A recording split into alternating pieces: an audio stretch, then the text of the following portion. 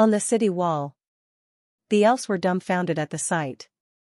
The 100-meter-long fire elemental dragon was still rampaging on the battlefield, destroying everything it passes and wreaking havoc.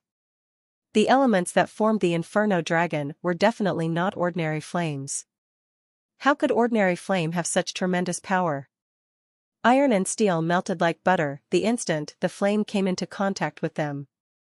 His Majesty the Demon King turns out to possess such powerful skill. Nancilia's eyes widened in disbelief. We've never seen His Majesty using this skill on us before. It seems that His Majesty was being merciful to us. The might of this skill was too terrifying. It made even the allied elves break out into cold sweat with horror. The Demon King had attacked the John Tree City twice before. If the Demon King had used this move against them during that assault, the destruction would be simply unimaginable. Thinking about it, the way the Demon King treated the elves, it could be said to be very affectionate. But these orcs were not so lucky. Zhang Nu ran amok back and forth several times. He had torn apart the terrain and gouged out several intertwining rivers on the battlefield. Except all that flowed in it was fire and lava. Since he has no physical form after transforming into elemental form, the Inferno dragon was very fast in its speed. In fact, the whole process only took half a minute.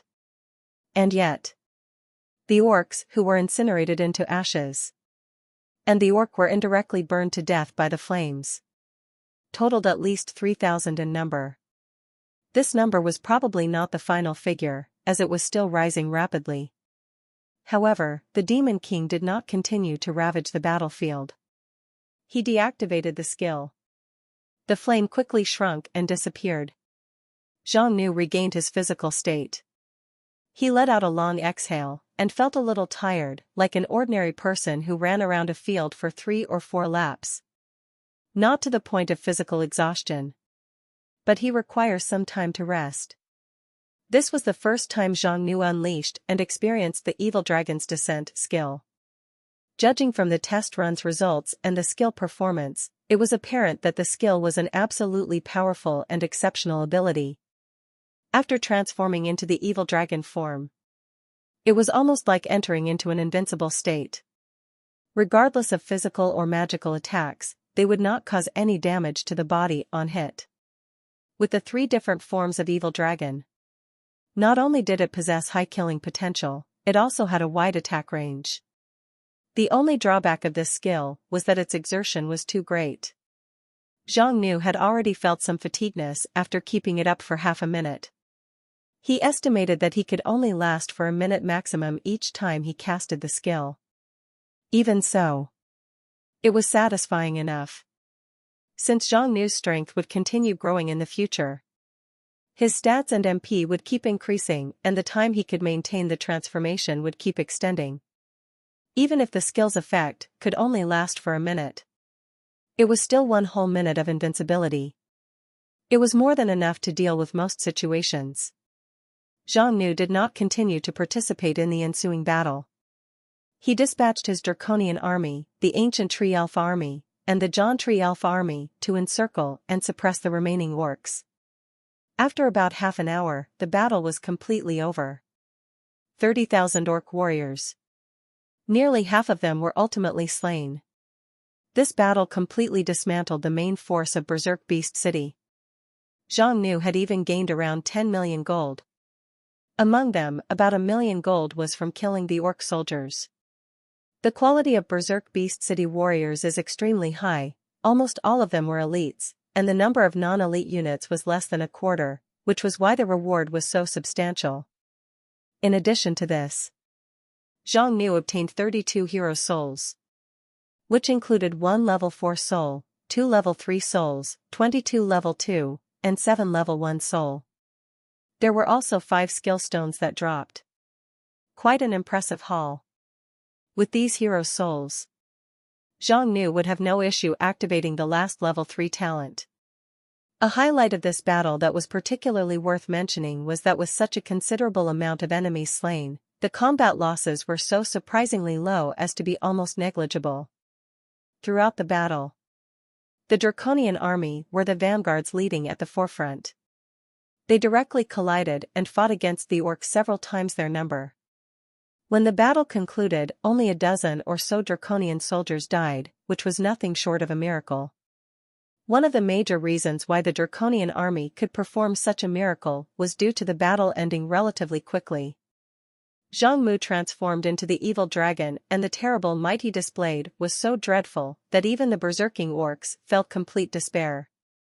In the end, a large number of orcs surrendered. Thus, the battle ended swiftly. And the combat losses were naturally small.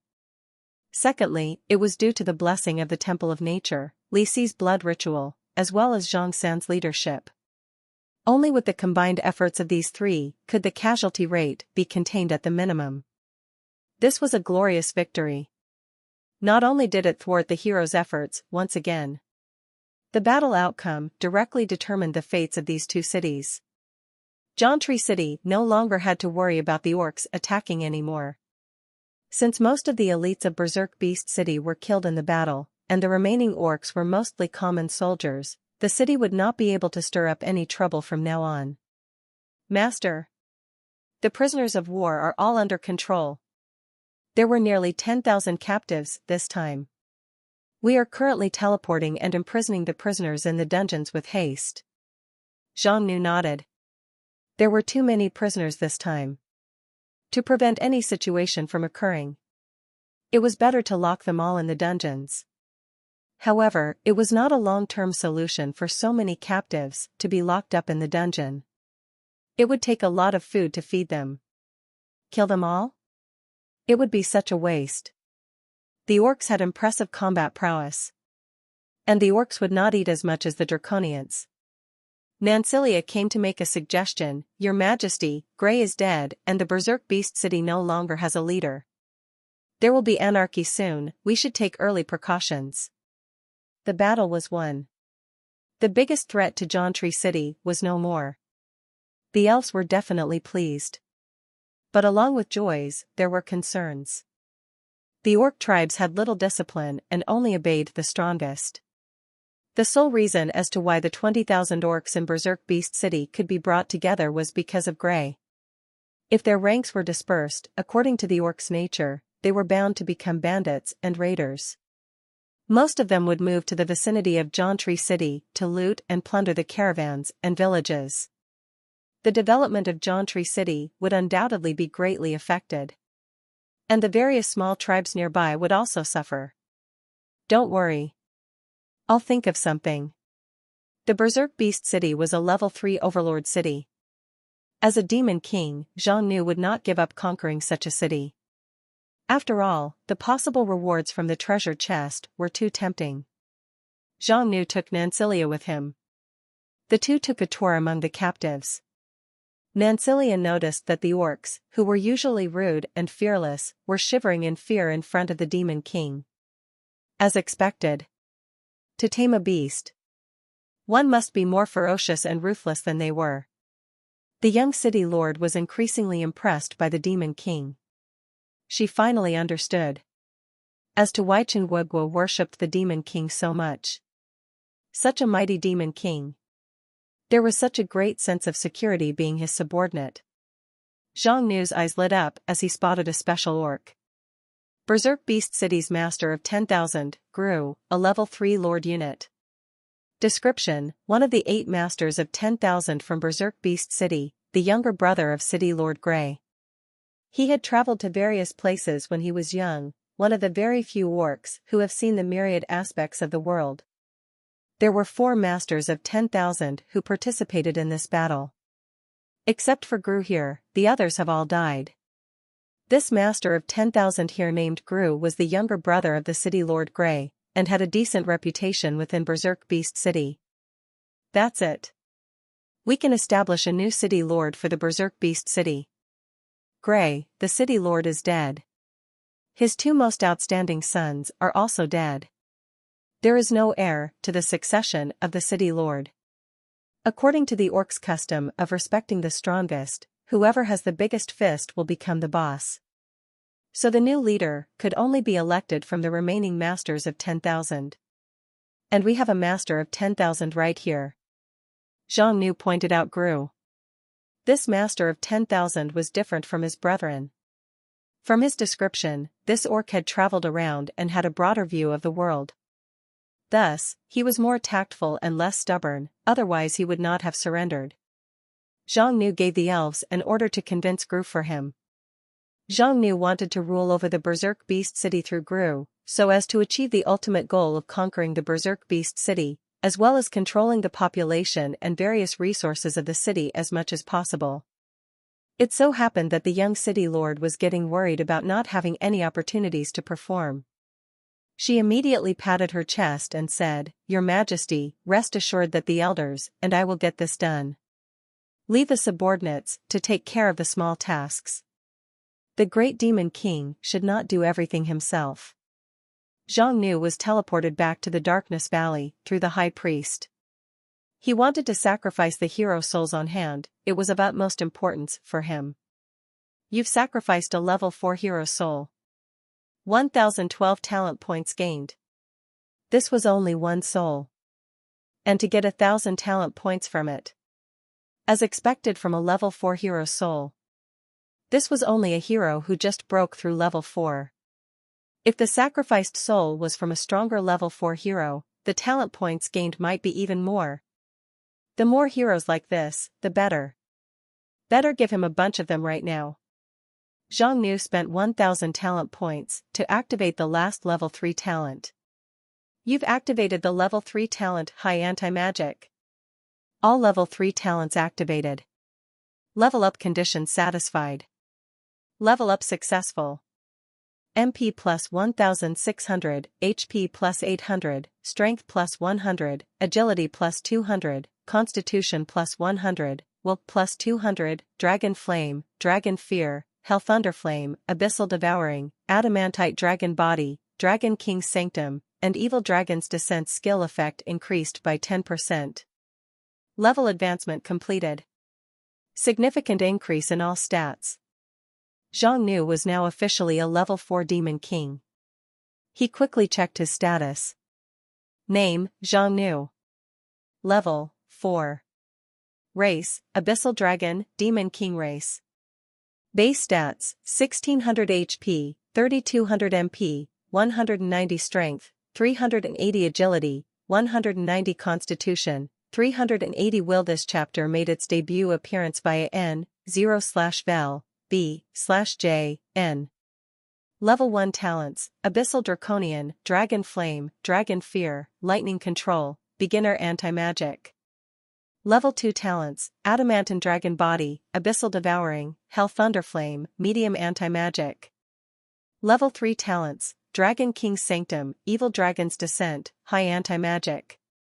Level 4 talents, Spatial Manipulation, Inactive, Time Control, Inactive, Dragon God Physique, Inactive. Other skills, Black Hole of Death, B rank, Fire God's Blessing, B rank, Magic Seal, C rank, Shadow Leap, C rank, Healing, D rank, Blood Sacrifice, D rank, Blessing of the Gust, D rank, Earth Spike, E rank, War Trample, E rank. Talent points, 25. Every time Zhang Nu leveled up, the boost in his strength was evident. The amount of level 4 talents was the same as level 3, being 3 of them. However, the difficulty in activating the talents had multiplied. Each talent now required 10,000 talent points. This has given Zhang Nu a splitting headache. If he were to hunt level 1 or 2 heroes for this, wouldn't it be necessary to kill hundreds and thousands of them? Therefore, if Zhang Nu wanted to quickly activate his newly gained talents and bolster his power, then is it best to draw in the top heroes, such as someone like Tu Xiaoming who was a level 4 hero. But a level 4 hero. It would not be easy to come by. This time Zhang Nu yielded several skill stones. Among them, the one dropped by Tu Xiaoming was the most valuable. Skill Stone, Rock Golem Form, AB rank skill. This skill could transform oneself into a rock golem. It had low consumption and its effect could last for a long period. The transformation would significantly enhance one's physical and magical resistance, and it came with an ability to cast low-rank Earth-type skills. The only drawback was that it would lower the user's movement speed. The skill stone was quite good. However, it was of little value to Zhang Nu.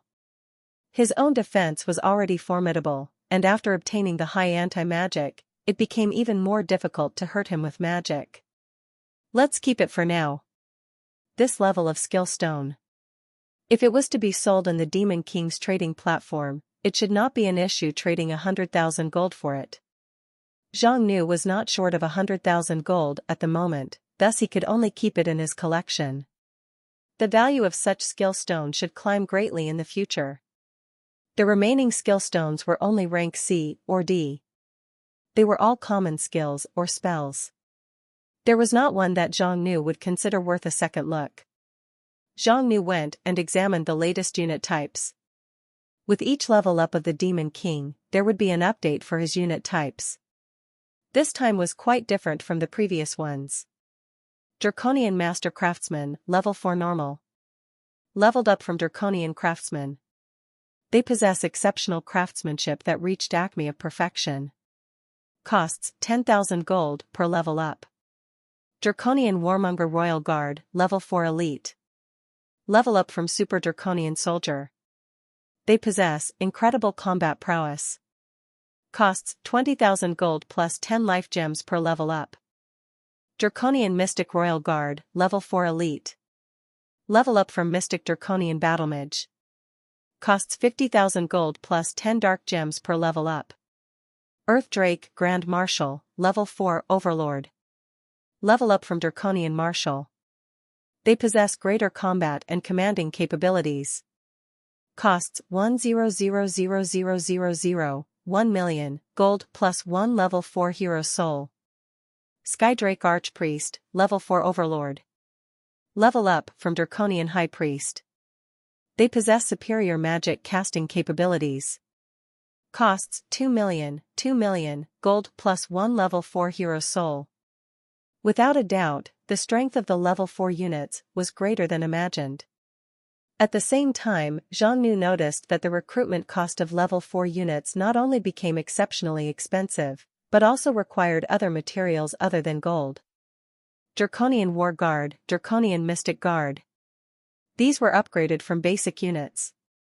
Their only requirements were only gems, so it was still manageable.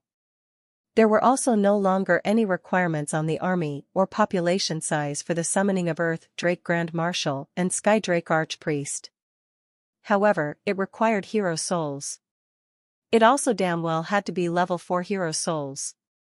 This was simply a little too infuriating.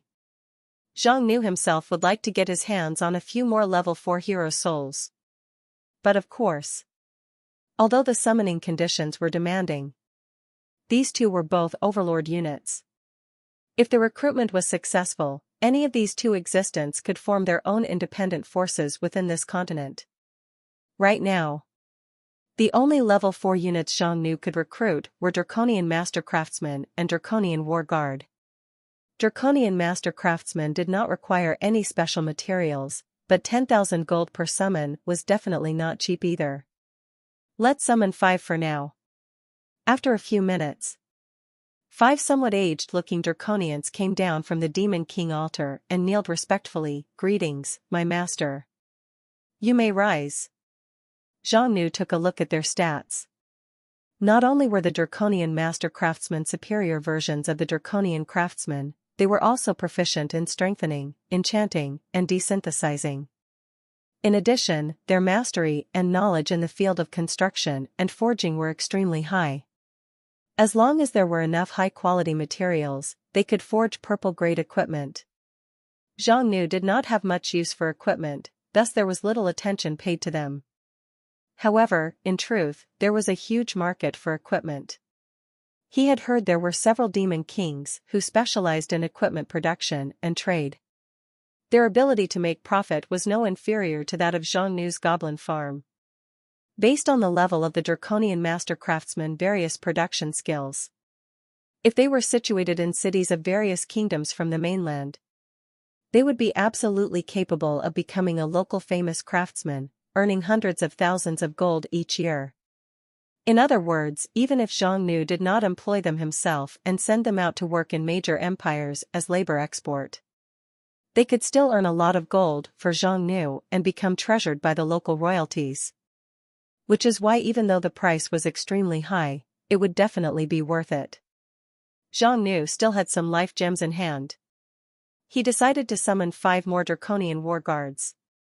5 Draconian Warmonger Royal Guards cost 100,000 gold and 50 life gems. The prices were quite terrifying for mere elite units. 5 Draconian Super Soldiers upgrade completed. Draconian Warmonger Royal Guard, Level 4 Elite Unit. 500 HP, 300 MP, 55 Strength, 44 Constitution, 56 Agility, 38 Will. Loyalty 100%, locked. Fatigue 10%. Hunger 10%. Skills, Instant Summoning, Talent, Raging Dragon Chi, B rank, War Dragon Formation, B rank, Draconic Blood Awakening, C rank, War Drake Scales, C rank, Chi Impact, C rank, Magic Resistance, C rank, High Speed Healing, C rank, Aerial Scouting, D rank. Super Soldiers became Royal Guards. Their core abilities and combat style had not changed. In addition to the substantial increase in stats and skill levels, the biggest difference between the Royal Guards and the Super Soldiers was the 2 new skills. The first was the talent skill, Instant Summoning. The skill had to be passively triggered by Zhang Nu. The reason why Royal Guards were called as such was due to their duty in protecting their master, and they must appear wherever and whenever when summoned. No matter where Zhang Nu would be, the Royal Guards would always be able to sense the summon. Zhang Nu only needed to issue the command, and the Royal Guards would be summoned to him in an instant. It was like a summoner mage's summoned beast. However, each Royal Guard could only be summoned once a day. There was no denying this was a convenient skill. It was also the biggest distinction between Royal Guards and Super Soldiers. The second difference was the B rank skill, War Dragon Formation. The skill could not be activated alone. It could only be unleashed when there were 3 or more Draconian Warmonger Royal Guards present at the same time. Its primary function was to block or trap the enemy within the formation, thus suppressing the enemy who could be several times stronger than the Royal Guard squadron. The Royal Guards were responsible for protecting their master. This skill could be deployed in crucial moments, allowing their master to escape unscathed. Overall, Zhang Nu was quite satisfied with the comprehensive abilities of the Royal Guards, and the trait of being able to be summoned instantly gave him a pleasant surprise. Unfortunately, the recruiting was too troublesome. He did not have many gems in hand right now. As for the bloody giant Wangshi, although he was quite good in getting his hands on some gems, it would be difficult to meet Zhang Nu's huge demand in the future by relying on his supply channel alone. Just then, Li Si came over and reported, "Master, there is news from Jiantree City. Gru is willing to serve you and aid us in ruling the Berserk Beast City." They managed to convince him that quickly? It just so happens that my work here is done. Zhang Nu got up and said, "I shall personally head to Berserk Beast City myself." This was a level 3 overlord city. If the city was not conquered quickly, there would inevitably be unnecessary issues. Let's hurry and get that treasure chest before anything else. The old city lord was defeated. The army was almost completely annihilated. The bad tidings were immediately brought back to Berserk Beast City by the winged beast rider mages who fled. It promptly led an unprecedented turmoil within the Berserk Beast City, and a fierce infighting took place between the 3 remaining Masters of 10,000. The final outcome was the 2 defeated Masters of 10,000 left the city along with their subordinates. Gore, the strongest amongst the 3, had emerged victorious and taken control of the city. Right after Gore became the new lord of Berserk Beast City, he urgently ordered the orcs to strengthen the defenses of the city, preparing a large number of arrow towers, heavy ballistas, and setting up the defensive perimeter. Although the forces of Berserk Beast City were severely depleted, especially the elite forces, who were almost completely wiped out, However, the city possessed the advantage of treacherous terrains, and the number of orcs residing within was still huge. The inception of this chapter's publication is linked to N.O.L.B.I.N. Gore believed that as long as he could put up a last-ditch resistance and repel the upcoming assault, he would officially become the Lord of Berserk Beast City. This was his opportunity to soar to the top position. While Gore was busy laying out the city's defenses, an orc soldier rushed over in panic. "Master of 10,000. Gore responded with a hard slap. "How dare you call me Master of 10,000 still? Do you want to die?" The orc soldier had half of his teeth knocked out. He hurriedly corrected his words, and continued with a slurred speech, "Quiddy lod. Ma lord. Dwagon. There's a dragon." Gore's eyes widened. Before he could fly into another rage, a frightening aura enveloped the whole city. Gore's expression distorted, he picked up his battle axe and stormed out of the fortress. Before he could give out orders to his men, a huge and terrifying shadow hung over him. A dragon. There was really a dragon. And a massive one at that. After Zhang Nu advanced into level 4. The dragon form grew to a length of over 80 meters. His dark golden scales were now palm-sized, and across the surface of every scale were mystical and intricate golden patterns, exuding a sense of mystery and pressure. The orcs attacked in haste. The heavy ballistas fired out black iron bolts in rapid succession. The ballista bolts were 2 to 3 meters long and were forged from precious black iron. Paired with the firing force of heavy ballistas, these black iron bolts could deal serious damage to most level 4 magical beasts. Dang! Dang! Dang! Dang!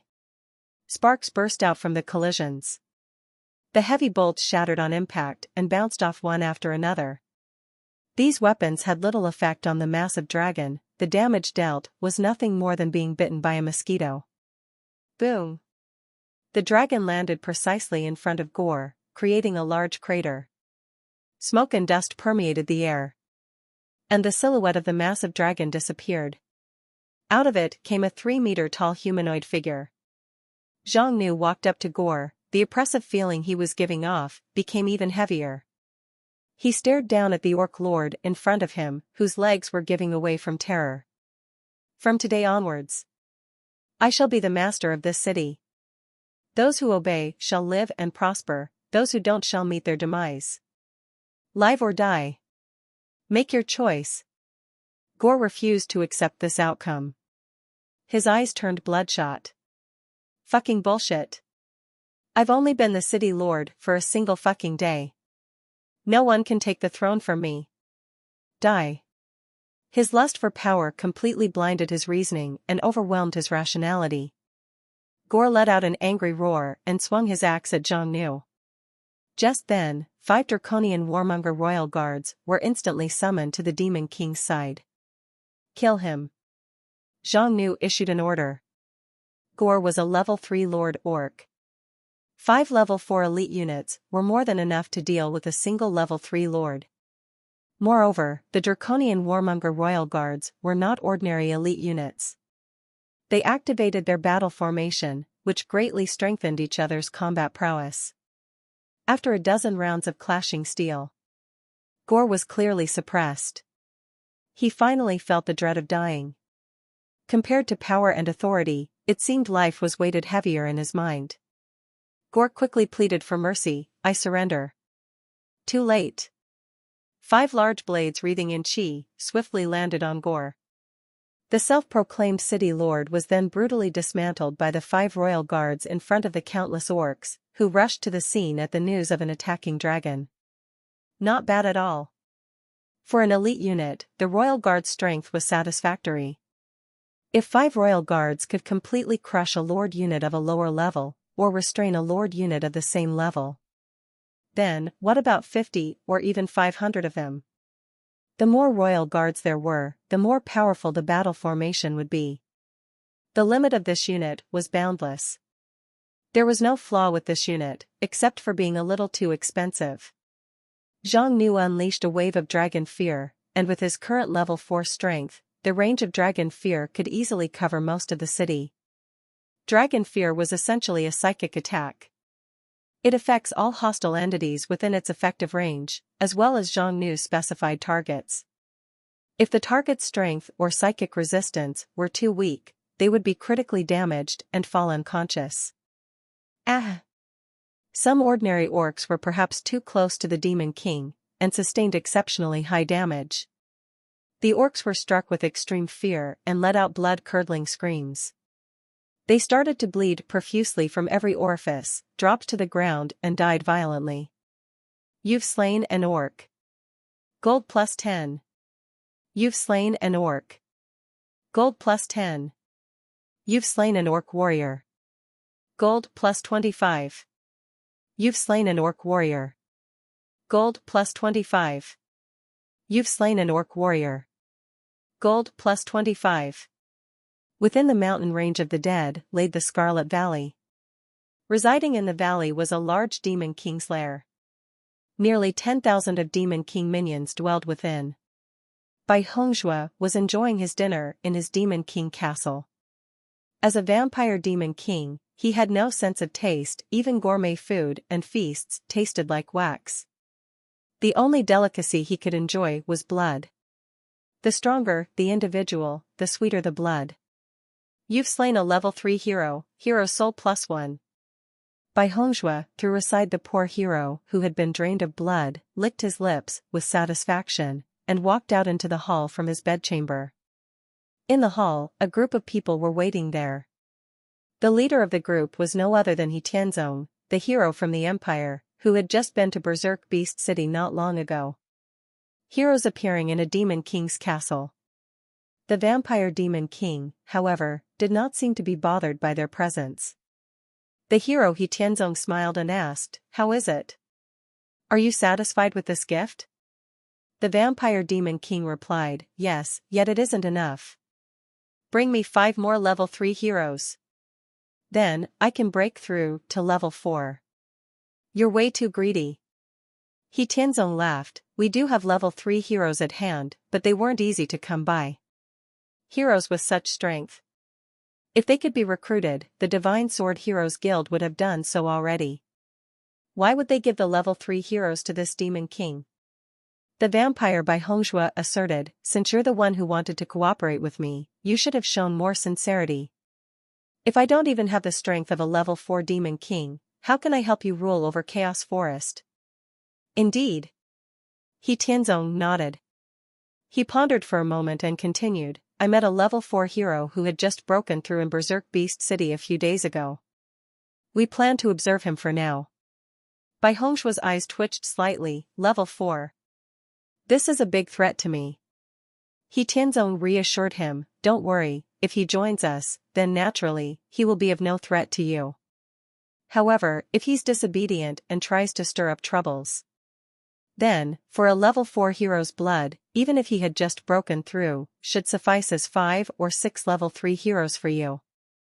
Upon hearing this assurance, Bai Hongxue was satisfied. This vampire Demon King was in a cooperative relationship with the Divine Sword Heroes Guild. It was clear on display. Heroes colluding with Demon Kings was by no means accidental occurrences or special cases. The world would always be bustling for profits. As long as there were benefits, a temporary partnership could be achieved between heroes and Demon Kings.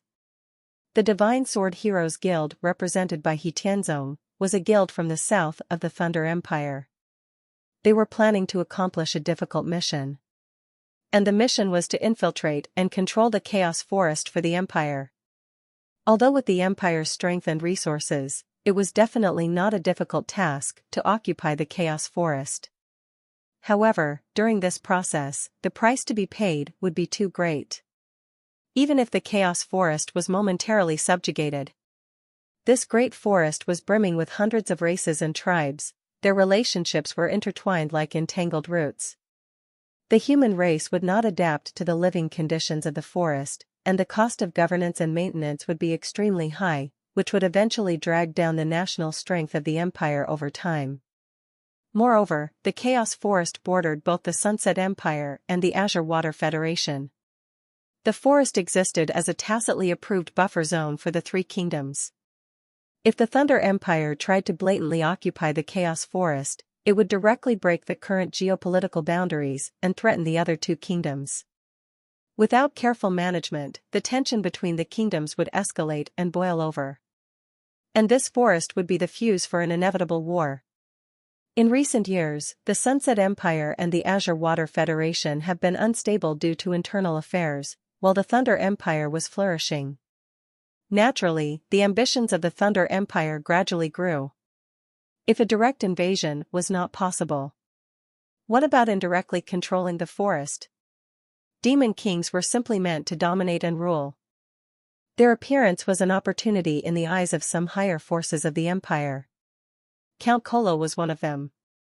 He planned to form an alliance with a few demon kings, and use them to control the major cities of Chaos Forest.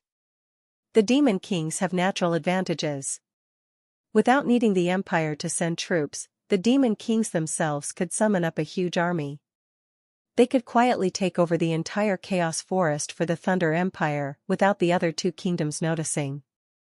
Once the Chaos Forest was completely within the Empire's grasp, the Thunder Empire would then obtain a large strategic buffer zone that could be used for offensive or defensive purposes. The forest would serve as an absolute geopolitical advantage in the future conflicts with the two kingdoms. This was He Tianzong's ultimate goal. He was trying rope in a few demon kings while killing the others. So far, among the demon kings that have been won over, Bai Hongzhou was the most suitable candidate. Of course, Bai Hongzhou could not be allowed to be overly dominant. The empire would be recruiting and supporting multiple demon kings simultaneously, in order for them to restrain and balance each other out. Furthermore, there were many heroes in the Chaos Forest. The Divine Sword Heroes Guild has already absorbed a number of members, and controlled many tribes through these heroes, which would act as another counterweight to keep the demon kings under control. This was equivalent to adding another layer of insurance to their plans. As for the disobedient and uncooperative heroes, their souls could be just as a bargaining chip with the demon kings. These plans have been carried out in secret for a long time. Everything was going smoothly and right on track, the results should be evident soon. He Tianzong left the vampire demon king's territory. Near the Scarlet Valley, a city was being renovated. This was originally a medium-sized forest city with a total population of only 80,000. Now, it has been decimated by Bai Hongzhou. The Divine Sword Heroes Guild and the Vampire Demon King were currently using this place as a basis for a large forest city, or more accurately, a fortress. Since it was close to the Scarlet Mountain Range, hence the name Bloody Fortress. It would be an important stronghold for the Empire within the Chaos Forest, as well as the core headquarters of Divine Sword Heroes Guild in the future. In order to expand the army size of the fortress, He Tianzong not only asked for the resources of a few demon kings, he also went around enlisting and recruiting. It was for this purpose that he made a trip to Berserk Beast City a few days ago. He Tianzong was pleasantly content gazing at the increasingly strong and magnificent Bloody Fortress. With such a stronghold in hand, there would be no issue conquering the whole of Chaos Forest. Deputy Commander. Urgent news. The City Lord and the hero Tu Xiaoming have been killed. Now the Berserk Beast City has fallen into the hands of a demon king. He Tianzong was appalled at the news. Are you sure of this news? How is this possible? Not long ago, he was still in Berserk Beast City and had met with the old City Lord and the hero Tu Xiaoming. How was it that within less than a week did the two lose both of their lives? Even the Berserk Beast City has changed hands. With absolute certainty. The Divine Sword Hero continued, 2 masters of 10,000 along with their troops were discovered by our men when they were fleeing to a nearby area. He Tianzong's brows became tightly furrowed. Berserk Beast City was not to be messed with. And yet, it fell to a single demon king. It seems that the strength of this demon king was not to be underestimated. The Divine Sword Hero proposed, Deputy Head, since our task was to control the major cities of this forest anyways, why don't we invite this demon king to join us? He Tianzong shook his head, no. The hero was confused. He Tianzong explained, we need demon kings that can be controlled. Those who are either too weak or too strong won't suffice, as they exist to forge the balance mechanism we designed. If we enlist a demon king way too strong for us to control, it'll be like raising a tiger. It's going to bear its fang at us sooner or later. And so it was. The deputy head was very vigilant against the demon kings. Divine Sword Hero, what should we do then? He Tianzong answered, we can look for an opportunity to get in touch with the demon king first. If the demon king is willing to obey, then maybe we can include them into our plans. And if they don't? If they don't? Then there's no other way. He Tianzong scoffed, no matter how powerful the demon king is, he is but only one. We've been laying out our plans for so long, there won't be any difficulty in dealing with him. Threats and uncertainties like this. We must nip it in the bud before it grows out of control. The Divine Sword Hero immediately replied, understood. I'll get right on it. Wait. What else can I do for the deputy head? The 2 masters of 10,000 of Berserk Beast City are homeless now, and we are in need of people. Go and bring them to me. Understood. The Divine Sword Hero left in haste. He Tianzong stared at the bloody fortress under construction. He was somewhat wary of the Demon King who occupied Berserk Beast City, but he was not too worried. On one hand, the Divine Sword Heroes Guild have been carrying out their plans for long enough. Now they have become a force to be reckoned with within Chaos Forest. On the other hand, the Divine Sword Heroes Guild was backed by the Thunder Empire. N0v3 LTR0VE served as the original host for this chapter's release on No v3 LB1N. Empire-level forces, even the weakest of which had a population of hundreds of millions, were unimaginable colossuses for any demon king. With such forces supporting the guild, there was nothing to be worried about. Meanwhile, within Berserk Beast City, Zhang Nu was a little overwhelmed and frustrated. Unlike the elves who were meticulous and careful in their works, Berserk Beast City's internal affair management was a bloody mess. This city was basically a pure orc city. No caravans dared to come here to trade, and the foreign population was extremely thin. As a result of this, the management was extremely sloppy. Even the most basic of population registration did not exist here. Only the rankings of Masters of 10 to Masters of 10,000s. There were no administrative or managerial positions at all. Zhang Nu decided to bring in a Draconian priest from the Darkness Valley. Draconian priests were the most intelligent beings among the Draconians and possessed strong internal affair capabilities, which should suffice to help Gru in managing this clutter of a city. Zhang Nu then left Berserk Beast City and flew around it. He wanted to gain an understanding of the terrain and resources in the vicinity. The reason why the orcs plundered for a living was largely due to the harsh environment where Berserk Beast City was located. Within the proximity of 100 miles were almost all barren mountains. Although the terrain was extremely treacherous and easy to defend against assaults, it was not easy to live on such desolate and parched lands. Rot Wolf Canyon, Level 1 Common Area. Low Exploration Value. Poisonous Thorns Woods, Level 1 Common Area. Low Exploration Value. Rock Golem Canyon, Level 2 Elite Area. Average Exploration Value. Undeveloped Fiery Copper Veins, Level 2 Elite Area. Moderately Higher Exploration Value. Undeveloped Black Iron Vein, Level 2 Elite Area. Moderately Higher Exploration Value. After Zhang Nu took a look around, he found that the mountain range near Berserk Beast City, although arid and barren in appearance, seemed to contain a lot of ore deposits. The orcs' jobs have been decided. The 16 to 17,000 orcs would not starve now that they could mine for a living. At the very least, they could create enough value to feed themselves. Just then, one of the ore deposits caused Zhang Nu's eyes to beam in surprise. Undeveloped Large Gold Vein, Level 3 Lord Area. High Exploration Value. Description: this is a large gold ore deposit. It is rich in high-quality gold, as well as rare adamantine, purple gold, etc.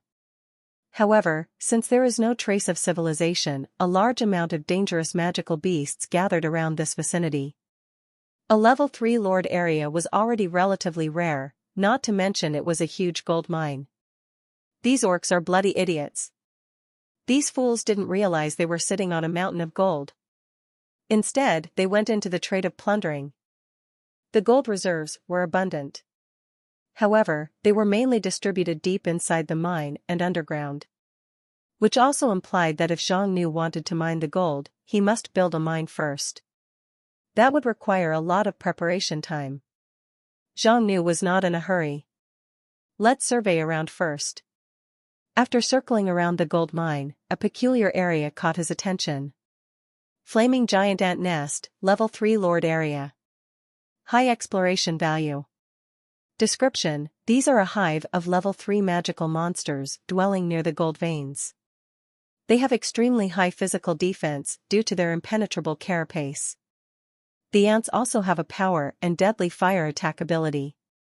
They are ferocious and brutal, killing everything that dares to approach their territory. The gold mine's rating was level 3 Lord as well, probably because of the existence of this giant ant nest.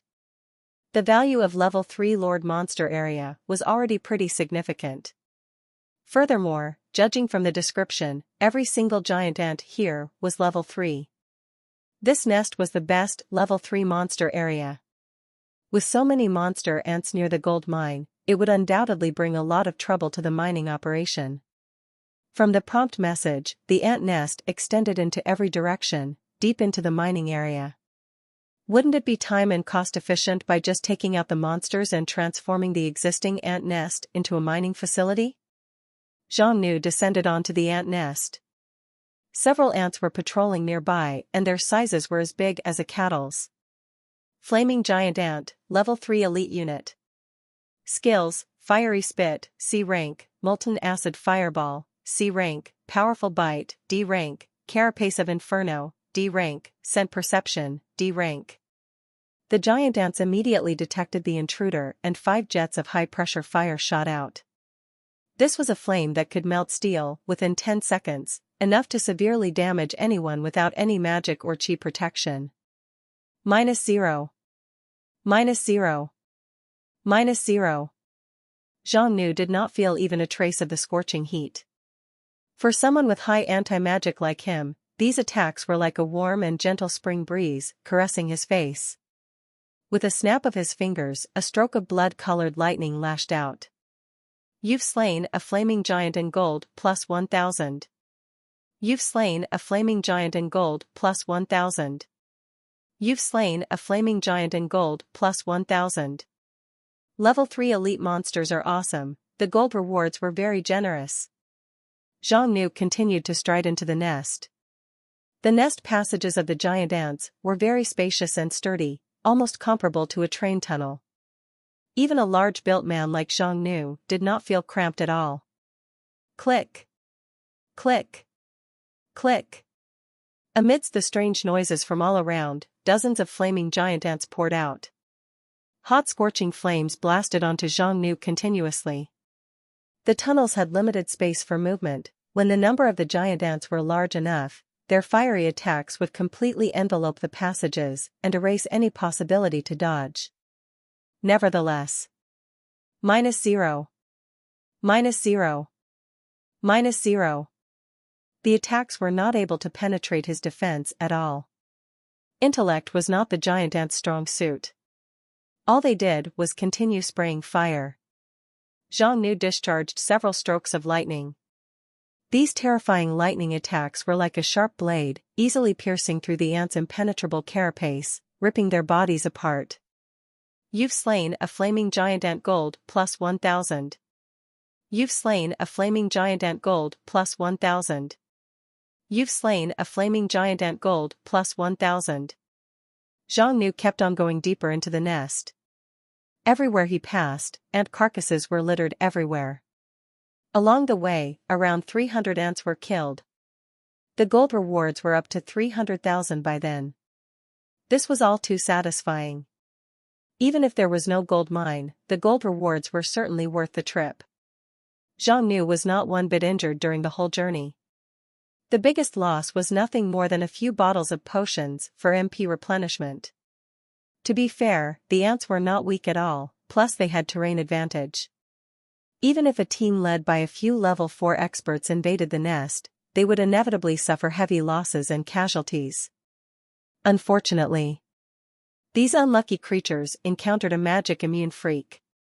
Not only did Zhang Nu have high anti-magic, he was also in possession of the rare B rank skill, Fire God's Blessing. So even if the fire attacks were stacked up hundreds of times, it still would not be enough to inflict even the tiniest bit of damage on him. In front of Zhang Nu was a wall of fire. He could sense a large number of giant ants behind the wall of fire, and some of them even had especially stronger aura. This must be the core of the ant nest. Zhang Nu walked straight through it. The wall of fire was paid no heed. Within the core of the nest was a chamber, littered with ant eggs and flaming giant ants. One of the ants situated in the middle was especially massive compared to the others. It was guarded by 2 dark red giant ants twice the size of a normal ant. Fiery Giant Ant Queen, Level 3 Lord Unit. Skills: Psychic Invasion, B level, Mind Lash, B level, Death Embers, C level, Extreme Heat Fire Wall, etc. Blazing Giant Ant King, Level 3 Elite Unit. Skills: Molten Iron Claw Blade, C rank, Flame Charge, C rank, Death Slash, C rank, Frenzied Self-Detonation, C rank. Zhang Nu suddenly felt a slight headache. You are under psychic attack. HP -10. You are under psychic attack. HP -15.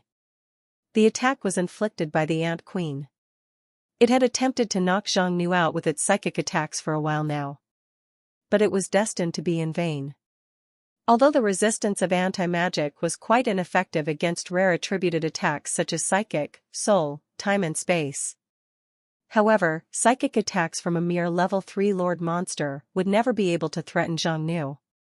After all, while under draconian form, Zhang Nu's MP and will stats were terrifyingly high. The 2 Ant Kings charged forward, their forelimbs were like red-hot serrated saws, which were seemingly very deadly. The other giant ants also spewed fire to join the assault. Futile efforts. Zhang Nu took off into the air, weaved a stroke of hell thunderflame onto his right hand and slammed his palm against the Ant Queen's fat and cumbersome body. With a loud bang, the Ant Queen exploded. You've slain a fiery giant Ant Queen. Gold plus 30,000. The moment the Ant Queen died, the remaining giant ants became panic-stricken. Zhang Nu proceeded to unleash Dragon Flame and swept the area with fire. Flaming giant ants had extremely high fire resistance. And yet, they still could not withstand Zhang Nu's Dragon Flame. You've slain a flaming giant ant. Gold plus 1,000. You've slain a blazing giant ant king. Gold plus 3,500. You've slain a blazing giant ant king. Gold plus 3,500. You've conquered the flaming giant ant nest.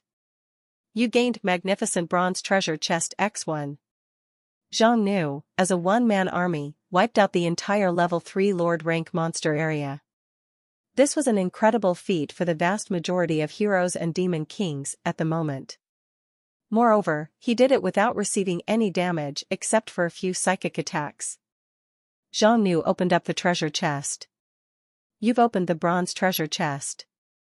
You've gained gold X300000, skill stone, psychic invasion X1, fire gem X45. A bronze grade treasure chest. Of course, it could not be compared with a mithril grade treasure chest. However, apart from the hundreds of thousands of gold, there was also a skill stone and a large number of gems, which were valuable. Especially the skill stone. The psychic invasion is a good B rank skill. It could be used for projecting one's mind into the target's psyche, causing psychic damage, influencing them, or even directly controlling them. But of course, the skill had a flaw. If one attempted to invade a mind that was far more powerful than its own, then there would be a high probability for a psychic backlash. Not bad. Let's learn it now.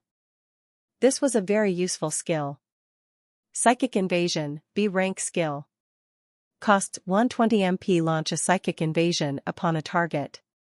While maintaining the psychic invasion state, the skill consumes at least 20 MP per second. In the future, if Zhang Nu encountered a target much weaker than himself, he could directly control its actions without physically doing anything. After resolving the matters of monsters, Gru received an order from the Demon King. He immediately assembled a lot of manpower. Zhang Nu also had the Draconian High Priest, Li Si, send in a group of Draconian laborers from Darkness Valley to transform the ant nest into a mining tunnel.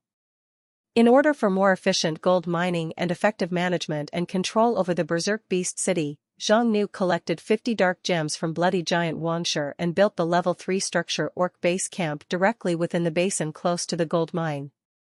There were numerous mine veins in this vicinity. It would be much more convenient to have this base camp. And since the camp was not far from the city, having a line of troops here directly under Zhang Nu's control would be beneficial in governing Berserk Beast City. Orc Base Camp construction successful. You've unlocked the ability to summon Orcish units. You've gained a new summonable population, Orc Warrior plus 10,000, Orc Berserker plus 5,000, Orc High Berserker plus 2,000, Orc Bloodwolf Rider plus 200, Orc Berserker Lord plus 1. Level 1 Normal 10,000 units, Level 1 Elite 5,000 units, Level 2 Elite 2,000 units, Level 3 Elites 200 units, and a single Level 3 Lord unit. Zhang Nu took a glance at the summoning cost. Orc Warrior, costs 15 gold. Orc Berserker, costs 300 gold. Orc High Berserker, costs 2,000 gold. Orc Bloodwolf Rider, costs 10,000 gold. Orc Berserker Lord, costs 150,000 gold. Zhang Nu gained at least 700,000 gold just from the ant nest. He decisively spent 300,000 gold and recruited the Orc Berserker Lord, along with 10,000 normal rank warriors, to establish the scale of the base camp. These Orc warriors could be put to use in the mining operations, as well as Berserk Beast City's defense duty. The next day, the orcs from Berserk Beast City led by Gru arrived at the camp and they were immediately stunned by the sight before them. How? Gru and the others were in complete awe.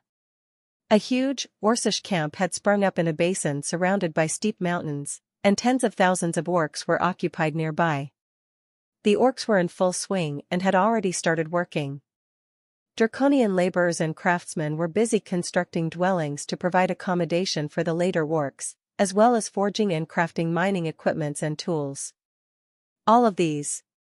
It was difficult for the orcs from Berserk Beast City to believe.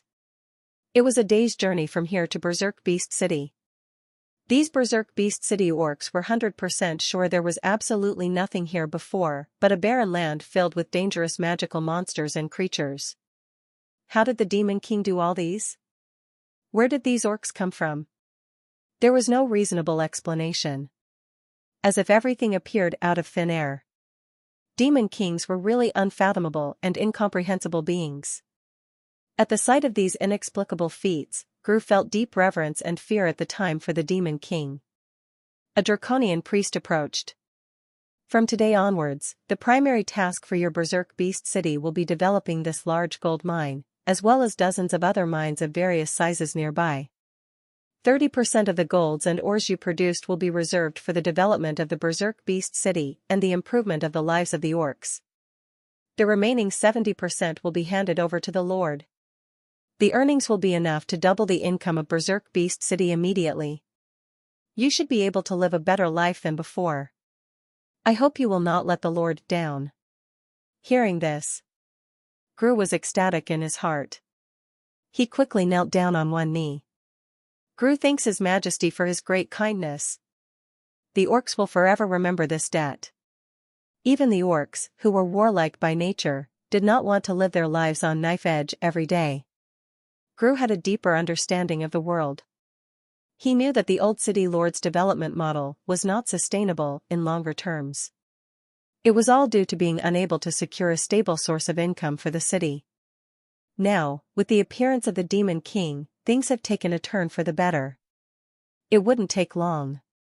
Soon, the life of the orcs would improve significantly. Berserk Beast City could also be gradually reformed into a normal city. By then, the orcs would be grateful to the Demon King. Even if given the choice to return to their past lives, the majority of the orcs would be unwilling to do so. Zhang Nu had finished his work here. The remaining chores should be left to the subordinates. Now, he only needed to head back and wait for big piles of gold to be delivered to his doorstep. Just as he was about to leave Berserk Beast City. "My lord." A draconian soldier came to report. "A hero claiming to be from the Divine Sword Hero Guild has requested to meet you." "A hero? Divine Sword Guild? Never heard of it." Zhang Nu was somewhat surprised. Ho, this one has some nerves. Since he's so fearless, I shall grant him an audience. Several orcs brought the hero in. It was a human male youth. Zhang Nu could not help being slightly taken aback. It was his first time encountering a human being. Nevertheless, it was nothing too surprising. The human race was the most balanced race. They were also the largest race on the continent. No matter if it was the number of countries, area of territories, population size, or the number of strong individuals, humans ranked first in every aspect. However, this world was just too vast. There would always be a large number of areas with no human activities. The Chaos Forest had fewer humans, but it was not completely devoid of human beings. Some forest cities have some human merchants and adventurers as permanent residents. Even John Tree City was said to occasionally have human caravans stop by. Zhang Nu could tell at a glance. This hero was from the Thunder Empire of the North. This is a hero who belonged to the Imperial forces. He is a level 3 hero, not bad. The human youth introduced himself. "My name is Lu Qingqing, an esteemed member of the Divine Sword Hero Guild, and I am very honored to be granted an audience with someone of your stature." "Ha! A hero from a hero guild, and yet you dare to stand before me. Not afraid I'll just kill you on sight?" Facing the Demon King's sharp question, Lu Qingqing remained ever calm and collected, accompanied with a demeanor neither too haughty nor humble. "Your Majesty is indeed extremely powerful, otherwise you wouldn't be able to conquer Berserk Beast City. Killing me would be like squashing a bug with your strength. However..." His words paused briefly. "If you choose to kill me, it would be a declaration of war against the Divine Sword Hero Guild. It would be an unbearable consequence even for you." Zhang Nu's eyes narrowed slightly. "Are you threatening me?" Lu Qingqing shook his head. "No, I didn't have any intention to offend you, let alone threaten your Majesty. I am merely stating an objective fact. The Divine Sword is a hero guild from the south of the Thunder Empire. Our guild possesses numerous powerful individuals, as well as the full support of the Empire. To be an enemy of us is to be an enemy of the great Empire. Which is less than ideal for your current self. Only through cooperation can we achieve a win-win situation." Zhang Nu was not one bit amused. "And what do you want?" Lu Qingqing answered, "Our goal is to take over the entire Chaos Forest, and to do that, we need to gain control over all the forest cities. We hope that you would entrust us with the ownership of Berserk Beast City and any other forest cities under your rule, and in return, the Empire will generously grant you a substantial amount of food, equipment, and supplies." Zhang Nu was a little speechless. This hero really dared to propose with such absurd conditions. "I see. You're asking me to hand over all my assets and properties, and then, you'll only need to offer up some junk and scraps to humor me afterwards. Do I look like a bloody fool to you?" Lu Qingqing took up an assertive tone. "We are very sincere in our proposal and even willing to sign a contract with you to ensure the deal will be honored in the future." Zhang Nu asked, "And if I refuse?" Lu Qingqing frowned. "It will not be a wise decision. The Empire is determined to take over the Chaos Forest. We are still willing to negotiate with you in a peaceful manner for now, but it doesn't mean we are afraid to use a forceful approach. When it really comes to that, with your solitary forces, you won't be able to gain anything but losing your life to your foolishness. Please consider the stakes in this matter. I highly advise you to rethink your choices. Is it war or peace? Zhang Nu sneered, in the end, you're just here to put on some air and patronize me. But you are but a mere coward who didn't even dare to show up in person. Do you really think you can threaten me? Hearing this, Lu Qingqing's expressions changed. What do you mean? Zhang Nu clasped his big hands over the hero's head as if he was squeezing a small chick. And with a little force, the hero turned into a puff of smoke. A mere illusion. Think I'm so easy to fool? Zhang Nu had seen through it right from the beginning. Lu Qingqing never even walked in here. The only reason he dared to put on such an insistent attitude while being so calm was purely because the one who stood and spoke in front of Zhang Nu was only an arcane illusion. He himself was hiding somewhere safe. This kind of illusion. His real self is probably nearby. Zhang Nu flew up into the air in an instant. He inspected around and found an invisible figure. The corners of his mouth formed into a mocking grin. Found you. Right now. Lu Qingqing had a hideous expression on his face. The illusion ability was his talent skill. Although the skill had no combative power, the illusion it created was extremely realistic. It was almost impossible to distinguish it from the real one through ordinary means of detection. This was proven to be true many times in the past. What's going on today? What gave it away? Forget it.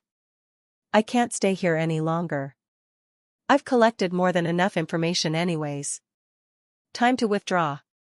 As the thought came to his mind and he was prepared to leave. Suddenly, Lu Qingqing felt a terrifying psychic force digging into his brain like a drill.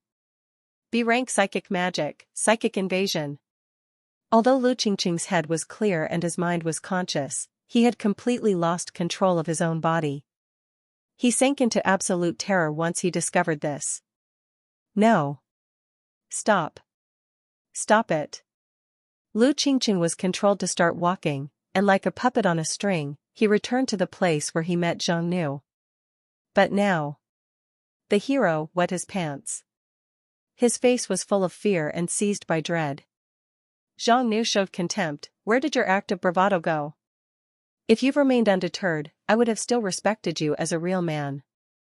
At this time and moment, his very life was at the mercy of others. How could he still be composed? His audacity to act tough in front of the Demon King was solely founded upon his confidence in his illusion skill, thinking that Zhang Nu would never be able to find out where his real self really was. As an emissary of the Divine Sword Guild, Lu Qingqing had met many Demon Kings in the past. This was the first time his true self stood in front of a Demon King, and it was undoubtedly the most terrifying and powerful Demon King he had ever met. Until this moment, he still has not regained the control of his body. Don't kill me. I was wrong. I apologize. We can still talk. Any conditions are fine. The Divine Sword is sincere. As long as you don't hurt me, we can still cooperate and join hands to rule over Chaos Forest. Seeing the buffoon's disdaining behavior, Zhang Nu could not help laughing out loud. How can I be interested in cooperation when I see that the emissaries of your hero guild are so pathetic like you? You want war? You shall have war. Lu Qingqing found out in horror that his hands were uncontrollably pulling out the short sword at his waist. Both hands then held the hilt the sword upside down, aiming straight at his own heart. He hurriedly shouted, "There are thousands of heroes in our Divine Sword Guild and we have reached cooperation with 10 Demon Kings. Do you really want to stand against the entire Chaos Forest and Thunder Empire? Are you insane? Stop it, stop. Please stop, ah." A miserable scream. Lu Qingqing had plunged the short sword into his heart with his own hands. His life was rapidly draining away and he fell to the ground with a scream. His face was full of fear and despair as he watched the Demon King walk down to him. A swirl of dragon flame fell on him. The hero was reduced to nothing but charred ashes. You've slain a level 3 hero. Hero Soul, +1. Skill Stone, +1. As for the threat made by Lu Qingqing, Zhang Nu did not even take it to heart. To be honest, for Zhang Nu, the more top heroes coming for him, the better. After all, it was too difficult to level up after level 4. Without enough souls, he simply could not raise his level. Zhang Nu glanced at the skill stone dropped by the hero. Mirror image, B rank skill. This skill. Wasn't it the one the pathetic hero used? Zhang Nu immediately used the skill stone on himself. Mirror image, B rank skill. Creates a physical illusion that exudes the same exact aura as the original self. The illusion draws a minimum of 100 MP when created and costs an additional 10 MP per minute while active. The illusion will dissipate when the MP is exhausted. It was an interesting skill. Although the skill had no combative power, the physical illusion had a high degree of imitation. It could not be discovered even with advanced detection skills. As long as the user did not make a move against others, there was a high probability that it could fool just about anyone. No wonder Lu Qingqing was so full of confidence. If Zhang Nu had not seen the hint from his cheat ability, he would not have seen through Lu Qingqing's illusion. But this is only a small episode for Zhang Nu. After the issue of the hero was resolved, Zhang Nu ordered a draconian priest to teleport him back to Darkness Valley. He decided to use the remaining 2 blueprints. Let's build the temple first. Zhang Nu placed the Temple of War right next to the Temple of Nature. The temple construction cost was very cheap for the current Zhang Nu. The gold cost was only 120,000 and the gems needed were also relatively common. All in all, the total cost was only about 200,000 gold. Compared to the function of the temple, such a small amount of gold was really insignificant. Temple of War construction successful. All units have gained the Goddess of War's blessing. The moment the temple appeared, Darkness Valley, Jauntry City, Berserk Beast City, and even all nearby villages and tribes who pledged their allegiance to the Demon King received a brand new buff. Goddess of War's Blessing Level 1, Special Status. Strength, plus 10%, Constitution, plus 5%, Will, plus 5%. In the Jauntry City, the elves were surprised to find out another divine blessing has appeared. Wasn't this the power of the Goddess of War? But the elves did not worship the Goddess of War. The followers of the Goddess of War were usually orcs, half-orcs, some dwarves, and other warlike races. Was this the doing of the Demon King again? Did he have an affair with the Goddess of War as well? But how could their relationship be so great that even non-followers of the Goddess of War could be bestowed her blessings? Meanwhile, in the Berserk Beast City, the orcs felt the divine blessing of the Goddess of War. Their morale was instantly heightened and their loyalty greatly boosted. After Zhang Nu finished building the Temple of War, he continued to use the last level 2 blueprint Advanced Beast Pen. Advanced Beast Pen construction successful. You've unlocked the ability to summon tamed beasts. You've gained a new summonable tamed herd, Jungle Giant Lizards, plus 30,000, Quadruped Winged Beast, plus 10,000. Jungle Giant Lizards. Level 1 Normal. Costs 10 gold. Quadruped Winged Beast. Level 2 Normal. Costs 400 gold. Advanced Beast Pen. It seemed pretty ordinary. Only 2 tamed beast units have been unlocked. Both of these beasts were normal units and their combative power was pretty low. But this did not mean that they were worthless. Jungle Giant Lizards were good at carrying weights and they were capable of traveling through complex terrains. They were excellent jungle transportation units, especially suitable for transporting cargoes and supplies. The Quadruped Winged Beast was similar in this case. This species of winged beasts was several times larger than an ordinary winged beast. Although their figure was more cumbersome and lumbering, their ability for carrying loads was also stronger. These winged beasts were perfectly ideal for air transportation. Simply put, the Advanced Beast Pen could not increase the territory's military strength by 1 bit. However, it provided the territory's means of transportation. In the future, with the increasingly flourishing trade, as well as the progressively efficient resource extraction operations, these tamed beasts would become of great use. In short, they would not be useless at all. Both the forest giant lizard and the quadruped winged beast were not expensive. But there was no need for a mass summoning. If tens of thousands of such beasts were summoned at once and their numbers were more than actually needed, then the expense of feeding them all would be very costly. The forest giant lizards were so cheap, it was such a bargain. Instead of feeding and raising them for the long term, it might be better to just slaughter them for their meat. What a pity. It turned out that this species of giant lizard's meat was actually very sour, inedible, and poisonous. Otherwise, for the price of 20 gold per lizard, summoning them specifically for slaughter might not be a bad idea to make a fortune. The capturing of Berserk Beast City yielded a huge gain. Xiongnu's gold reserve has reached a whopping amount of 3 million. That was an outrageous amount of gold. If the other demon kings knew about it, they would probably go insane from envy and jealousy. For things such as gold, the more there were, the better. Xiongnu also needed more diversified income sources. There were currently 3 main territories: the Darkness Valley, the John Tree City, and the Berserk Beast City.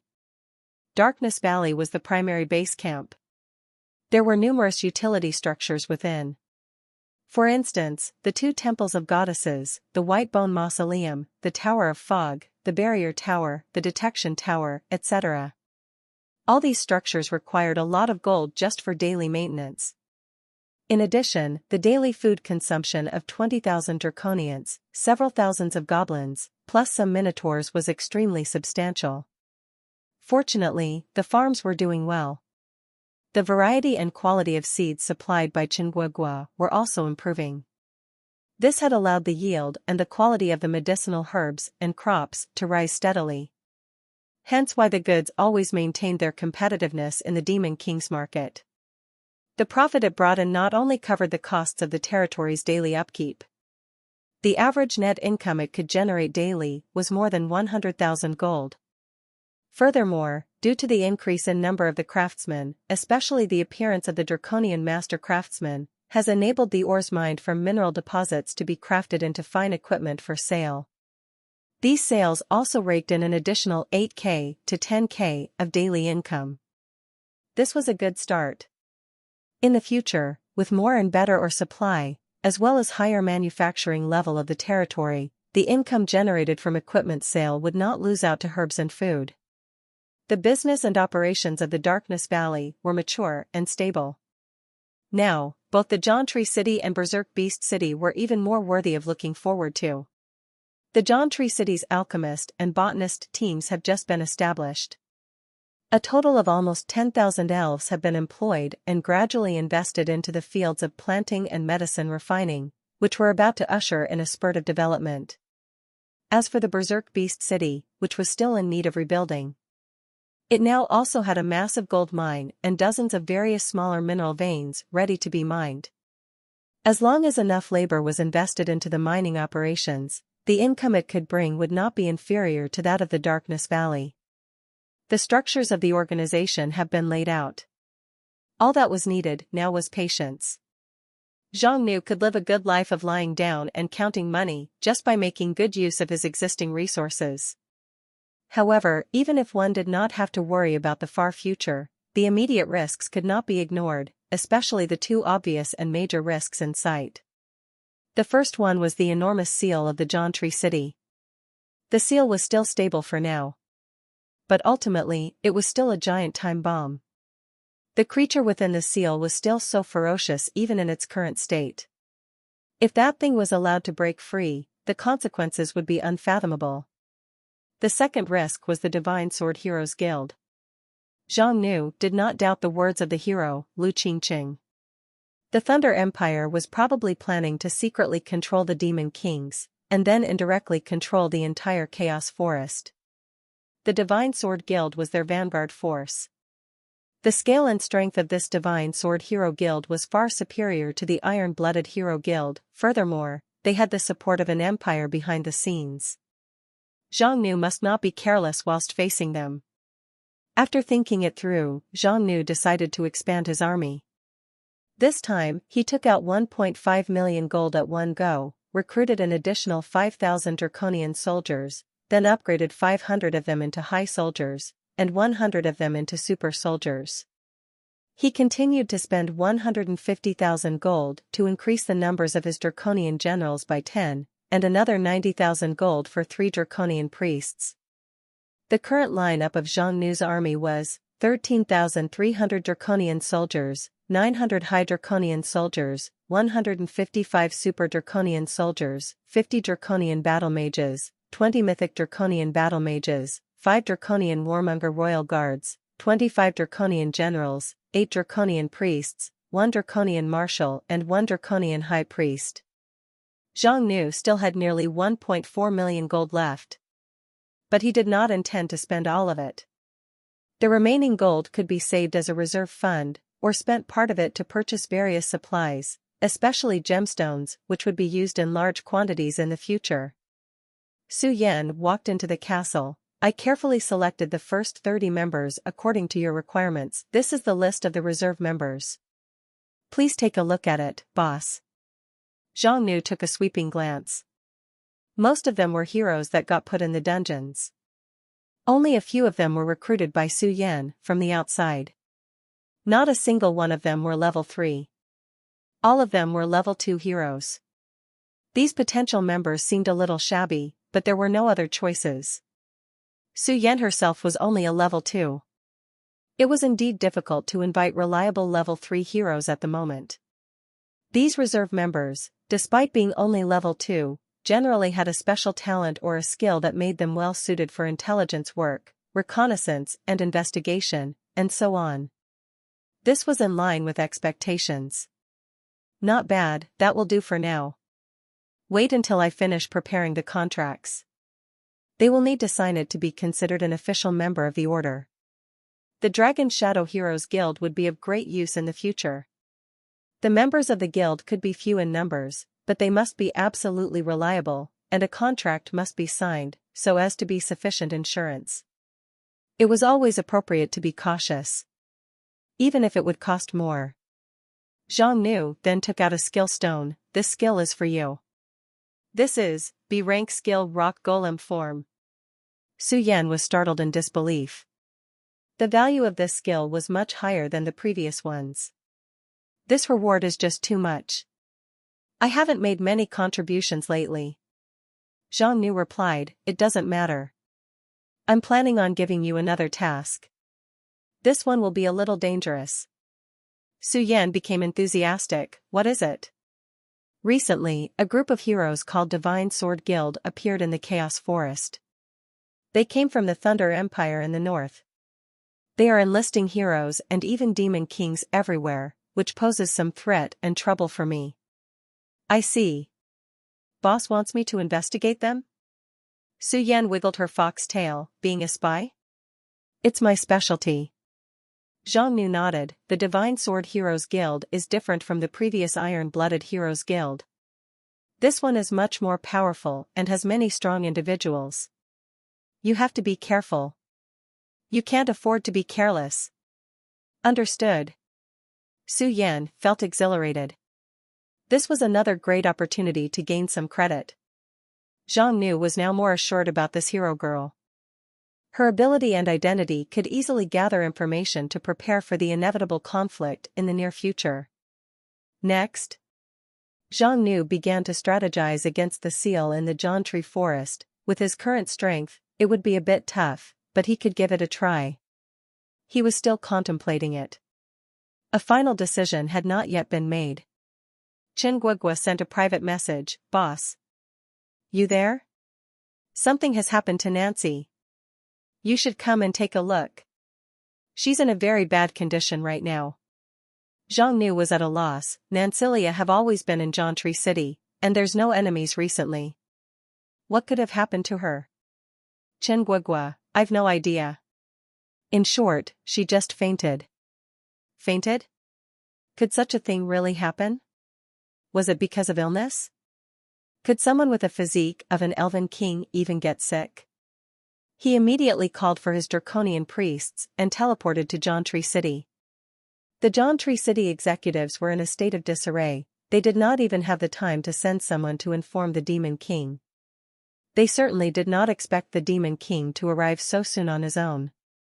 Zhang Nu frowned. What's wrong with the city lord?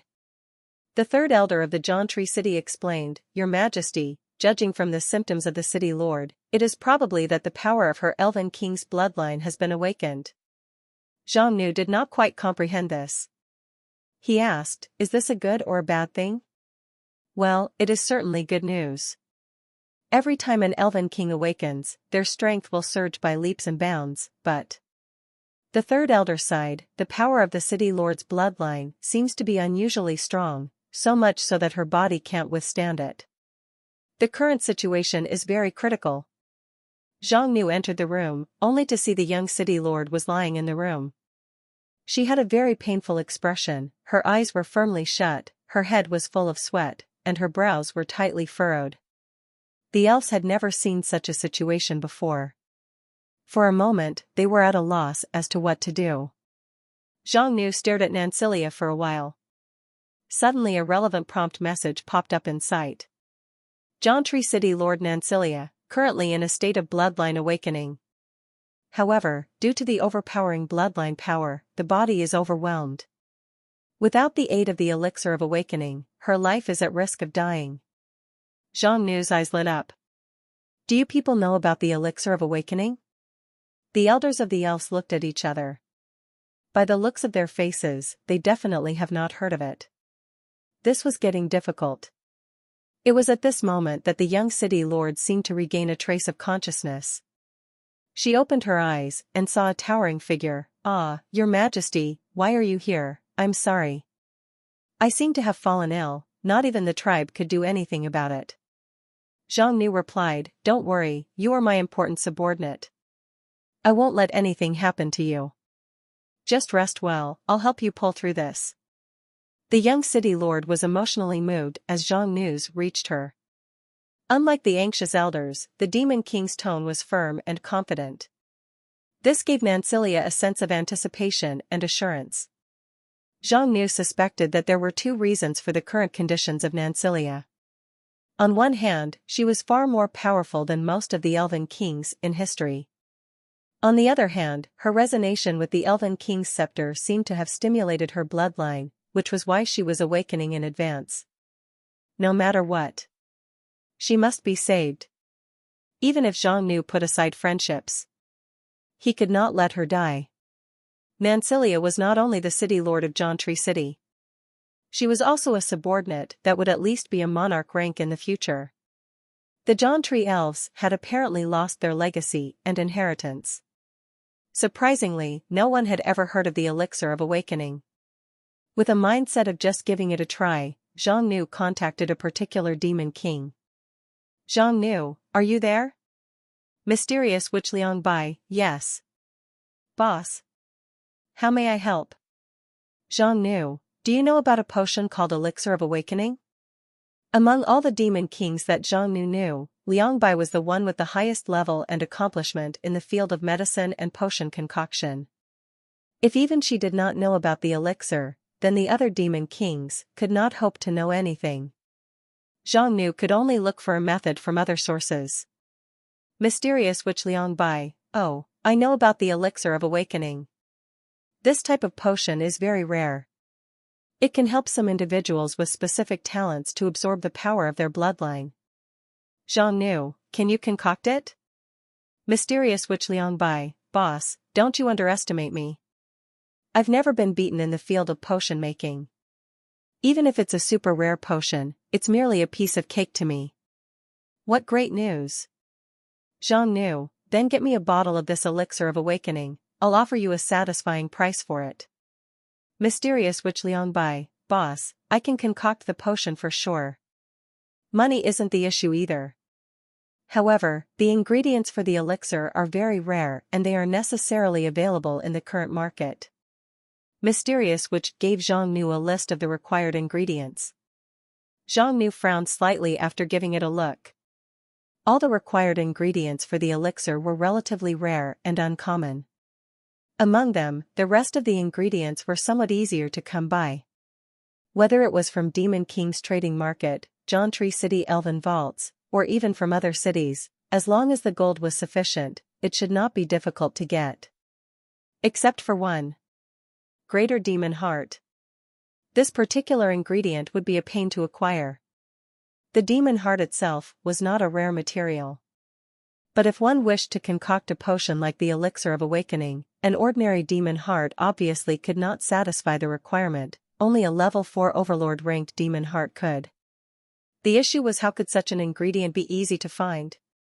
Currently, with the general strength of most demon kings, it would be extremely difficult for them to slay a level 3 overlord, let alone a level 4 overlord.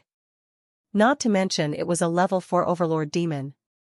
That was also not something that could be easily found just by looking for it. Even so, Zhang Nu was determined to try. Once the young city lord managed to survive this ordeal, her strength would inevitably skyrocket. Although it was impossible for her to instantly evolve into an elven king, there should be no issue for her to become a top level 4 overlord. With such a powerful unit in hand, the overall strength of the territory would soar by a large margin. Besides, Zhang Nu had the intention to challenge the sealed gate in the future. It would be very difficult if Zhang Nu was to challenge it alone. But if he had the aid of a level 4 elven overlord playing a support role, then the chances of success would be much greater.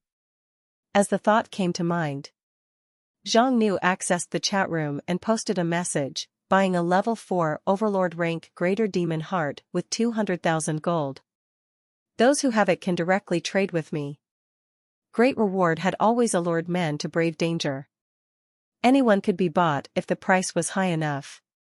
Once the incredibly high bounty of 200,000 gold was announced, it blew up the Demon King chat room. Holy shit, I didn't accidentally miscalculate an extra zero, right? How scary. So is this the world of tycoons?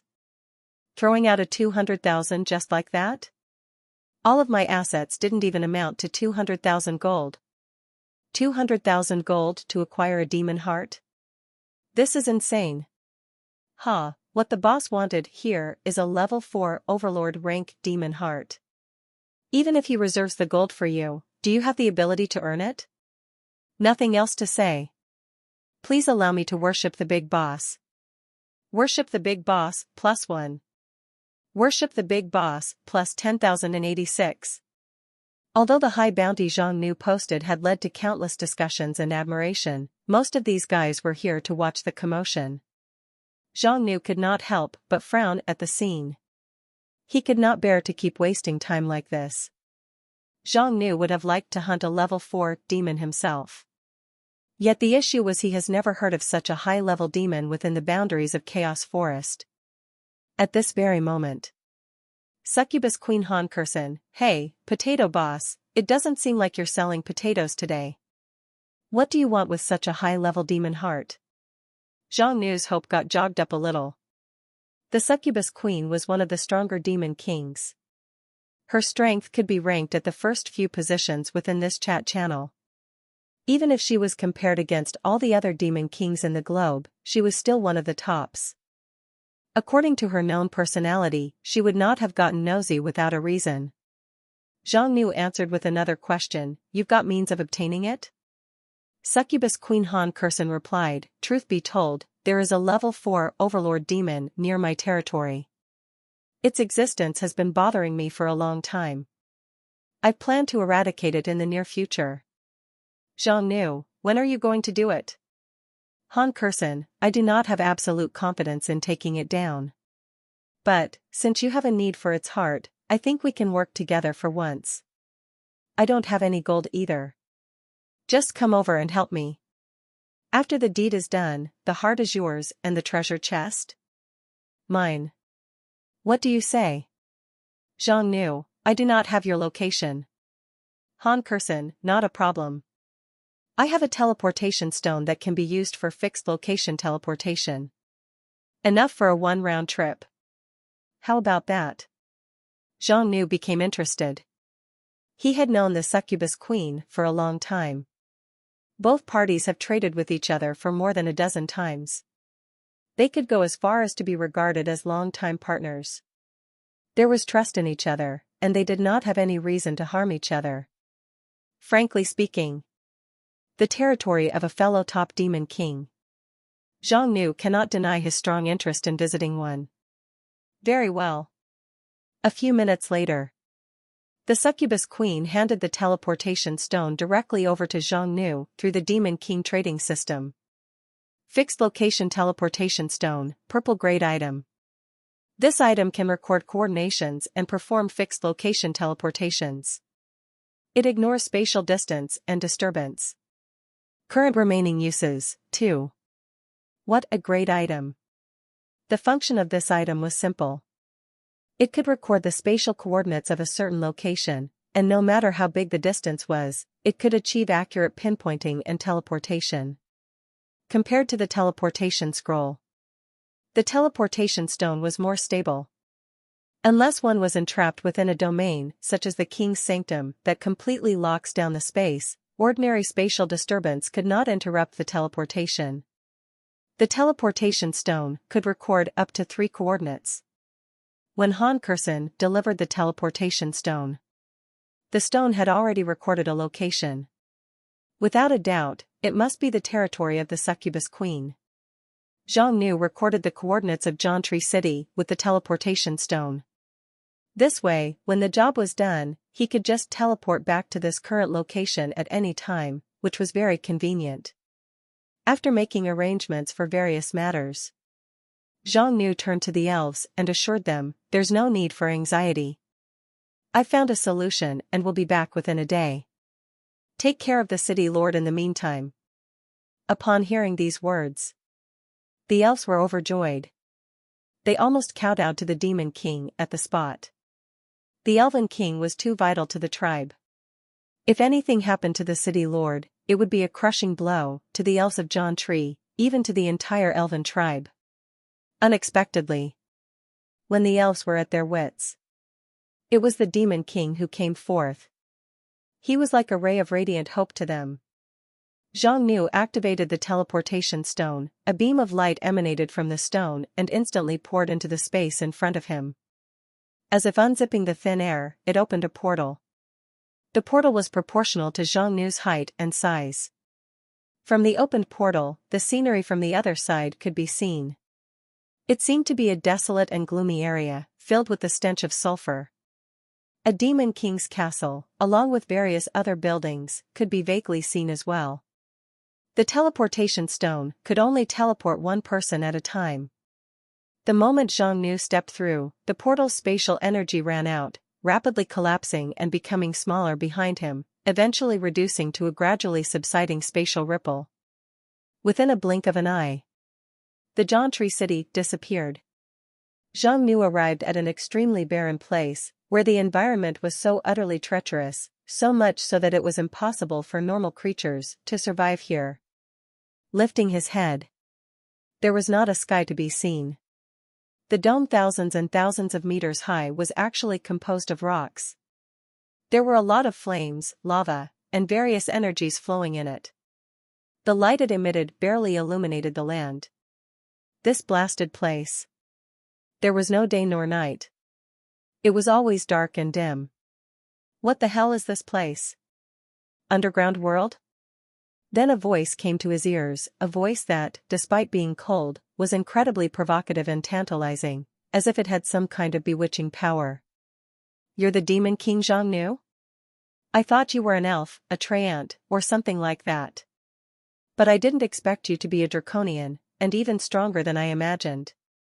Succubus Queen, Han Kursen, Level 4 Demon King. Description: the Succubus clan is a high demonic clan. The Succubus Queen is a once-in-a-century born deviant within the demon clan. They are naturally gifted in powerful psychic and dark magics.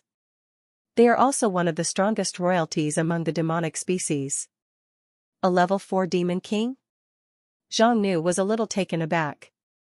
It seemed that his fellow demon kings were not to be underestimated.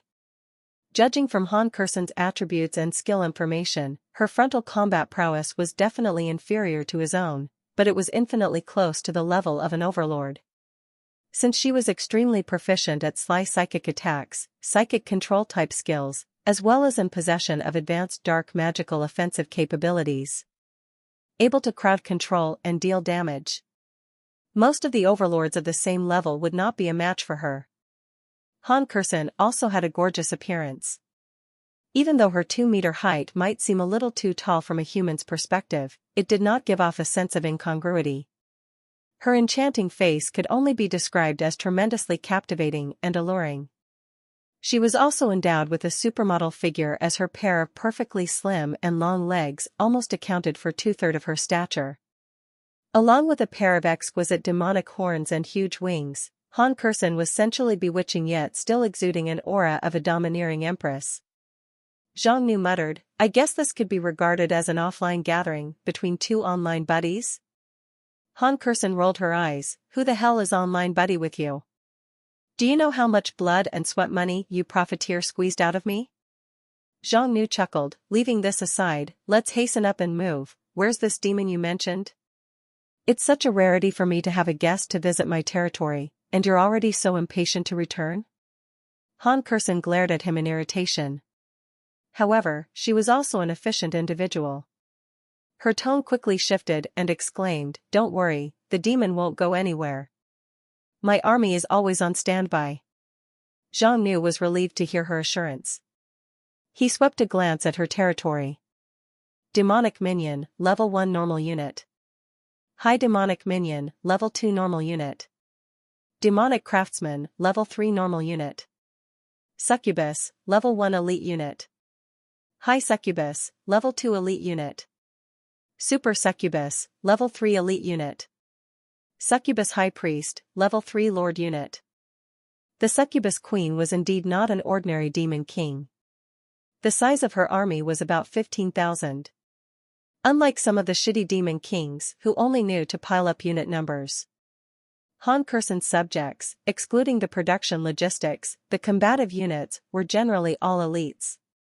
Not only were they amazing in quantity, they were also powerful in terms of quality. Among her Lord rank units, there were at least 4 to 5 of them. One of them even reached Level 3 Lord. As for the facilities of the territory, this aspect was not any inferior to the Darkness Valley. The underground world was brimming with high-level monster areas. There were numerous colonies of demons, shadowkins, fiends, and undeads, generating an abundance of blueprints. As expected from a top demon king, Han Kursen did not occupy the cities she conquered, instead she had dozens or so sizable tribes under her control. These tribes could provide plenty of combative units as well resources. Due to the time constraints, Zhang Nu did not pay a more thorough visit. Han Kursen had just finished organizing her troops. She dispatched a total of 100 high succubus, 20 super succubus, 2 succubus priests and a succubus high priest. This amount. It was not a lot. Han Kursen explained, "The demon lives in an active volcano, in which there is very limited space for flight. That's why this troop is superior in quality than quantity." Understood. Let's move out. All of the succubuses were capable of flight. Zhang Nu set out directly by following the platoon. Meanwhile, 200 miles away stood a huge city. There were civilizations in the underground world, in some places, even countries. This city was named the Dark City, which was also the most populous, largest and strongest independent underground city within the vicinity of 1 or 2,000-mile radius. At this very moment, in the Dark City Hero Union headquarters, a dark elf hero hurriedly announced, "The Demoness is finally out. And she's heading to the Calamity Volcano with her troops. She's probably planning to deal with the infernal demon living in that volcano." The heroes instantly heed their attention at the announcement. Challenging the infernal demon? Is she that bold? This is no different from courting with death. Could it be that she has already broken through to level 4? It can't be? How could she possibly grow so fast in strength? The heroes on the scene all had a grim expression. A dark dwarf angrily slammed the table, "Fucking shit, it's not surprising. All of the succubuses under the Demoness have the ability to mind control. Who knows how many heroes have fallen into her hands, it's no wonder how she's a level 4 now. She's too big of a threat. We can't let her continue to rampage. Now is a once-in-a-lifetime opportunity. With the enclosed space of the Calamity volcano and her having to deal with the infernal demon in front. As long as we tail her from behind and strike when the opportunity shows itself, we can definitely finish her off. Listening to the plan. The crowd of heroes roused up in excitement. This female demon king was the strongest within this thousands of miles. If they could take advantage of this situation to kill her off, not only could they make a name for themselves, their strength would surge and shoot up in one night. A volcano came into Zhang Nu's sight. It was an astonishingly large volcano, with a crater several kilometers in diameter. It was in an active state and was constantly spewing smoke and fumes. Every now and then, it erupted, spurting a large amount of lava into the air. Within the surrounding area of dozens of miles, everything was covered by volcanic ashes. The ground was streaked with flowing lava and scorch marks. Calamity Volcano, Level 4 Overlord Area. High exploration value. Description: this is a volcano that has been active for tens of thousands of years. From within born a terrifying infernal demon. It has been entrenched here for thousands of years, incinerating all who are insolent enough to challenge it into ashes and cinders. Here it is. The infernal demon is slumbering in the volcano underneath. Han Kursen hovered in midair. Its strength is on par with a level 4 overlord. Kill it and you'll get your demon heart. This one is not easy to deal with. We need to plan ahead, otherwise even with our joined efforts, danger will inevitably befall upon us. The demon was no stronger than a level 4 overlord. Zhang Nu's strength had reached level 4 monarch. After obtaining Evil Dragon's Descent and high anti-magic, his strength was much more formidable than those who just entered the monarch rank. Nevertheless, this was the succubus queen's home turf. Zhang Nu did not intend to steal the show and overtake her. Besides, according to their agreement, Zhang Nu would only take the demon's heart while the treasure chest belonged to the queen. On how they should approach this battle, she had the final say. He would just slack off however he could. Han Kursen continued, the infernal demon's body temperature is extremely high. Anyone within its 10-meter radius will suffer severe burns. Hence, it is almost impossible to defeat it in close combat. Attempting so would be the same as suiciding. It also has fire magic immunity, so it's useless to attack it with flames. The flames would instead speed up its recovery. Its other types of magic resistance were also very high. Therefore, the best way to counter it is through ice magic. In order to challenge this demon, I've deliberately learned some ice magic spells. So, I'll be handling control as well as damage output later. Zhang Nu asked, what about me? Han Kursen answered, there are a large number of level 3 and level 4 elite magma demons in the volcanic lake. Among them, there are even 2 or 3 level 4 lord rank magma demon lords. They are not only capable of long-range attacks, but also deal tremendous damage.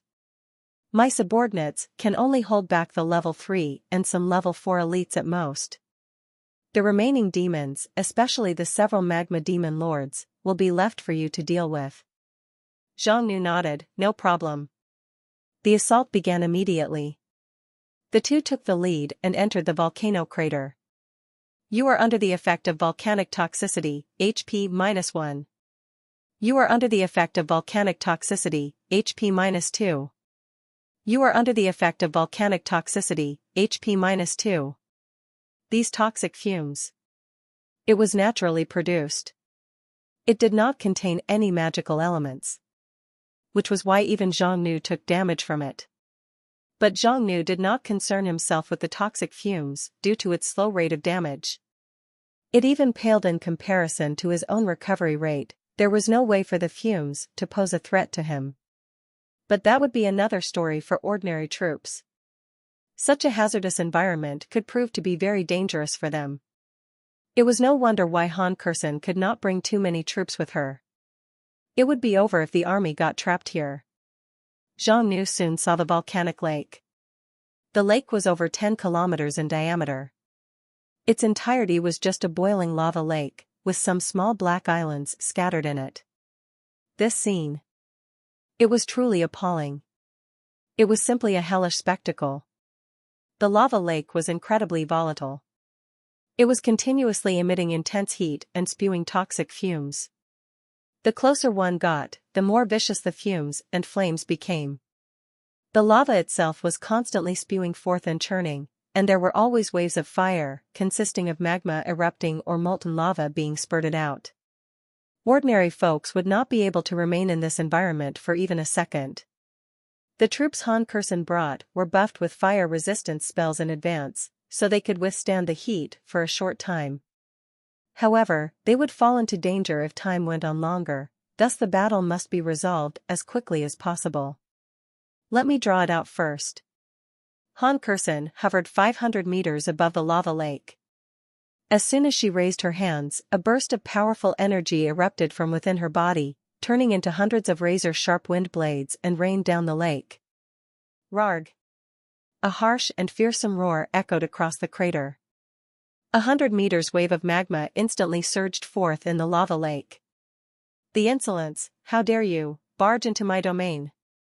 A muddled and grating voice angrily cried out. From the volcanic lake stood up a humanoid silhouette. It was a 30-meter-tall figure. At first glance, it was as if a giant minotaur got magically modified. The demon had bull-like horns, his stout body was rugged and covered in gnarly muscles. Scorching magma was flowing all over his being and his eyes were brimming with raging fire. The demon was clearly in a state of immense anger right now. What a powerful creature. Not even Zhang Nu has ever seen such a monster. Zhang Nu immediately checked its stats. Infernal Demon, Level 4 Overlord. Skills, Rebirth from Within the Flames, A rank, Infernal Chains, B rank, Infernal Aura, B rank, Apocalyptic Rain of Fire, B rank, Infernal Scream, B rank, Fire Magic Immunity, B rank, Fire Absorption, B rank, etc. This series of skills had made even Zhang Nu all astonished. The Infernal Demon even had an A rank skill. This Rebirth from Within the Flames skill was very powerful. When the Infernal Demon was defeated, it would temporarily enter a dormant state. As long as there was enough fire-attributed matter around him, it could trigger a resurrection effect and restore all HP and MP. But of course, the skill had a very long cooldown timer. It could only be used every few months. I demand your death. The Infernal Demon gripped with both hands, a several 100-meter-long magma chain was suddenly summoned into his grasp, and was ruthlessly flung towards Han Kursen in mid-air. Blink! Han Kursen activated an instantaneous teleportation magic to dodge the chain and the rock wall behind her instantly got blown off a large chunk. The might of the magma chain was equivalent to a small meteorite impact. If one was directly hit by that skill, it was certainly an instant death. However, this attack from the Infernal Demon had a long recovery time. Han Kursen swiftly rushed towards the demon and unleashed her talent skill Infinite Phantasm, which was a powerful offensive psychic ability. The ability itself did not deal any damage, but it could drag the target into a realm of phantasmal, hindering the target's ability to distinguish reality from illusion. The Infernal Demon was hit. Han Kursen's level was similar to the demon. Moreover, the demon has low intellect. Once he was caught in this control skill, the threat of his following attacks was greatly reduced. Glacier Blade. A huge ice cone dozens of meters in size struck the Infernal Demon with staggering force. Dash? Even if the Infernal Demon was a level 4 overlord monster with superb HP pool and defense, it was severely wounded by this blow. Han Kursen casted multiple charming type skills in rapid succession, consecutively stacking various psychic and controlling effects on the demon, making it completely disordered. I've got him under control. The magma demons are appearing. You guys go and deal with them. Leave the big guy to me. Zhang Nu was quite impressed by Han Kursen. It seemed that it was not a reckless impulse that Han Kursen dared to challenge the Infernal Demon. The assault was thoroughly thought through and prepared. Just by the looks of this fight, she might just triumph over this monster. Zhang Nu could finally slack off with peace of mind. Right now, the succubuses Han Kursen brought had already engaged with the magma demons constantly emerging from the volcanic lake. Zhang Nu discovered that the offensive power of the succubuses were not very strong, but they all possessed psychic control type skills. Therefore, they had a strong advantage in one-on-one fights, especially against opponents of similar or inferior level. Magma Demon, Level 3 Elite Unit. Greater Magma Demon, Level 4 Elite Unit. Magma Demon Lord, Level 4 Lord Unit. The reason Han Kursen sought aid from a top demon king like Zhang Nu was because she needed help dealing with these magma demons. Her subordinates were fine against magma demons, yet struggled against greater magma demons. If the magma demon lords joined the fight, they would no longer be a match. Within this volcano crater, there were several magma demon lords. There were also more than 100 greater magma demons present. Han Kursen's own troops could not handle this many. She could sense Zhang Nu's strength was not inferior to hers. With such a powerful demon king joining hands with her, she could ensure this operation was a guaranteed success. Zhang Nu started making his moves. Abyssal lightning continuously falling onto the demons. The greater magma demons were outright blown up. You've slain a greater magma demon. Gold plus 4,000. You've slain a greater magma demon. Gold plus 4,000. You've slain a greater magma demon. Gold plus 4,000. Han Kursen watched as Zhang Nu struck the demons. Crude and brutal. Spectacular prowess. She nodded with satisfaction. She really did not misjudge the person. Zhang Nu's strength was formidable. Today's victory was secured. Han Kursen was reassured by the thought. She began to focus on tackling the infernal demon. Zhang Nu was wandering around as if leisurely strolling through a park. It was just that everywhere he strolled by, lightning flashed without cease. He specifically targeted the level 4 elite greater demons, since the ordinary demons were restrained by the Queen's own troops. Just then, a flash of flames impacted his body. -0. The one who launched the surprise attack was a magma demon lord. Seeing that the long-range attack was ineffective, the magma demon lord drew a huge fiery sword of molten lava, charged towards Zhang Nu and slashed down furiously. -0. Zhang Nu gripped the giant fiery sword that tried to cut him with his bare hands, and gradually lifted the sword away from his body. The magma demon lord was stupefied. No matter what, he was still a level 4 lord. The might of this slash was more than enough to instantly kill an elite of the same level. Even a lord should not be able to withstand this strike with its own flesh and blood. And yet, this man. He first took the hit with 0 damage, like a Chad. And then crushed the molten lava sword with his bare hands. Finally, he punched straight into the magma demon lord, whose body had such intense heat it could melt steel. Countless lightning erupted from the demon lord's body, subjecting the demon to suffer continuous damage. -1,078. -1,092. -1,155. The magma demon lord exploded. A level 4 lord monster, a being that could lead a force of its own if placed in any other monster area. It would take a team painstaking effort to even defeat it. However, in the hands of Zhang Nu, there was hardly any room for resistance. The demon lord was instantly killed like a fodder. You've slain a magma demon lord. Gold plus 12,000. As expected from a lord rank unit. The gold reward was truly generous. Zhang Nu was motivated right away. Since he was already here, it would not be unreasonable to earn a little gold, right? Zhang Nu sped up his pace. One after another, the greater magma demons were squashed, and 2 more magma demon lords fell under the ravages of lightning. With this round of slaughter, more than 500,000 gold was gained. Eyeing around, he made a rough estimation that a total of 600,000 gold and above could be earned here. While Zhang Nu was busy sweeping the demons and cashing in the gold, Han Kursen was progressing smoothly. Although her attack prowess was far inferior to the infernal demon, the demon was really lacking in intellect. Han Kursen kept attacking and maintaining her psychic control simultaneously. Using her several ice-attributed skills to wear the demon down, after a few dozen rounds, the infernal demon could withstand it no longer. Glacier Blade. Another attack overflowing with powerful frost energy fell upon the infernal demon. The surface temperature of his body quickly cooled and his giant figure began to crack rapidly. With a wailing howl, the demon collapsed into the lava. It's done. She quickly gulped down a few bottles of potions. Her MP was severely depleted and in urgent need of recovery.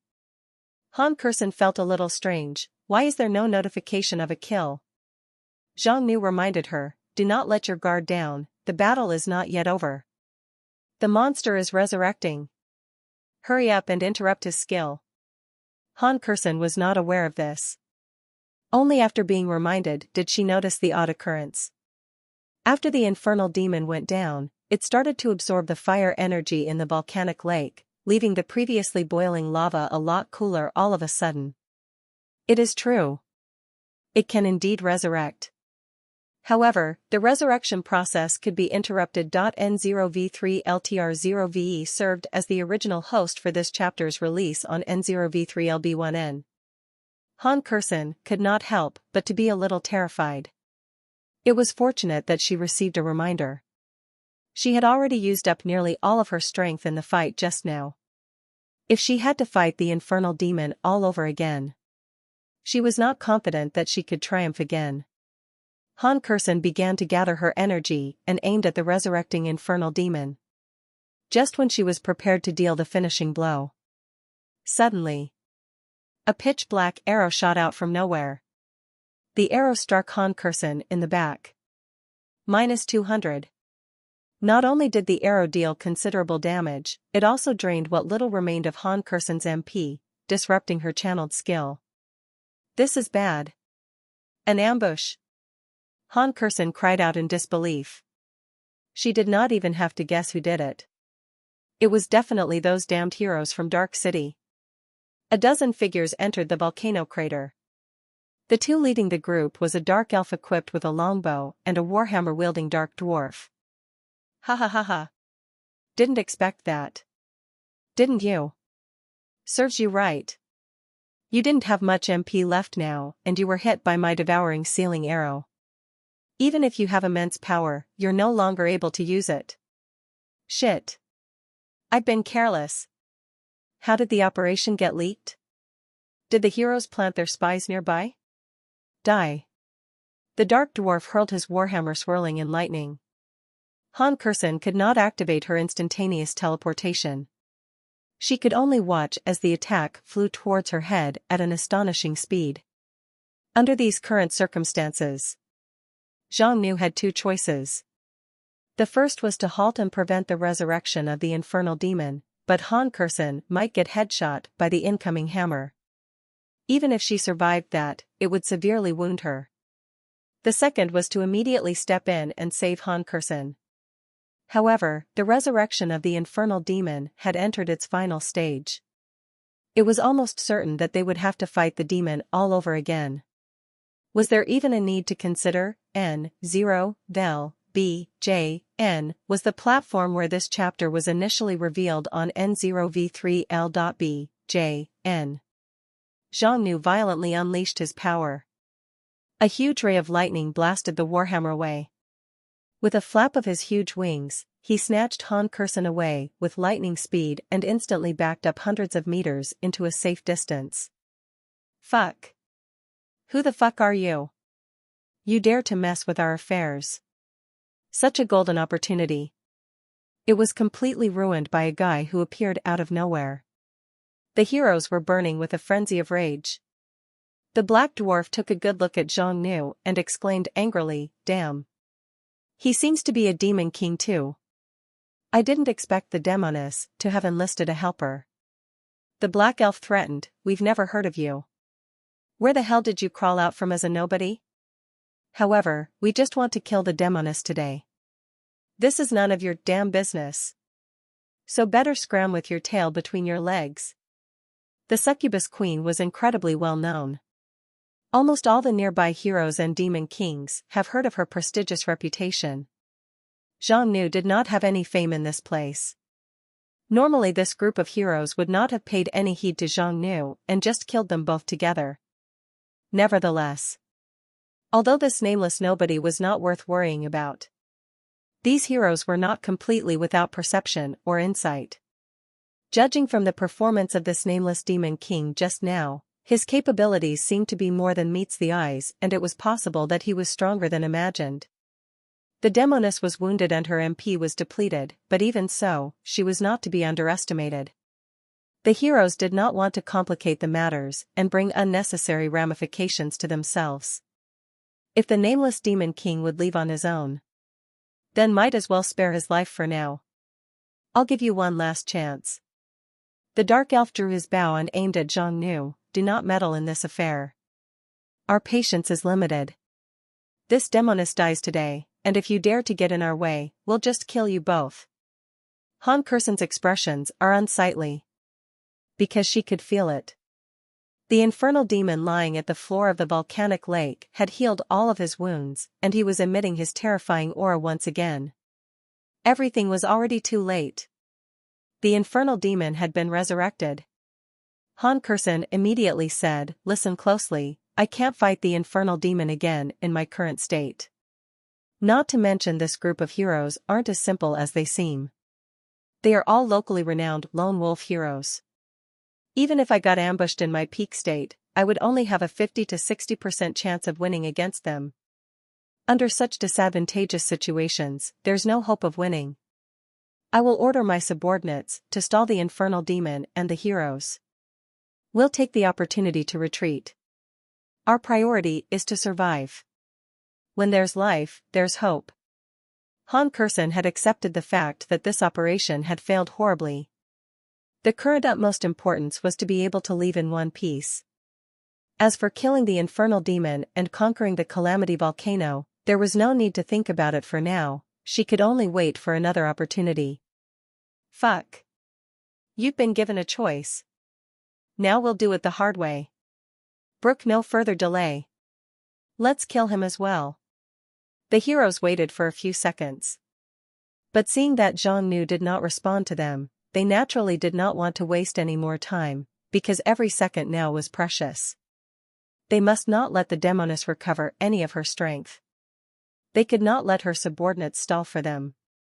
The dark elf hero took out a magical scroll and activated it. A huge barrier was unleashed overhead, sealing the exit of the volcano crater. From this moment on, the volcano became a completely enclosed area. Even if the succubus queen regained some of her power, she would not be able to escape. As for the unknown pawn? Since he was so ignorant, it was only reasonable to take just a little more effort to kill them all. No. These fools. Han Kursen's face paled. The infernal demon was not even dead. Yet this bunch of idiots had sealed the exit. Now none of them would even have the chance to escape. Zhang Nu asserted, "Hey, Queen. This is different from what we've agreed upon. I'm only here to assist you. But now, the current situation is completely out of my responsibilities, right?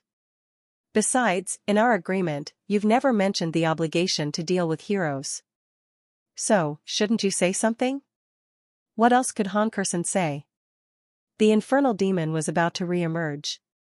It was impossible for her to hold it back in her current state. Without a powerful control ability to restrain the infernal demon, the monster would be unstoppable once it started rampaging and devastating everything. Right now, they were trapped inside this volcano. There was no escape. It was a dead end. However, Zhang Nu still had the teleportation stone, and upon hearing his remark, Han Kursen thought he gave up on her and was planning to flee. "I've nothing to say for myself. My planning was inadequate. The blame for the failure of this operation lies with me. Indeed, you have no obligation to fight to the end with me. Hurry up and use the teleportation stone to leave." Han Kursen was wearing a gloomy and bleak expression, as if she was a maiden about to be betrayed and abandoned by a heartless man. She stubbornly gritted her teeth and stressed, "I won't blame you." "What?" Zhang Nu was flummoxed. "Did I ever say I was going to run away?" Han Kursen was equally baffled. "Then what do you mean?" Zhang Nu explained, "What I'm trying to express is that you need to increase my pay. In addition to the demon heart, I also want half of the treasure chest." The queen was utterly bewildered. What the hell was this guy thinking? Did he have a clear understanding of his current predicament or not? Why the hell was he still after the rewards? The situation had entirely gone out of control. Everyone was about to die. "I'll just assume you agreed." The infernal demon was beginning to resurface. At the same time, the idiot heroes were slinging magics and arrows this way. No more time for nonsense. He immediately tossed the queen away. With Zhang Nu's terrifying strength, Han Kursen was instantly flung several hundred meters away like a cannonball and landed right next to the succubus high priest, who hurriedly caught her master. Abyssal devouring. Zhang Nu unleashed a spurt of massive black mist, instantly devouring all the incoming arrows and spells. The attacks were like a clay oxen entering the ocean, never to be heard of again. What? The heroes were startled. The Demon King had dissipated their attacks effortlessly. This was not something an ordinary Demon King could achieve, and this Demon King was not a nobody. But where did he originate from? And why haven't they ever heard of such a monster? Sigh, so there's no level 4 heroes. It was a little regrettable for Zhang Nu. Nevertheless, 15 level 3 souls though. Not a bad haul after all. His words were suddenly interrupted. An earth-shaking roar bellowed from the volcanic lake. Once again, the infernal demon's huge figure emerged from the lava, and it seemed that his aura and strength had all returned to its peak state. He furiously brandished his magma chains in both his hands, and let out a deafening howl. "Die, die, all of you die." A violent flame storm swept through the entire interior of the volcano in a frenzy. Everyone could feel the terrifying intensity of power and might behind the storm. What's going on? How is it alive again? This is bad. Run! Run! Get out of here! The 15 heroes were horrified. However, the entrance of the volcano was sealed by the barrier and now they could not escape. They were really caught in a trap of their own making. Too noisy. Zhang Nu unfolded his wings, and without reserving any of his strength, hundreds of thousands of scarlet lightning bolts poured down like a heavy rainstorm. Boom boom boom boom. The infernal demon's grand and imposing entrance lasted for less than 2 seconds. It let out a terrible and miserable scream. As if getting mowed by a machine gun from the front, every lightning bolt that struck his body created a huge wound. The entire volcano was illuminated by the scarlet lightning. After the round of wild assault ended, the infernal demon was completely riddled with wounds, and his aura was whittled down significantly. Not dead yet? Zhang Nu once again accumulated his power, his left hand smoldered with dragon flames and his right hand swirled with lightning and thunder. He raised both his hands above his head, the two powers interweaved and fused together, eventually coalescing into an extraordinary energy. It had the rigorous speed of thunder and lightning, as well as the scorching heat of a flame. The infernal demon felt the threat of death from Zhang Nu. A frightened expression crawled its way onto his face, but it was too late to resist or make a plea for mercy. A pillar of lightning and flame flashed, as though a sharp blade cleaving down. The fearsome wave of energy split open the infernal demon from head to toe, along with the entire volcanic lake. You've slain the infernal demon. Gold plus 600,000. It was done. Han Kursen was awestruck. The heroes were even more dumbstruck. The infernal demon was a dreadful existence. It had been entrenched in the volcano for more than 1,000 years, causing countless challengers to despair. And yet, it could not even retaliate against this demon king. He's actually this powerful. Han Kursen widened her eyes in disbelief. How is he this powerful?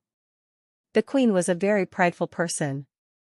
She had been very confident that, among the other demon kings, though she did not dare to claim to be the #1 demon king, she was at least one of the very top. Now that she had witnessed the power of this demon king, only now did she profoundly realize what a true demon king really was. If Han Kursen was astounded, then the heroes were more fearful and despairing at the moment.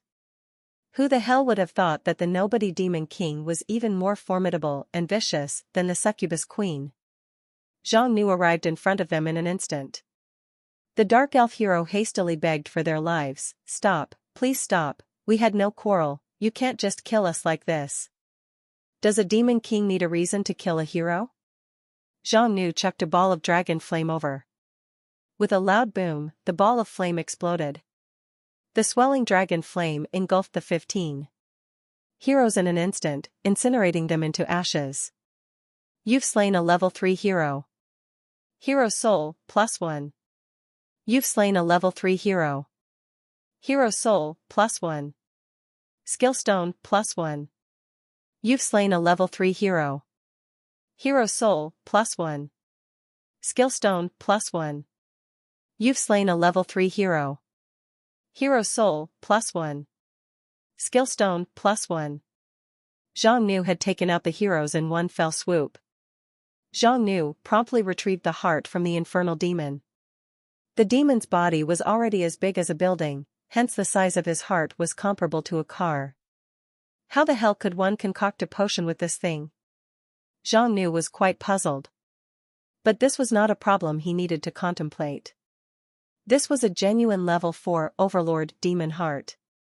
The heart was the most valuable material of the entire demon's body. After all, for the demons, their hearts were their source of strength and power. This ingredient was used in the crafting of many alchemical tools and magical potions. Without any hesitation, he contacted the mysterious Witch Liang Bai. Zhang Nu gave her the demon heart and paid an additional 100,000 gold, of which 50,000 was more than enough to pay for the cost of other auxiliary ingredients, and the other half of 50,000 was considered as her labor fee for concocting the potion for him. To this, the mysterious witch gladly agreed. As long as the materials were sufficient, concocting a single bottle of potion was nothing difficult to her.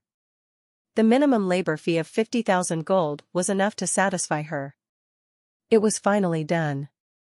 The young city lord was saved. Zhang Nu felt a lot more at ease. Meanwhile, the succubus queen had gradually recovered through the use of potions. She immediately ordered her troops to eradicate the remaining magma demons. Approximately 20 minutes later. You've conquered the Calamity Volcano. You gained Mythmonite treasure chest. Upon seeing the message, both Zhang Nu and Han Kursen were quite thrilled. Because even for Zhang Nu, he had only seen mithril treasure chests, but never a Mythmonite treasure chest. This was the highest level treasure chest he had ever obtained so far. Han Kursen glanced at Zhang Nu. Zhang Nu remarked, "What are you looking at me for? Hurry up and open it. You've opened the Mythmonite treasure chest. You've gained Gold X, Blueprint, Altar of Inferno X1, Blueprint, Lair of Magma Demons X1, Skill Stone, Summon Magma Demon X1, Fire Gem X500. Not bad. Not bad at all." Although the Calamity Volcano was a level 4 overlord area. However, judging from the size of it, it actually was not very big. There was only a level 4 overlord, 3 level 4 lords, not even 100 level 4 elites, plus a few hundreds of level 3 elite fodders. The scale was not very significant at all. But the reward certainly was. Han Kursen was pleasantly surprised. She initially thought today was going to be a disaster. Unexpectedly, not only did nothing happen to her, she also got such a big haul. Of course, Han Kursen also knew that it was all thanks to this strong supporter. Had he not stepped in to turn the tide, the consequences would have been unimaginable. Han Kursen exclaimed, "You choose. We agreed each of us will take 1/2 and nothing more." Zhang Nu laughed, "Straight to the point, is it? In that case, I want half of the gold, half of the gems, and the altar of Inferno blueprint. This dude was so brusque in his demands. It was still acceptable if he took the gold and gems. But Altar of Inferno blueprint was a level 4 blueprint. Not even Han Kursen had seen such a high-level blueprint. Its value must have been remarkable. Although the treasure chest had 2 blueprints. But the other one was a level 3 blueprint. Level 3 blueprint was obviously much inferior in quality. However, Zhang Nu was not one without boundaries. At the very least, the blueprint he left for the Succubus Queen, Lair of Magma Demon's blueprint was a Baroque-type blueprint. This implied if Han Kursen built this structure in her territory, she would gain the ability to summon Magma Demon units. This would be of great improvement to Han Kursen. Since the Magma Demons have incredible combat prowess, she needed this blueprint more than Zhang Nu to enhance her own military strength. But the main reason why Zhang Nu did not choose the Lair of Magma Demon over the Altar of Inferno was because he was more intrigued by the latter. Secondly, the Lair of Magma Demon required to be set up in a special terrain. Moreover, the Magma Demon units were not suitable for combat in Chaos Forest. In addition to this, Han Kursen obtained a high-end B-rank skill stone, Summon Magma Demon. The skill allowed for the summoning of a variety of magma demons to assist in combat. The skill was of little value or interest for Zhang Nu. But for her, it could significantly improve her combat power. After seeing Han Kursen was quick to agree on the reward distribution, Zhang Nu felt a little sorry. This was Han Kursen's territory. Because of him, she sent troops ahead of her own planned schedule to assault the Calamity Volcano. As a result, even though the volcano had been successfully taken over, he became the biggest beneficiary instead. There was a need to mention this matter. In addition to sharing the treasure chest reward, Zhang Nu had taken down 3 magma demon lords, a large number of magma demons, as well as the infernal demon himself. The kills alone yielded him a considerable amount of gold, comparable to the gold from his share of the treasure chest. Furthermore, he had taken out 15 level 3 heroes, hauling in 15 level 3 souls and 8 high-quality skill stones. But the original purpose of him coming here was just the demon heart. Zhang Nu pondered for a while and took out the heroes' souls. He intended to share them with the Succubus Queen as compensation. And yet, Han Kursen flatly refused. "You killed the heroes. I didn't contribute to those killings, so these are your spoils of war. It's not necessary to share them with me. Are you sure you don't want any of it? Do I look like a person that likes to take advantage of others?" Han Kursen irritably glared at him. "Besides, I'm not short on souls at all. My combat prowess may be inferior to yours, but it's a piece of cake for me to collect souls." The main reason as to why she rose to level 4 so quickly was her subordinates, the succubuses. The succubuses were not only combat units that can be deployed for battles, they could also manipulate and enthrall others, making the heroes to come walking right into their own deaths. Zhang Nu was impressed by Han Kursen. Back when they were doing business, they used to argue back and forth repeatedly over a few hundred gold. But now the souls he was offering were worth at least 100 or even hundreds of thousands of gold, yet she refused without hesitation. This indicated that the Succubus Queen also had principles. Zhang Nu later escorted the Succubus team back to the Demon King lair. The Succubus Queen asked, "It wasn't easy to come here, and you're planning to return already? Why not stay a while longer? There's a lot of places worth exploring around here, and there's even thousands of heroes in the Dark City for the hunting." "Nah. I, too, wanted to remain here longer. But my territory is hectic with various affairs, and I also have some trivial issues to address." The Succubus Queen nodded. "In that case, I won't keep you any longer. I believe we'll have the opportunity to work together again." Zhang Nu chuckled. "That's a must, but before that, you'll have to become even stronger." Upon receiving these words, the queen almost exploded in a fit of anger. She had always been very proud and confident. Today's events had been a serious blow to her pride. She did not expect Zhang Nu to actually provoke and irritate her further. This was simply intolerable. Yeah, he could fight well. What was the big deal anyways? Time to leave. Sensing the queen was about to burst into frenzy, Zhang Nu quickly activated the teleportation stone and left. The succubus queen was unable to unleash her anger on him, so she could only swallow all her rage back in. She resentfully stomped her foot. Just you wait and see. The next time we meet, I'll give you something to be surprised about. Zhang Nu returned to Jiantree City. The light of the teleportation stone had faded. The number of usages had been exhausted. Zhang Nu found this item to be incredibly convenient. If only he could get his hands on more of these teleportation stones, he could travel across the continent in the future with ease. After all, the laws of physics of this world were completely different from the ones of the previous world. The scale of this continent was too large, and there was almost no border to speak of. Even if one possessed the strongest and fastest flight ability, it would be useless. Spatial abilities would be a must for traveling purposes. Not long after Zhang Nu returned, the mysterious witch Liang Bai had finished concocting the potion. Nancelia gulped down the potion Zhang Nu brought back. She immediately felt the searing heat churning within her blood being dissipated. A warmth spread throughout her like a stream and was then absorbed by her body. Her HP, her MP, both gained a sudden and rapid surge. In Nancelia's mind, an abundance of profound and sophisticated magical knowledge, experience, and techniques all appeared at once. These brand new magical spells. Those esoteric arcane knowledge. All of them had not been learned or even heard of. At the moment, however, these powers and knowledge were engraved in her soul as if she was born with them. Nancelia's body had also undergone some changes. Her original 13 to 14-year-old appearance suddenly experienced a spurt of growth, and was now 15 to 16 years of age. Right at this instance, there was also a change in the information displayed before Zhang Nu's eyes. Jiantree City Lord Nancelia, Level 4 Overlord Unit. Everything was as expected. With the help of the Elixir of Awakening, Nancelia was indeed able to absorb the power of her bloodline instantly. She went from a Level 3 Lord to a Level 4 Overlord in one fell swoop. And she's not just any Level 4 Overlord either, it was almost the ceiling of a Level 4 Overlord.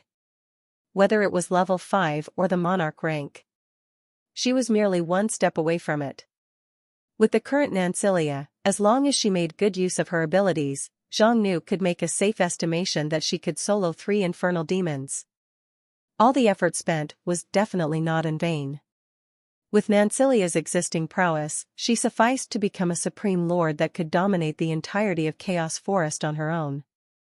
Zhang Nu carefully studied the stats of Nancelia.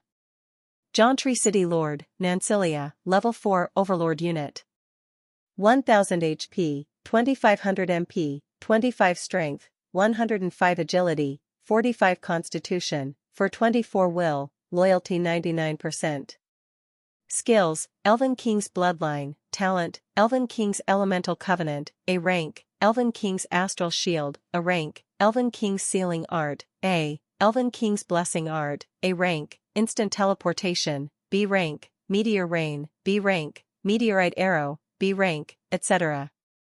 After the young city lord had completed her advancement, her skills and stats have grown significantly.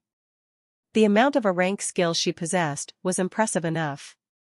It even integrated multiple aspects of combat: offense, defense, control, and support. For the moment, within the vicinity of Chaos Forest, there were very few existences that could rival her. And this was far from her limit. Nancelia was already tremendously strong at this point. She also had the power boost from her top-grade equipment, Elven King Scepter. If she was pitted against the current Zhang Nu, she probably could still have a back-and-forth fight against him. At the very least, she could last a couple dozen rounds without losing. Zhang Nu also noticed that the young city lord's loyalty to himself had skyrocketed to 99% after this incident. This was nearing the level of die-hard loyalty. Only the directly summoned units could achieve absolute 100% loyalty. As a recruited subordinate, 99% loyalty was already the highest level of loyalty, and there was almost no possibility for treason. "Thank you, Your Majesty." The young city lord knelt down on one knee before Zhang Nu. Zhang Nu calmly asserted, "Rise. There's no need to thank me. This is your own strength and power." The young city lord was immensely moved. In fact, after her bloodline was awakened, she gained a lot of new knowledge, which included the ones regarding the elixir of awakening. She came to learn that the potion was extremely arduous to procure. There were very few who could concoct such a potion, not to mention one of the required ingredients was the heart of a level 4 overlord demon. It was hard to imagine. How did the Demon King achieve all these within such a short time frame? Even for an existence like him, the amount of effort spent and price paid for the potion would be inconceivable. Nancilia became even more grateful at these thoughts. She continued, "Your Majesty, I've grown stronger. From now on, I shall stand by your side in the future and defeat all who dares to challenge you." Zhang Nu replied, "Calm down for now. You've just had a breakthrough and gained some brand new power. It takes time to familiarize yourself with it." The present Nancilia would indeed become a powerful helping hand for Zhang Nu. He was planning to challenge the sealed gate within the John Tree Forest in a couple of days. With her assistance, the odds of success would be elevated significantly. But for now, Zhang Nu shall wait until she has adapted to her new powers properly. Zhang Nu was preparing to leave. Then he ran into the Demon King Chen Guogua. The Flower Fey Demon King was a close friend of the young city lord. She had been very concerned about the latter's condition and had not even returned to her own territory for the past 2 days. "Nancy is fine now?" "That's great news." Zhang Nu glanced and examined her. "You're already at level 3? Chen Guogua let out a chuckle. "Recently, I bought a few souls from the Demon King market. I just barely managed to reach level 3, and I haven't had the time to activate my talents." So that was how it was. It was not easy to purchase souls from the Demon King market. The soul itself was not a scarce commodity, but the demand was so great, it was simply bottomless. The Demon Kings would generally spend the souls on themselves when they get their hands on souls. Very few Demon Kings would be willing to sell the souls on the market. In order for Chen Guogua to level up, she went and bought the hero's souls from the market. Not only were the souls hard to come by in the market, the price was exorbitant and not one bit economical. Zhang Nu had considered that Chen Guogua, for the sake of supporting him, had given up on large-scale military construction. Even the security of her own territory was now the responsibility of the Draconian army. In this regard, it was necessary to compensate Chen Guogua. This was not entirely out of benign. The higher the level of Chen Guogua's, the better the capabilities and competence of hers, and quality and quantity of her units would also rise accordingly. In the long run, it would be a win-win development. "From now on, you shouldn't acquire souls from the Demon King market anymore." Zhang Nu continued, "If you have a need for souls, just buy it from me. I'll give you a 50% discount based on the average market price." 50% off the average market price? Chen Guogua was flabbergasted. "Is this really okay?" Zhang Nu nodded. "You're currently working for me, therefore I won't mistreat you. But, you should pay heed that these souls could only be used on yourself. Understand?" "Yes. I understand. Thanks for looking after me, boss." Chen Guogua was overjoyed. She never did like all the fighting and killing. She was presently quite well off just by selling seeds. Coupled with the development of her own crops and animal farming industry, she had tens of thousands of gold income per day, and the income was still growing rapidly. She could be considered a wealthy woman amongst the Demon Kings. Other miscellaneous stuff such as blueprints, skill stones, and equipment were all obtainable from the Demon King market. As long as one was willing to spend their coins, these items were easy to come by. Only the hero's souls were difficult to acquire even with money. But now, Everything went well for Chen Guigua. The primary upload of this chapter happened on N0V3L equals B, J, N. She could now acquire souls from the boss with a discounted price. With this, leveling up would be possible. Zhang Nu already had a lot of souls in hand, and he had brought back another 15 level 3 heroes' souls from the last trip. And yet the sum of these souls were not even enough to activate a single level 4 talent. Selling a small few of these souls to Chen Guigua would have little impact on him. Zhang Nu took this as an opportunity to strengthen his subordinate. After returning to Darkness Valley, Zhang Nu took out the blueprint he had acquired this time. Altar of Inferno, Level 4 Blueprint. Costs: Gold X 500,000, Fire Gem X 500, Stone X 10,000. You may summon an Altar of Inferno within your territory. The cost of construction for Level 4 blueprints was truly expensive. Zhang Nu currently had plenty of gold and a couple hundreds of fire gems in hand. He went and bought some more fire gems from the market, and so, all the required materials had been readied. Without any hesitation, an Altar of Inferno was constructed in the Darkness City. Altar of Inferno construction successful. A 20-meter tall trapezoidal altar emerged in the territory, which appeared unremarkable on the outside and had no distinctive features. However, how could a level 4 building be ordinary? Zhang Nu understood the function of the building through further investigation. There were many kinds of altars, hence the varying functions among the altar-type buildings. As for the Altar of Inferno, it belonged to the strengthening and enhancing type altars. It could strengthen any unit from level 1 to 4, granting the target unit the power of flames and a boost in their strength.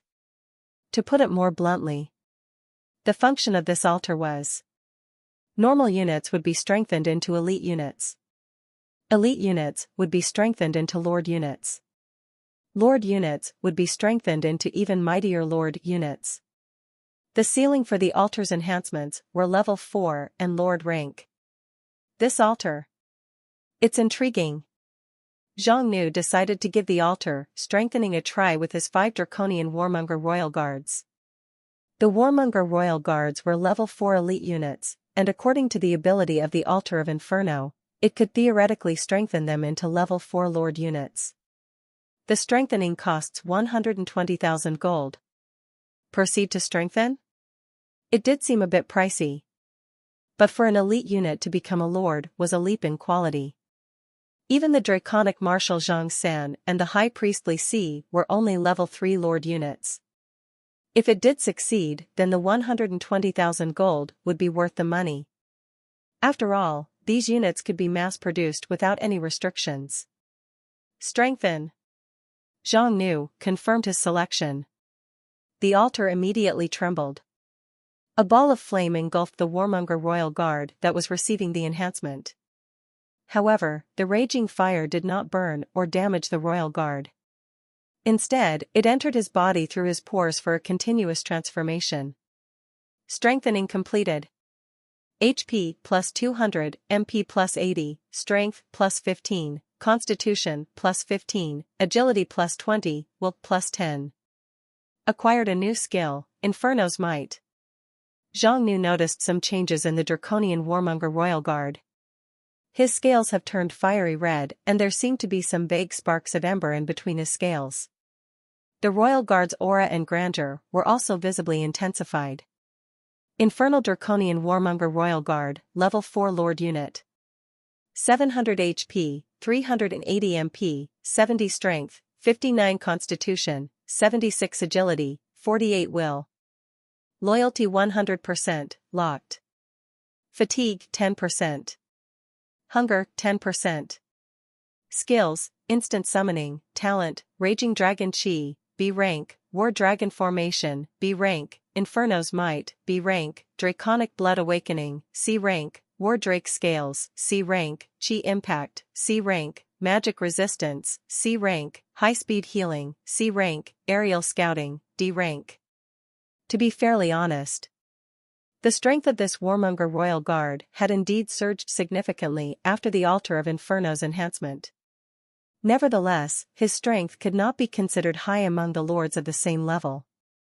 it could only be regarded as below average. This was still the result of strengthening his top-level 4 elite unit.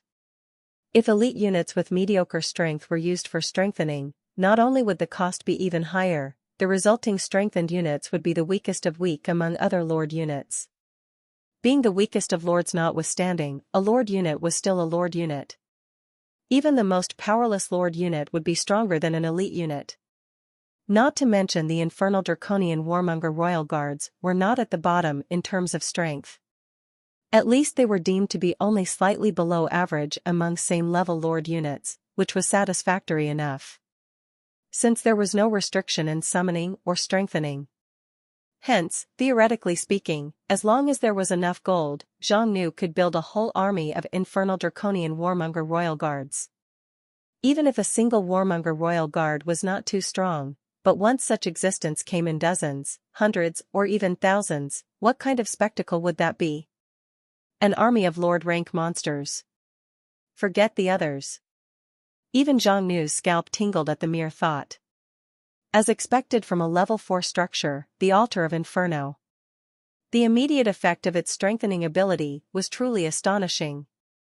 For the demon kings who did not possess strong combat units, the altar-type structures would be very beneficial. Zhang Nu's own units were already formidable.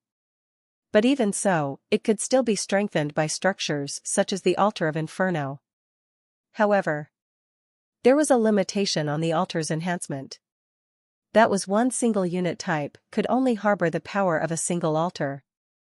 If Zhang Nu obtained something like Altar of Wind or Altar of Water to strengthen his infernal draconian warmonger royal guards again, the newest enhancement would overwrite the old one. These strengthening powers were not compatible and stackable with each other. Secondly, if an enhanced unit was being upgraded at the Demon King altar, the Demon King altar would cleanse the altar enhancement from the unit. For example, if Zhang Nu strengthened a Draconian Super Soldier into an Infernal Draconian Super Soldier, and then sent it to the Demon King altar to be upgraded into a Warmonger Royal Guard. During the upgrade process, this Super Soldier would lose the altar's power, Inferno's might. The unit would then need to be re-enhanced after the upgrade to become an Infernal War Guard. In that case, there was no need to strengthen the lower-level units. It was only necessary to enhance the high-level units.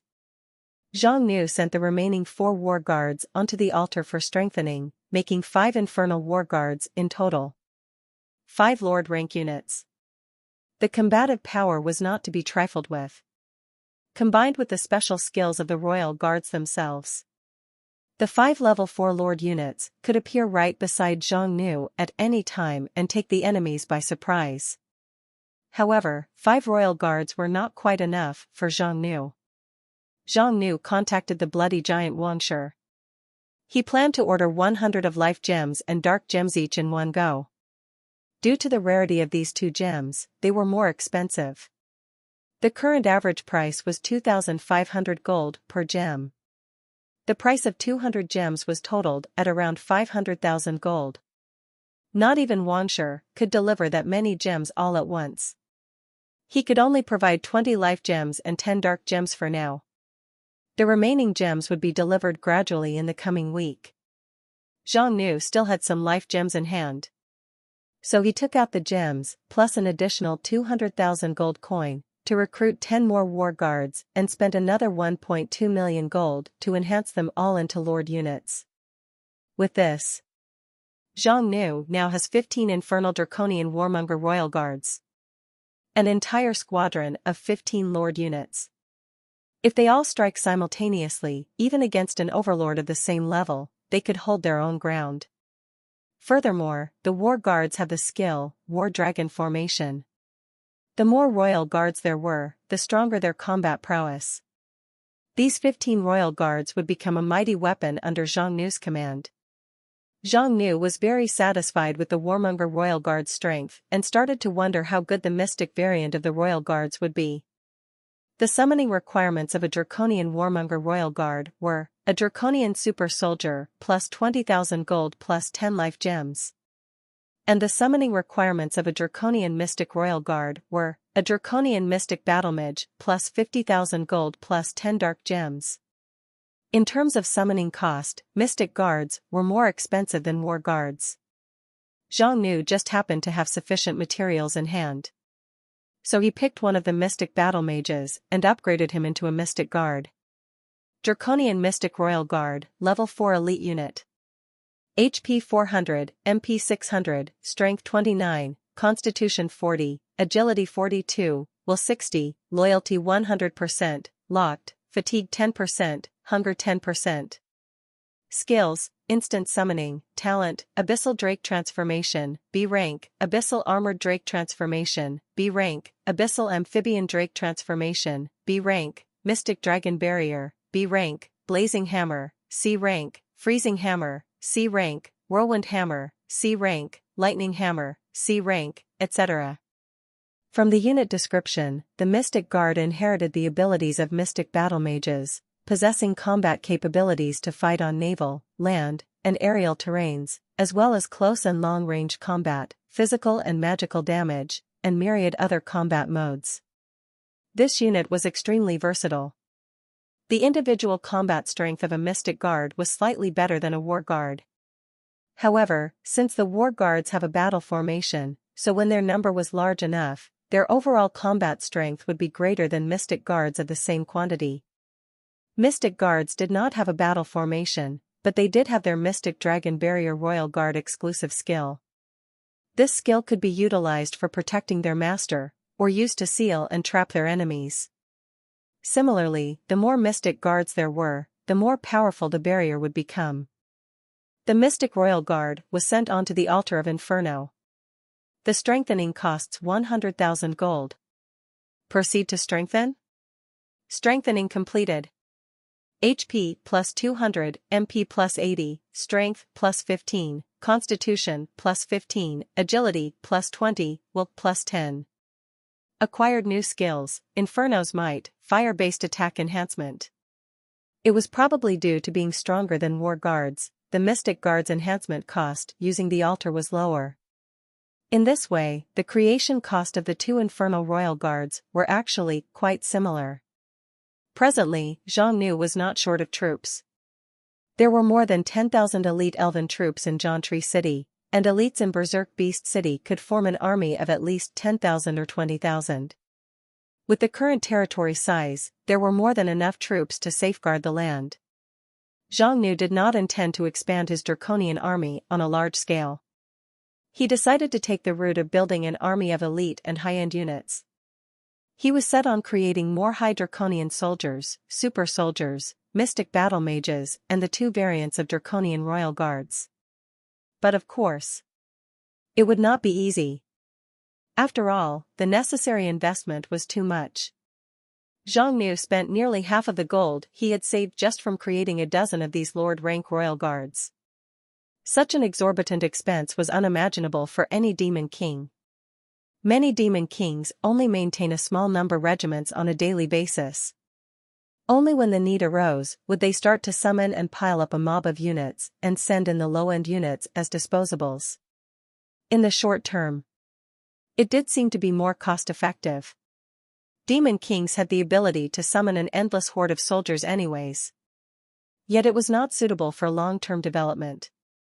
Only by making great efforts and spending resources to build elite and high-end units could one solidify their foundation and march further.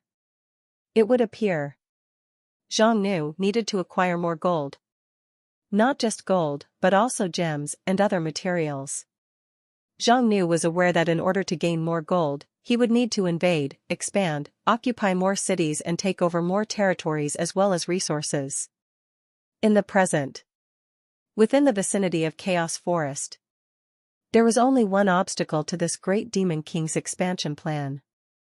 It was the Divine Sword Guild, or more accurately, the forces behind them, which was the empire they represented. Zhang Nu wondered if there was any progress at Su Yan's side. Meanwhile, at the Scarlet Valley, within the bloody fortress, He Tianzong's expression was grave as he asked, "Are all this information confirmed?"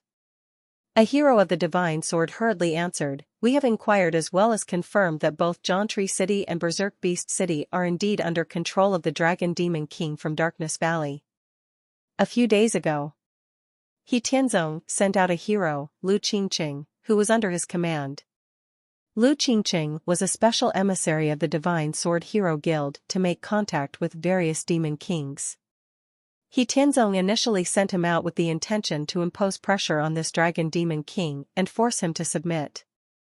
Unexpectedly, they did not manage to put pressure on the demon king. Instead, Lu Qingqing got himself killed. He Tianzong immediately carried out an investigation on this demon king. Only now did he understand the reason why the demon king had the courage to defy the empire's will. He had seized two large forest cities.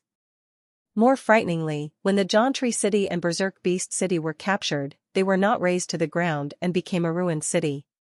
Instead, the city as well as its population was very well preserved. The regular combat forces alone were more than 100,000.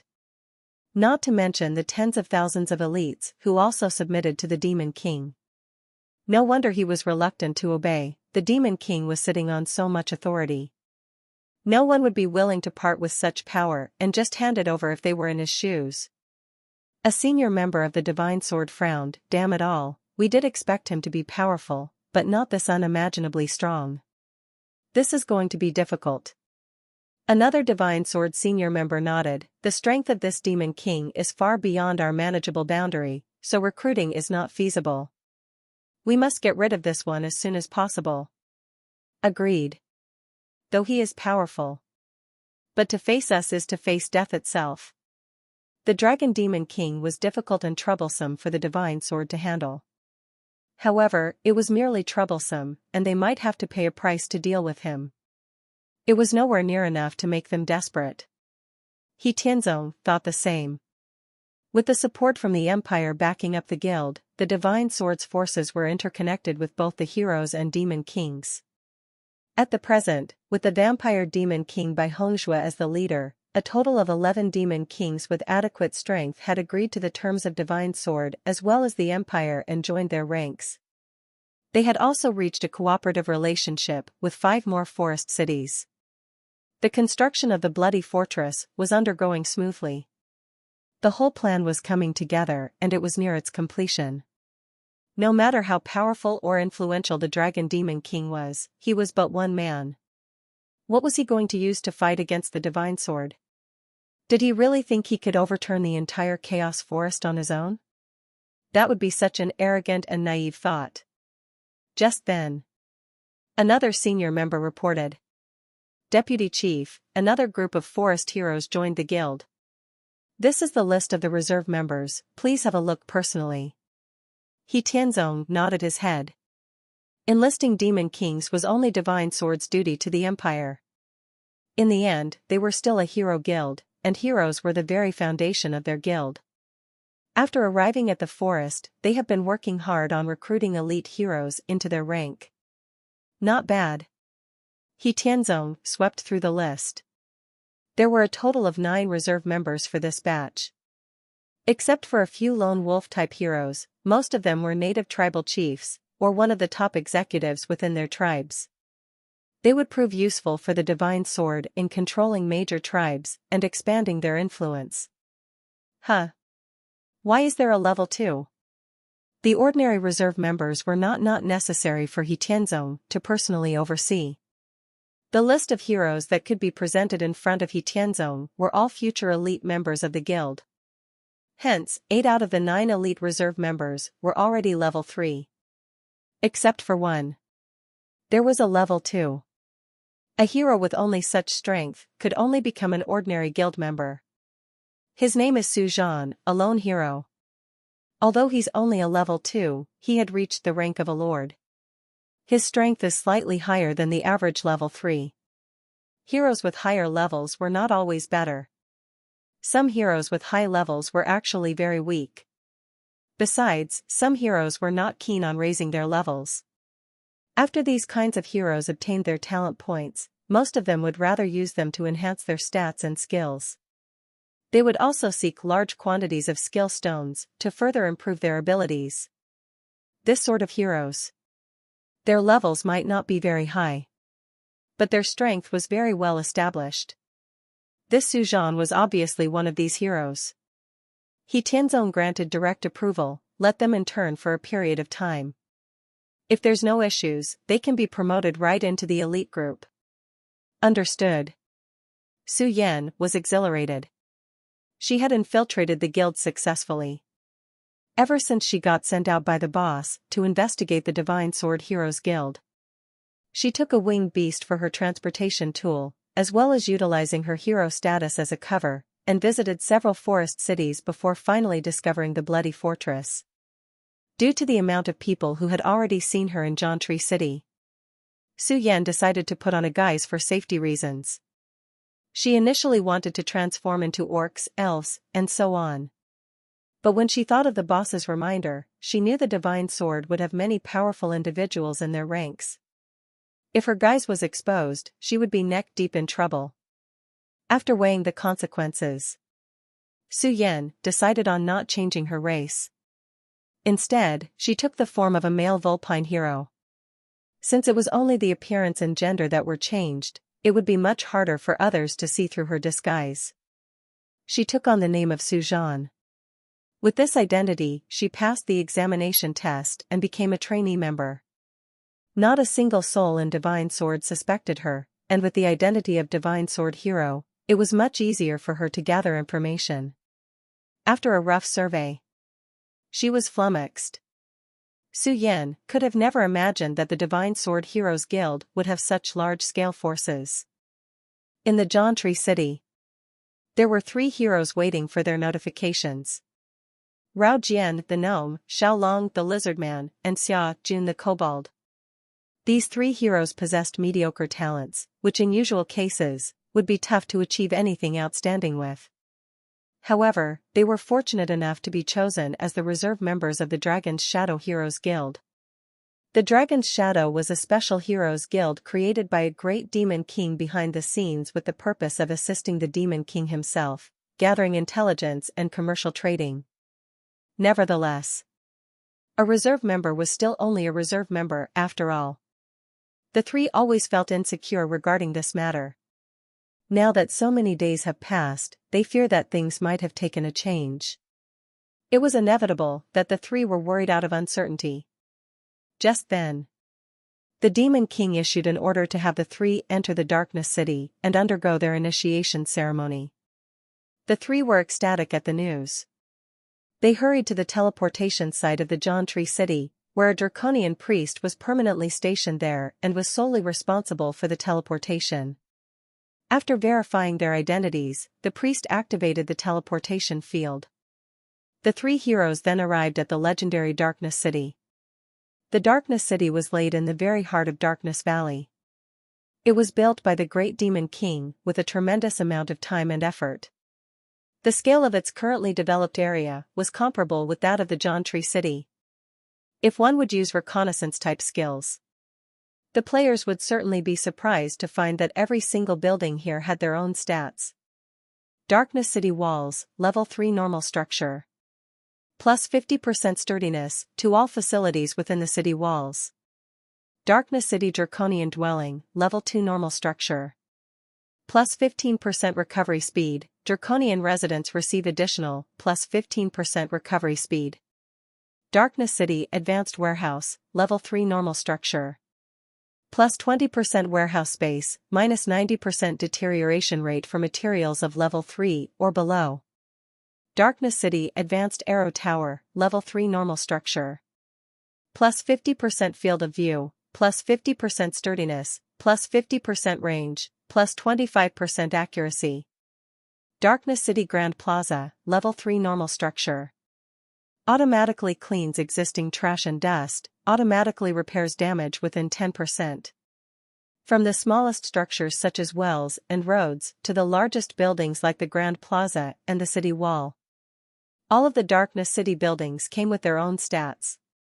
These normal rank buildings were not procured from blueprints, they were the fruits of the high draconian laborers' hard work, constructing day in and day out. These little bonuses should not be underestimated. Individually, they might not be significant. However, when viewed from an overall and long-term perspective, Darkness City was definitely the most efficient and comfortable city to reside in. When the Great Demon King first designed the city, he aimed for a composite and multiracial cohabitation city. Hence, in addition to the central area, which was the Draconian district, the overall style of the city was similar to the one within a movie from the Demon King's previous life, Zootopia. Zhang Nu designed the residential areas based on the different sizes and living environments of various species. From the smallest race, such as fairies, to the largest, creatures like giants and dragons, every species would be able to make their home within this city in the future. The Demon King had an ambition to conquer the entire world. The main city should naturally be built with a goal of becoming the world's central capital city. Along the way, the three saw not only the continuous rows of conventional buildings, but also the special structures including the temples of nature and war, the altar of Inferno, the life spring, the tower of detection, etc. There were not many people in the Darkness City at the moment. The primary inhabitants were still Draconians. Still, the city was bound to be lively and prosperous in the future. The three heroes approached and entered the intimidating Demon King's castle. It was tinted in dark golden tones, majestic as well as domineering, brimming with an imposing sense of oppression. Just the presence of the Draconian guards, posted within and outside the castle, made their heart pound and their legs weak. They were too terrifying.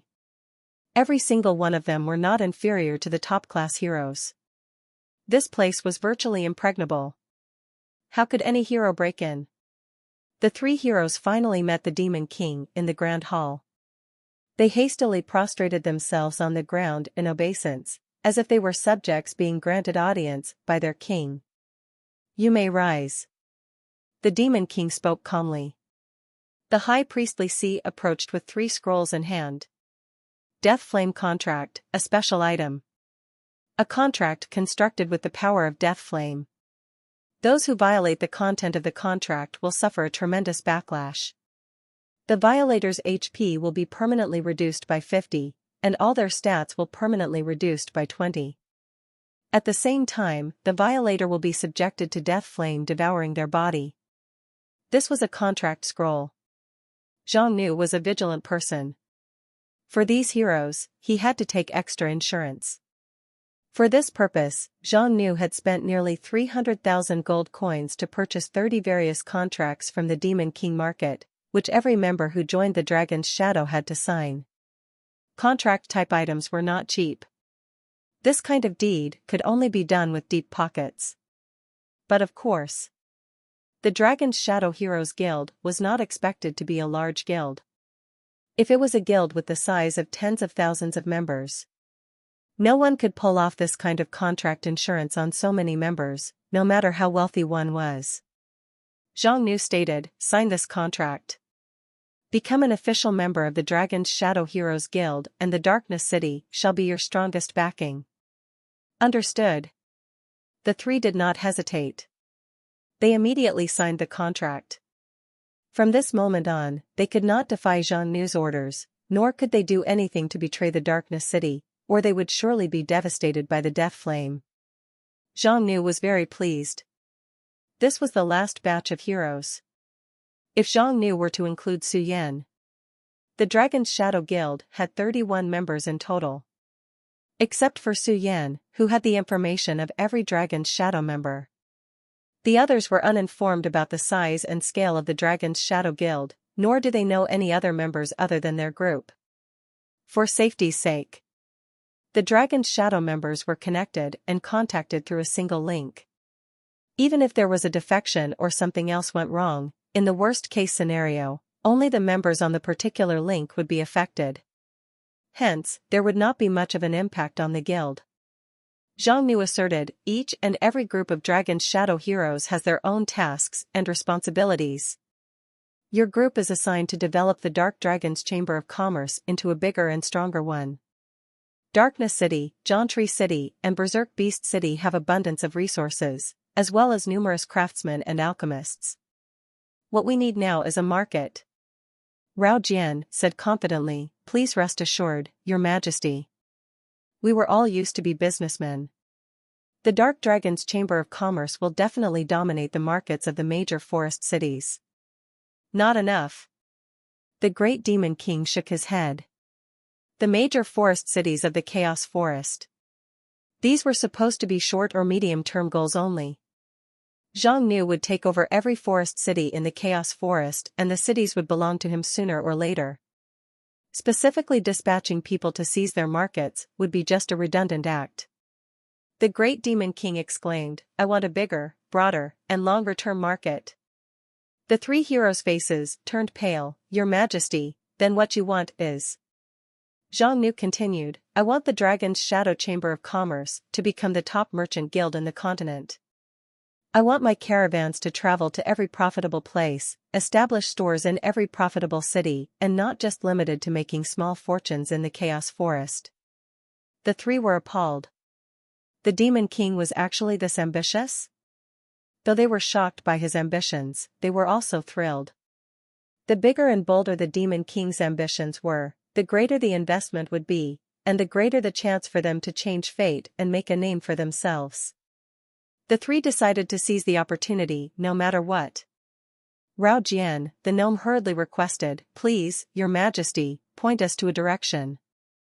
The Great Demon King pondered a while and answered, "The three major forces surrounding the Chaos Forests are the Thunder Empire, the Sunset Empire, and the Azure Water Federation. The Dark Dragon Chamber of Commerce is only starting out, which is why we can only pick one of their markets to enter. The Thunder Empire will be the first to be ruled out. This empire is extremely ambitious and is very likely to be at war with Chaos Forest in the future. They will definitely restrict any commercial activities from the forest. The Sunset Empire is also not a good pick. This empire is militarily formidable, but their commerce is not as flourished as the other two. They are also exceedingly conservative and xenophobic. They will not welcome any races other than human beings. Only the Azure Water Federation is the most suitable choice." It was hard to make remarks on any other forces too far off from Chaos Forest. But, for the three closest major forces, Zhang Nu did some research and has some understanding of them. The Azure Water Federation was quite peculiar. It was a joint state composed of nearly 100 or so small and medium-sized countries, in which the human population only accounted for half of their total population. The other half consisted of various races of the land, forest, and sea. The country was very receptive to foreign traders. Furthermore, the country's commerce was incredibly developed and mature. They had an abundance of islands, sea regions, and well-developed shipping facilities. It could be regarded as a hub commercial country and capable of trading with more than a dozen imperial forces from farther away. Whether it was to make a profit or acquire materials, the Azure Water Federation was the ideal choice. If the Dark Dragon Chamber of Commerce could gain a foothold and establish themselves in the Azure Water Federation, it would be the equivalent of opening a window to the wider world. By then, not only could one make a fortune, it was also possible to access all kinds of resources to enable the strength of the Demon King, as well as his army to grow stronger. Rao Jian perked up and assured, "Yes. Please do rest assured, Your Majesty. We will depart right away and we will not let you down." Zhang Nu replied, "I've made preparations for your group." As he spoke, 15 Draconian Master Craftsmen and 100 regular Draconian Craftsmen stepped into the Grand Hall. In addition to these, there were 10 super soldiers and 5 mystic battle mages who would act as their escorts. This was the initial team that Zhang Nu prepared for the Dark Dragon Chamber of Commerce. In addition to manpower, Zhang Nu provided another sum of money, a total of 100,000 Demon King gold coins, which was equivalent to 1 million of mainland gold coins. This was not a small sum of money. It was more than enough for the three to recruit their own troops, as well as penetrate the markets of various cities to enter Azure Water Federation smoothly and establish a foothold there. That was exactly how potent this investment was. The Demon King's ambition and determination were unmistaken and could be viewed in crystal clarity. Naturally, the three gained greater certainty and confidence. The Dark Dragon Chamber of Commerce must become bigger and stronger. The 3 Dragon's Shadow members departed with their caravan team as well as their startup capital. With such a powerful and solid backing, which was the Demon King himself, the caravan would certainly be able to accomplish great achievements. From this moment onwards, they realized that their fate had been completely rewritten. Who said heroes could only succeed through fighting and killing only? These three heroes had made up their minds to prove the world with their actions that they could thrive with a different path. After the Dark Dragon caravan went on their way, Zhang Nu let out a sigh of relief. He had been busy with the affairs of the Dragon's Shadow Guild for the past 2 days. Zhang Nu had been planting a number of pawns in the process, and the Dark Dragon Chamber of Commerce was the last pawn. In the long run, this particular pawn was the most valuable. Su Yan had sent back the information and Zhang Nu had received it. However, Su Yan had just completed her infiltration on the Bloody Fortress, and only learned of the purpose of the Divine Sword Heroes Guild as well as the scale of their forces. As for the specific details, she still needed to carry out further investigations. The Divine Sword doubtless had Zhang Nu on their radar, but they have yet to formulate a plan to deal with time for the time being. Both sides were in a phase of quiet and stillness, like the calm before the storm. Since this was the case, if the enemy would not make a move, neither would Zhang Nu. Zhang Nu did not intend to strike the first blow. He would like to see what kind of tricks would the Divine Sword play. It would not be too late for the Darkness City to engage them after Su Yan made a thorough investigation about the Demon King Alliance and their relevant cities. Zhang Nu had considered that the situation for the following few days would likely be uneventful. And there should not be anything major occurring within these few days. He then made an important decision to attempt getting rid of the seal in Jontree Forest. As the saying goes, one must quell the internal concerns before dealing with the external conflicts. The sooner such an internal issue was stamped out, the better. And as a level 5 overlord area, it would be Zhang Nu's biggest challenge to date. The elven elders of Jontree City were greatly shaken. And the young city lord was in disbelief. "Your Majesty, you want to enter the seal of Jontree Forest? That's too risky. For the sake of the people of Jontree City and the Tree of Life, I must take the risk." Zhang Nu continued, "Currently, the barrier of the Jontree Forest has ceased its function. As long as the issue of the seal isn't solved, the Jontree Forest and the Tree of Life will continue to be under its threat." The elves were somewhat swayed. It was absolutely not necessary for the Demon King to do this. Even if the seal of the Jontree Forest became out of control, it would not pose any threat to the Demon King. The elves were emotionally touched by his devotion. They did not expect the Demon King to be willing to take such risks for the sake of the elves. "Still, we urge you to reconsider." Yes. There was no shortage of pioneers from the generations of our clan's forefathers who have ventured into the seal and attempted to remove the threat once and for all. However, without exception, none of them returned. The elven elders continued to persuade Zhang Nu. Zhang Nu calmly replied, "You do not need to worry about me. I can sense the existence within the seal has grown extremely weak and vulnerable after being sealed for 10,000 years. It is sufficient for me to deal with it with my current strength." Seeing that the Demon King had made up his mind, the young city lord immediately asserted, "I shall accompany His Majesty, the Demon King." The several elven elders' faces turned green in fear at her statement. This little lordling was their future elven king. Once she truly became the elven king. With a raise of her arm and a rally call, countless elves would come running from all of Chaos Forest and even other places to unite under her command. This was their only hope of their clan's revival. The young city lord was very determined. "Elders, my mind is made up. There's no need to persuade me. After all, my life was saved by His Majesty, the Demon King. I can never watch His Majesty risk his life for elves on his own." The elven elders stared at each other with blank dismay. Ultimately, the elves were a kind-natured race. The Demon King was going to risk so much for the sake of elves, disregarding his own life. If they continued to hinder the young city lord from aiding His Majesty, it would be too ungrateful of them. Looking at them like this, Zhang Nu could not help but to secretly judge them in his heart.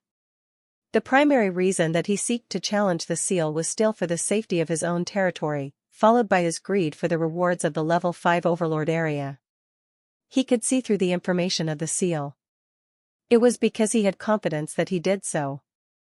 Disregarding his own life for the sake of the elven tribe? Please don't be so self-indulgent and kid yourself. The Demon King was not that noble as to self-sacrifice. On the very same day, Xiongnu took the young city lord to the seal of the Jontree Forest. Are you prepared? I'm opening the sealed gate. Nancelia nodded as she gripped the Elven King's scepter tightly in her grasp. The sealed gate was exceedingly strong and robust. It would be very difficult to destroy it by violent means. Only by unleashing the MP of a level 4 overlord could the sealed gate be moved. Both the Demon King and the young city lord had the capability to open the sealed gate. Xiongnu placed his hand on the giant gate and poured his powerful MP into its magical formation. The dim formation began to gleam brilliantly, and a gap appeared in the sealed stone gate. Soon after, the stone gate slowly parted. Beyond the gap was no ordinary space. It was a distorted spatial vortex from which an evil and sinister aura was emitted. You are under the effect of a negative energy. HP -3. You are under the effect of a negative energy. HP -2. You are under the effect of a negative energy. HP -3. Xiongnu learned in advance, through the prompt message, that the sealed land was not a place with normal space. Hence, he was not surprised to see such a scene before him.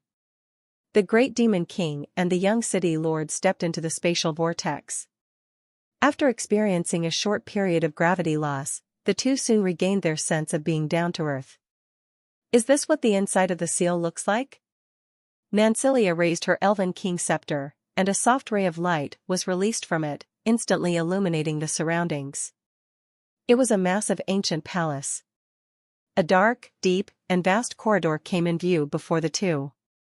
Compared to the environment outside, the evil aura of the place had been significantly amplified, which had accelerated the loss of HP. You are under the effect of a negative energy. HP -5. You are under the effect of a negative energy. HP -5. You are under the effect of a negative energy. HP -4. Xiongnu was losing his HP every few seconds even for a strong being like himself.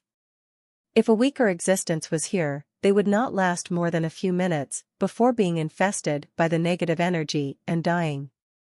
You have been buffed with Elven King's blessing. HP, MP, and all stats plus 25%. Recovery speed plus 50%. Soul resistance has been significantly increased. The young city lord waved her scepter. She buffed herself as well as the Demon King, respectively. Xiongnu commended, "What a powerful blessing spell." The young city lord immediately beamed with joy and replied proudly, "Of course.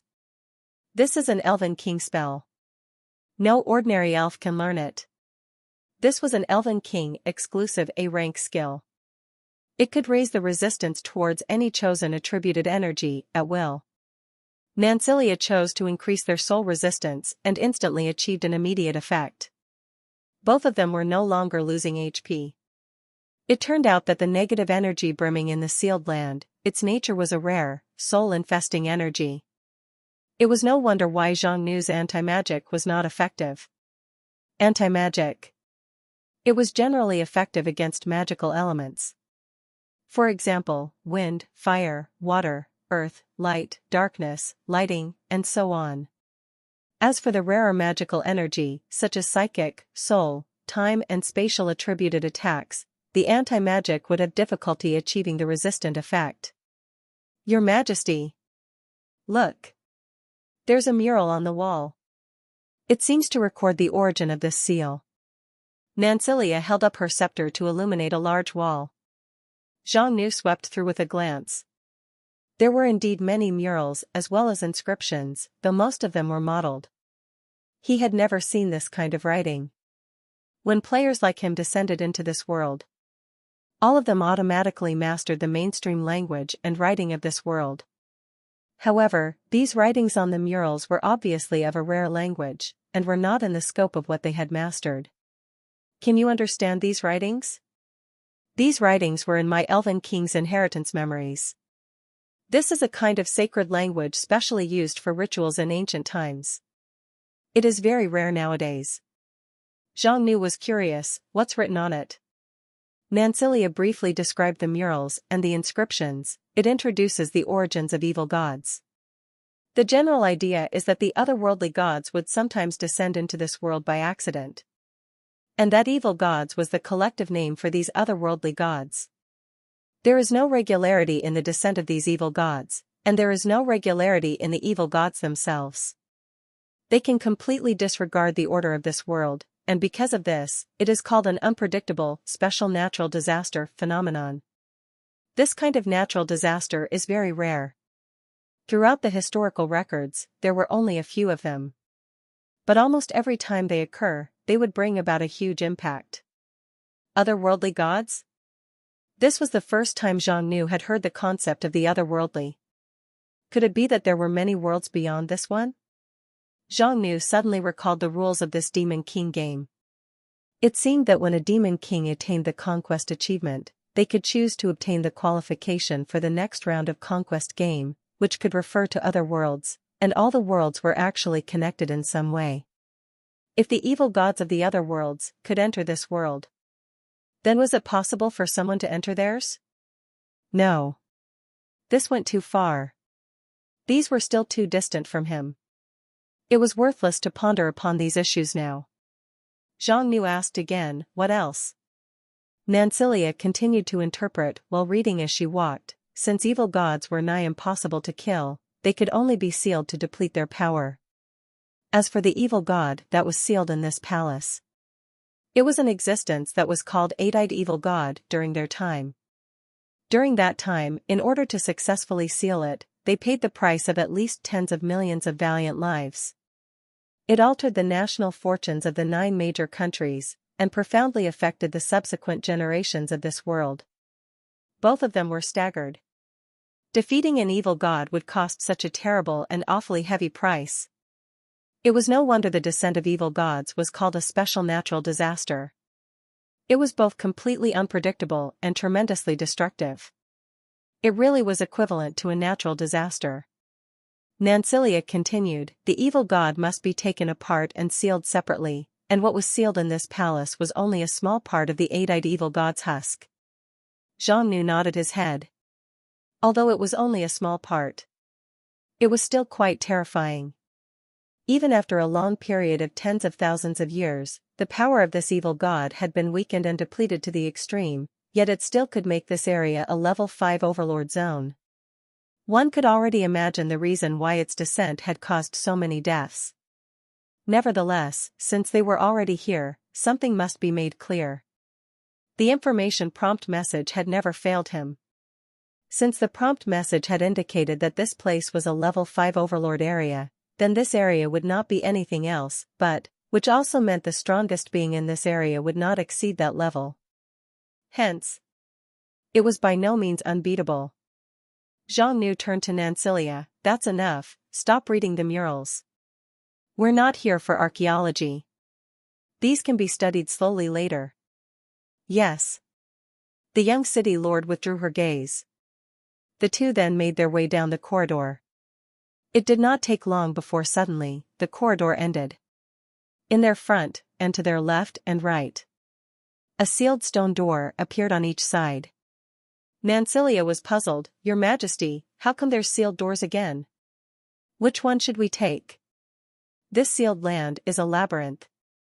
These are the trap mechanisms to prevent intruders with malicious intents.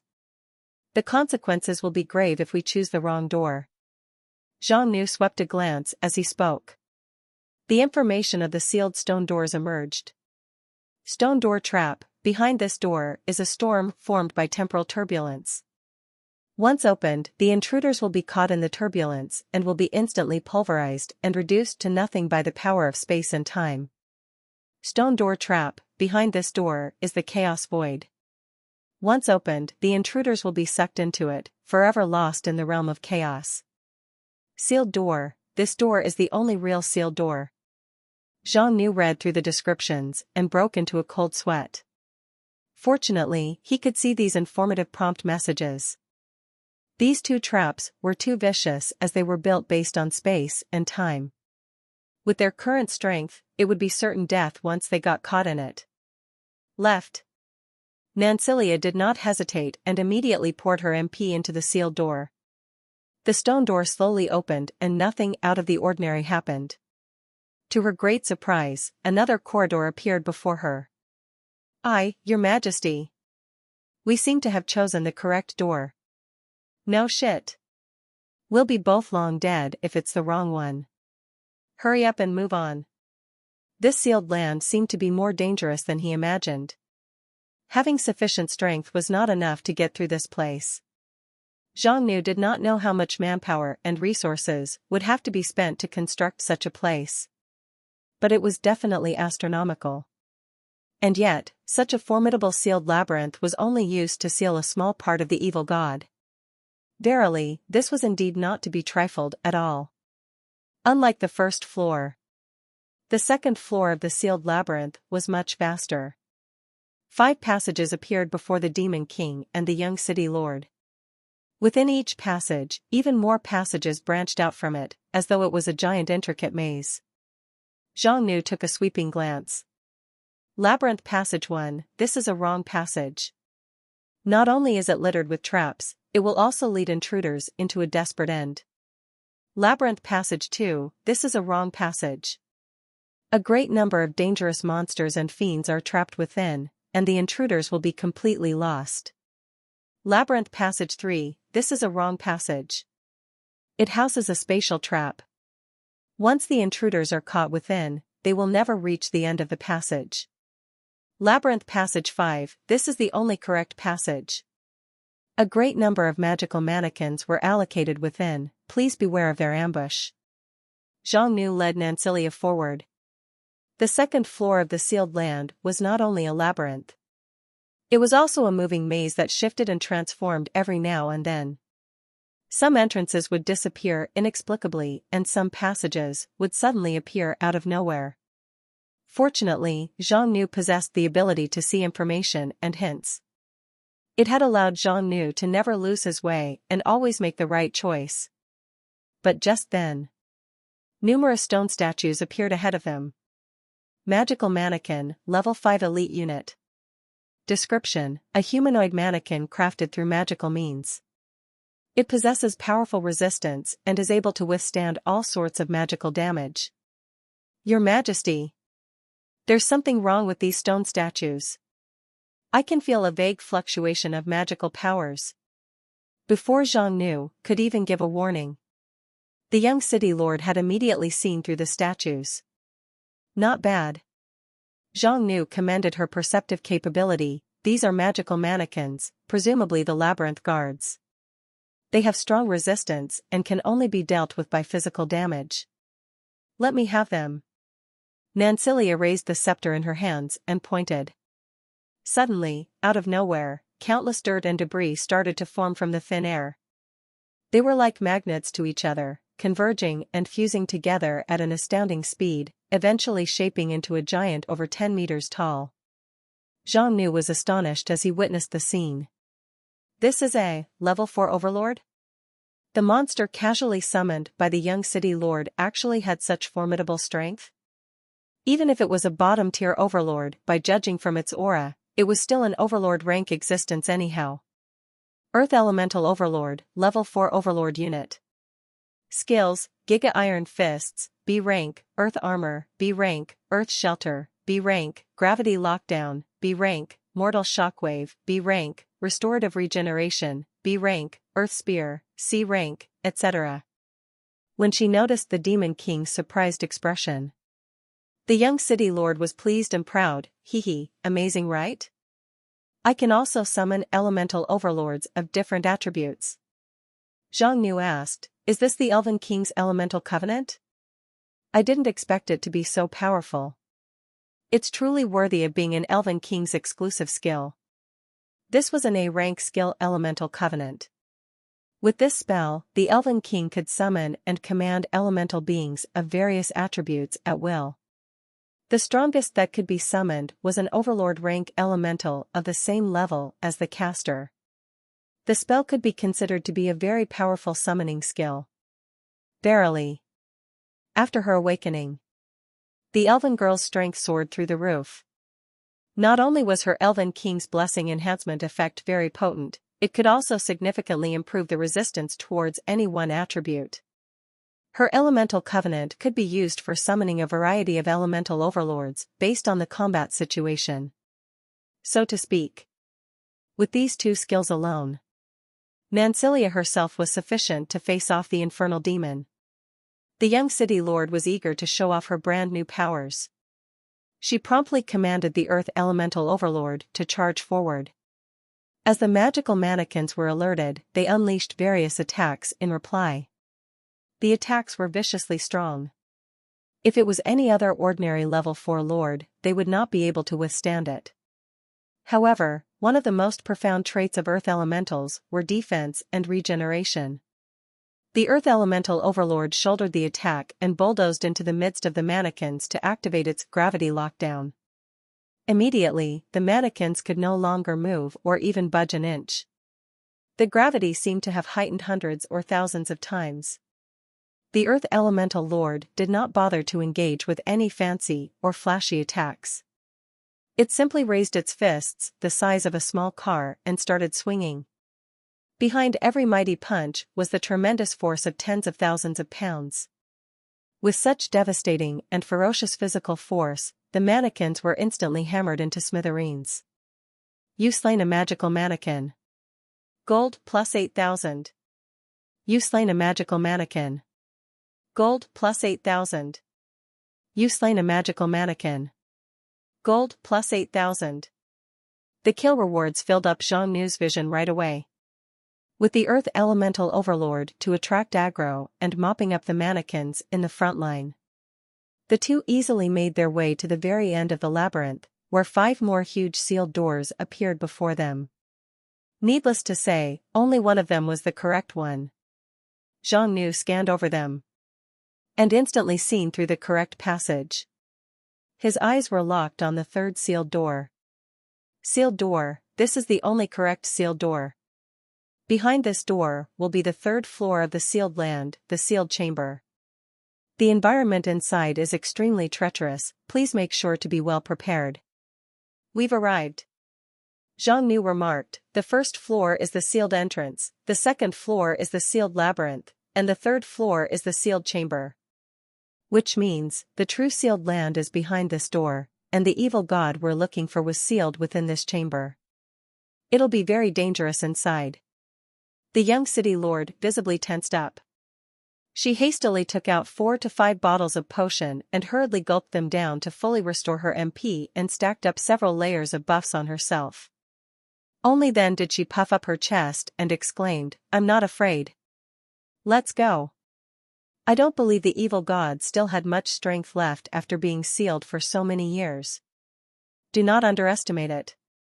Heed my commands later and do not act without my permission. Understand? Understood. Zhang Nu opened the stone door. Almost instantly, an immense and chaotic aura erupted from within. The great demon king and the young city lord sensed the aura and immediately suffered from an extremely sickening and ill sensation. They were incapable of describing the nature of this strange power. It could not be categorized as evil.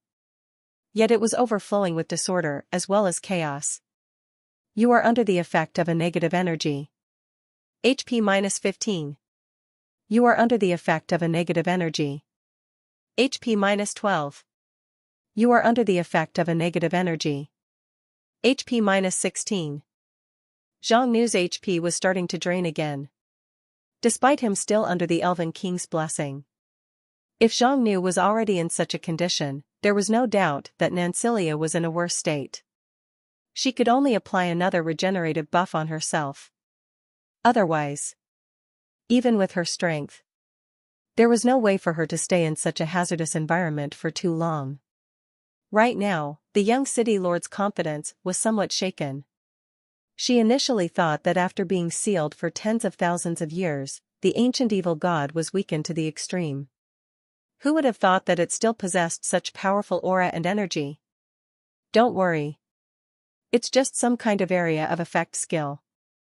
Although the evil god isn't as weakened as you thought, it won't be so strong that we can't deal with it. Let's go. The Demon King cheered up the young city lord.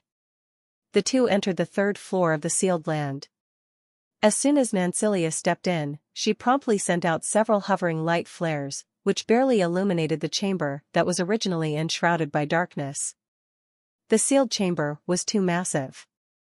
It was the size of several soccer fields. In the center of the chamber stood a 100-meter-tall altar. It was riddled with sealing inscriptions, bound by dozens of chains, and encased within a magical barrier. Except that at this moment, the surface of the altar was severely cracked. The sealing barrier had also long since dimmed. An indescribable sense of crisis arose with Zhang Nu. Something beyond the plane of ordinary life form seemed to be observing him. He locked his gaze onto the source of his dread. It came from the very top of the altar. It was a human head-sized object that resembled a crystal ball. Presently, a fiery vertical pupil emerged on the crystal ball. Relevant information instantly popped up as Zhang Nu glimpsed at the eye. Eye of the Evil God, Level 5 Overlord Unit. 1 HP, 35,000 MP. Skills, Death Stare, A rank, Undead Creation, A rank, Evil God's Aura, A rank, Confining Ray, B rank, Health Flurry, B rank, Abyssal Gaze, B rank, Soul Extraction, B rank, Psychic Barrier, B rank, etc. Mancilia uttered in horror, "What is that thing? Its aura is so terrifying." Zhang Nu answered, "That is the evil god. More specifically, an eye of the evil god." Mancilia was stupefied at the answer. She said in disbelief, "This massive seal in which my forefathers and ancestors painstakingly enacted, was all to seal one of the eyes of the Eight Eyes evil god." Although there had long been hearsays within the Jantri tribe. The sealed land had sealed a part of the evil god's body. But Mancilia did not expect the so-called body part was actually just a giant eyeball. It just seemed too ridiculous. It was the reason for the corrupted chieftain. The disaster 300 years ago was also its doing. How could a mere eyeball be so tremendously powerful? It was comparable to a legendary divine weapon. Upon seeing the prompt message, Zhang Nu let out a faint sigh of relief. The eye of the evil god was shown to have a HP pool, which indicated it was not indestructible. However, it was bizarre that it only had a single point of HP. A level 5 overlord only had a single point of HP. And yet its MP pool had a whopping 35,000 points. The existence of evil gods. It was incomprehensible and unfathomable.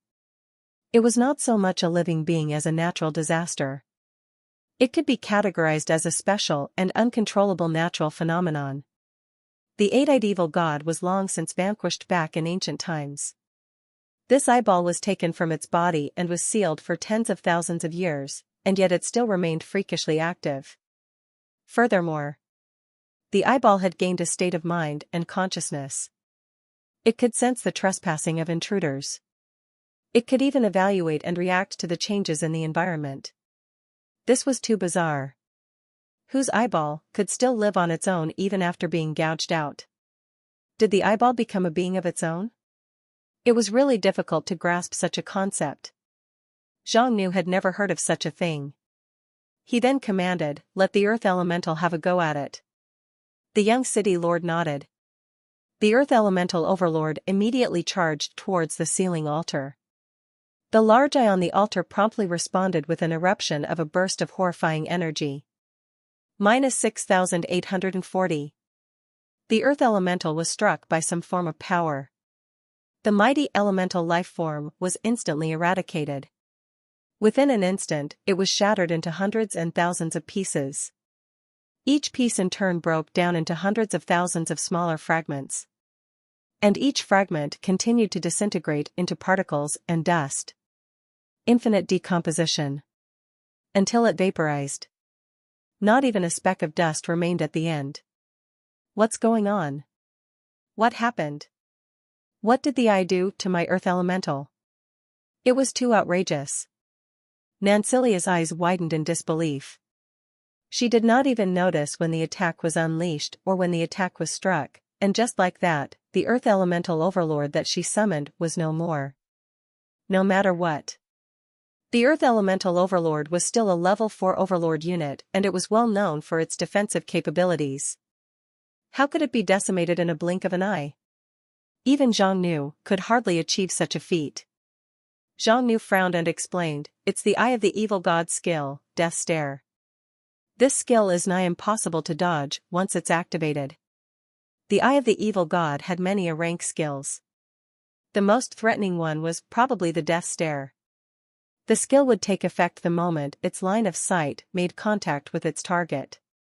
Unless one possessed the speed that was too much for even the eye to catch on, or just stayed beyond the skill's effective range, the attack would be difficult to intercept. This skill might even be capable of insta-killing beings with levels higher than itself. How do you fight something like that? The young city lord felt helpless and despair. It was now in clarity the reason why the eye was sealed up and the elves were told to watch over the seal for generations. This eyeball was just too dangerous. The two have yet to take further actions. The Eye of the Evil God erupted with another surge of intense energy. One after another hideous and contorted monsters, wreathed in undead aura, were created out of thin air. This was another of its rank skills, undead creation. Zhang Nu scanned over these monsters that were just created. Their appearances were twisted and deformed, as if a mess of unknown corpses were haphazardly stitched and fused together. It was both disgusting and unnatural. Aberrant Corpse Fiend, Level 5 Elite Unit. Skills, Undead Hell, B rank, Grudge Eruption, B rank, Corpse Fiend Curse, C rank, Dissolving Corpse Toxin, C rank, Aberrant Contamination, C rank. What are these creatures? I've never seen or heard of such undead before. Nancilia watched as hundreds of these aberrant corpse fiends surrounded them from all sides. She could sense the chaotic energy within these deformed monsters. These were undoubtedly undead creatures. However, they were vastly different from the usual undeads. Not only their twisted and distorted appearances had a traumatic effect on one's sanity, the aura and energy emitted from them also constitute a spiritual level of contamination. There were way too many of them. In addition, when the corpse fiends gathered, they began to devour and fuse with each other. After more than a dozen of them merged together, it eventually became a gigantic monster with a massive figure and even stronger contamination. Aberrant Abomination Corpse Fiend, Level 5 Lord Unit. Skills, Undead Hell, B rank, Grudge Eruption, B rank, Abomination Curse, B rank, Aberrant Contamination, C rank, Terror Aura, C rank. The sense of oppression was too much. Although Nancilia had stacked a bunch of buffs on herself. But now she had to endure the pollution of the Eye of the Evil God's aura on one hand, the contamination of the undead creature's terror aura and aberrant contamination on the other. She could not withstand it anymore. Your Majesty, what shall we do? Zhang Nu spoke after careful deliberation. We'll split up. These undeads are afraid of fire. Use your fire attacks against them, and destroy them as much as possible. Do not let them continue to merge. If these corpse fiends continue to merge, eventually, it might even create a level 5 overlord. The Eye of the Evil God was already a level 5 overlord. If another level 5 overlord was created, then this battle was destined to be a nightmare. Therefore, it must be stopped no matter what. The young city lord unhesitantly activated her elemental covenant once more. Come to existence. Fire elemental. Countless sparks and embers converged in the thin air. And a fire elemental overlord with a figure of over 10 meters tall was summoned. It promptly unleashed a terrifying torrent of flame that ruthlessly scoured the surrounding areas, and a dozen or so aberrant corpse fiends were immediately scorched. Well done! Zhang Nu exclaimed. You'll be in charge of holding back the undeads. Leave the giant eyeball to me. As he spoke, Zhang Nu flew straight towards the eye of the evil god. The eyeball instantly responded by preparing another death stare. He already had concluded some insights after the previous trial with the earth elemental. The death stare was horrifying. Even he might not be able to endure such an attack. Furthermore, once the skill was activated, the blow was instantaneous. There was no trajectory to track. It was impossible to dodge. And there was no defensive skill powerful enough to block it. But before the eye could launch the death stare attack, it had a brief moment of power build-up. It needed to accumulate a large amount of MP to concentrate it into its pupil. This very process, although extremely brief, it was enough for someone like Zhang Nu to react against the attack. A close analogy for this was, for example, a sharpshooting marksman was going to fire at a target. The target certainly could not perceive the speed of the bullet, nor could they block the destructive force of an incoming bullet. However, one can read the motion of the marksman drawing their gun as well as pulling the trigger. At this point, the target should not attempt to even resist or stop the bullet that had left its gun barrel. Instead, one should stop the marksman before they shoot. Zhang Nu abruptly unleashed a burst of thousands of scarlet abyssal lightning bolts. All of them were aimed towards the eyeball. The whole ceiling chamber was instantly lit up. The abyssal lightning was also an instantaneous skill. Zhang Nu gave it his all with his monarch rank strength. At such a close distance, with the speed of these lightning bolts, it could reach the eyeball in time and completely destroy it just before it could finish casting its death stare. It only had a single point of HP. It could not take the lightning bolts on. Unsurprisingly, the eye of the evil god gave up on finishing its death stare cast, and instead deployed its B-rank skill, Psychic Barrier. A tremendous amount of psychic power instantly formed a protective barrier around itself. This was a flawless defensive skill. The skill could directly convert MP into a defensive barrier, nullifying the damage caused by any form of attack. In a sense, this was equivalent to turning its MP bar into its HP bar. After Zhang Nu's series of lightning bolts hit the eye of the evil god, its MP pool was directly reduced by 2,000 points, but its single HP point remained untouched. As expected, it would not be this easy. Although the eye of the evil god was sealed and suppressed to an extremely weakened state, hence the pitiful single HP point, its powerful and massive MP pool could effortlessly block any attacks. Nonetheless, Zhang Nu was not discouraged. He had learned through the information prompt message. The eye of the evil god had a fatal weakness. Despite the psychic barrier being a flawless defensive skill, during its deployed state, the eyeball could not use any other skills simultaneously. Which was why he must not stop attacking. Zhang Nu incessantly summoned lightning bolts and lobbed dragon flame fireballs one after another towards the eye. The MP pool of the eye of the evil god was further dropped by another 2,000. It was overwhelmed. It could not find a chance to counterattack. Its summoned undeads were being held back by Nancilia. At this point, the eye of the evil god could only stay passive and defend against the attacks. Its MP was being rapidly consumed as it was used to offset the attacks of the Demon King. On the appearance, Zhang Nu had the absolute advantage. In fact, the fight was not as simple as it seemed. In order to maintain the high rate of his barrage of attacks, Zhang Nu exhausted nearly half of his MP pool in a very short period of time, while the eye of the evil god only depleted a third of its total MP.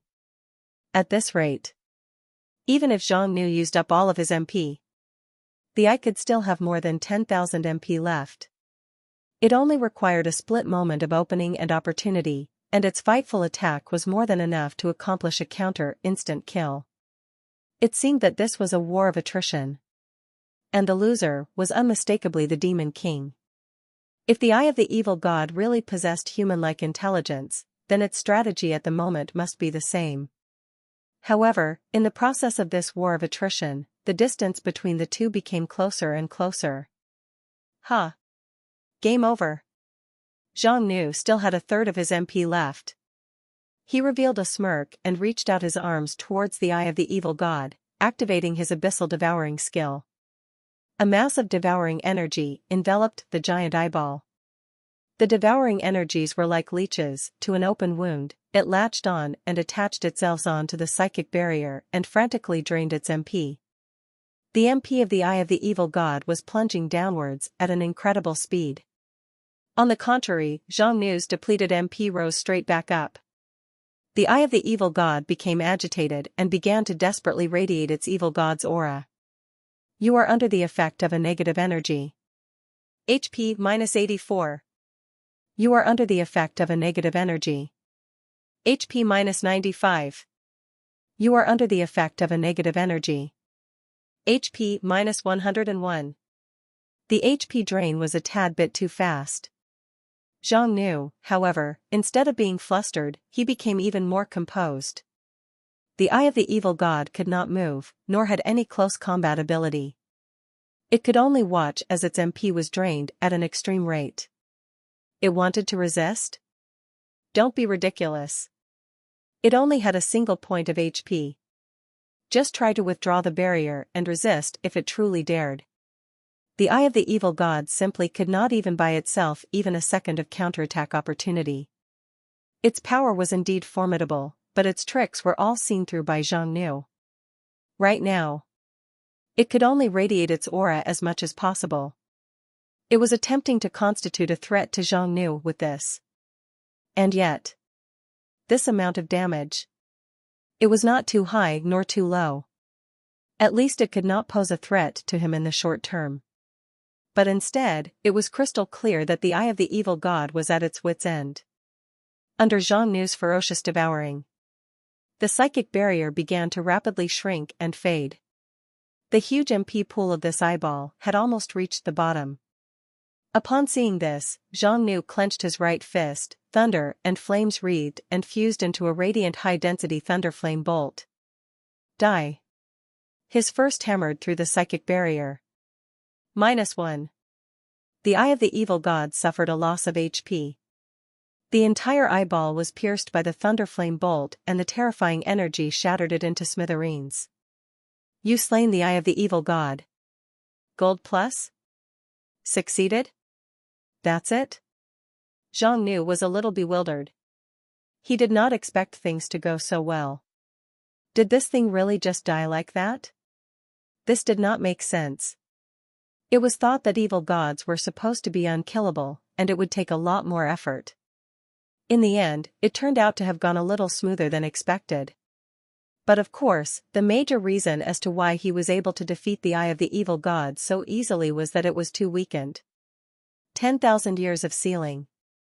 It had lost most of its powers and became extremely vulnerable. Otherwise, the outcome of this battle could have been completely different. After all, it was the eye of the evil god. The very moment the eye was taken out, all the corpse fiends in the sealing chamber collapsed. The endless evil god's aura, as well as the chaotic contamination emanating from the corpse fiends, had finally dissipated. You've conquered the sealed land. You gained gorgeous Mythmanite treasure chest. Only until now. Zhang Nu was finally certain that the battle was won. After all, the conquering treasure chest reward was already handed out to him. Zhang Nu opened up the reward treasure chest. You've opened the gorgeous Mythmanite treasure chest. You've gained Gold X 1,800,000, Level 4 Building Upgrade Scroll X1, Blueprint, Tower of Evil Eye X1, Blueprint, Beholder's Lair X1, Dark Gem X 300, Undeath Gem X 500. The sealed land was dangerous and treacherous. However, in terms of scale, it was not very large. After Zhang Nu and the young city lord took out the group of mannequins, they did not encounter any other monsters and ran straight into the encounter with the eye of the evil god. Usually, in this case, the gold reward would be relatively lesser compared to other areas with the same level and rank. But the other types of rewards were still quite bountiful. Blueprint, Tower of Evil Eye, Level 4 Blueprint. Costs, Gold X 800, 000, Undeath Gem X 300, Dark Gem X 200, Stone X 10, 000. You may summon a Tower of Evil Eye within your territory. Blueprint, Beholder's Lair, Level 4 Blueprint. Costs, Gold X1, 000, Dark Gem X500, Stone X20, 000. You may summon a Beholder's Lair within your territory. There were no Level 5 blueprints included in the rewards. It was probably due to the extreme rarity of Level 5 blueprints. Even in Level 5 areas, the drop rate of these blueprints was low. Nevertheless, these 2 Level 4 blueprints acquired were not bad either. The former was similar to the Tower of Grudges, Tower of Detection, Tower of Barrier, etc., which were defensive and precautionary structures. However, the Tower of Evil Eye was a Level 4 building. Its functionality, effectiveness, and power would be incomparable. The latter blueprint of Beholder's Lair was obviously a Baroque-type structure, and the value of a Level 4 Baroque-type building was extremely high. The treasure chest this time. Though it did not drop any Level 5 blueprints. But it did give a Level 4 building upgrade scroll. This item could upgrade any Level 4 building into a Level 5, which could be considered to have indirectly obtained a Level 5 structure. This was more than enough to please Zhang Nu. The evil god has been taken out. Nancilia was very thrilled and ecstatic. The seal had bound the Jontree tribe for eons and had wrought disasters upon them numerous times. Was it finally completely resolved this time? Wait. Something's wrong.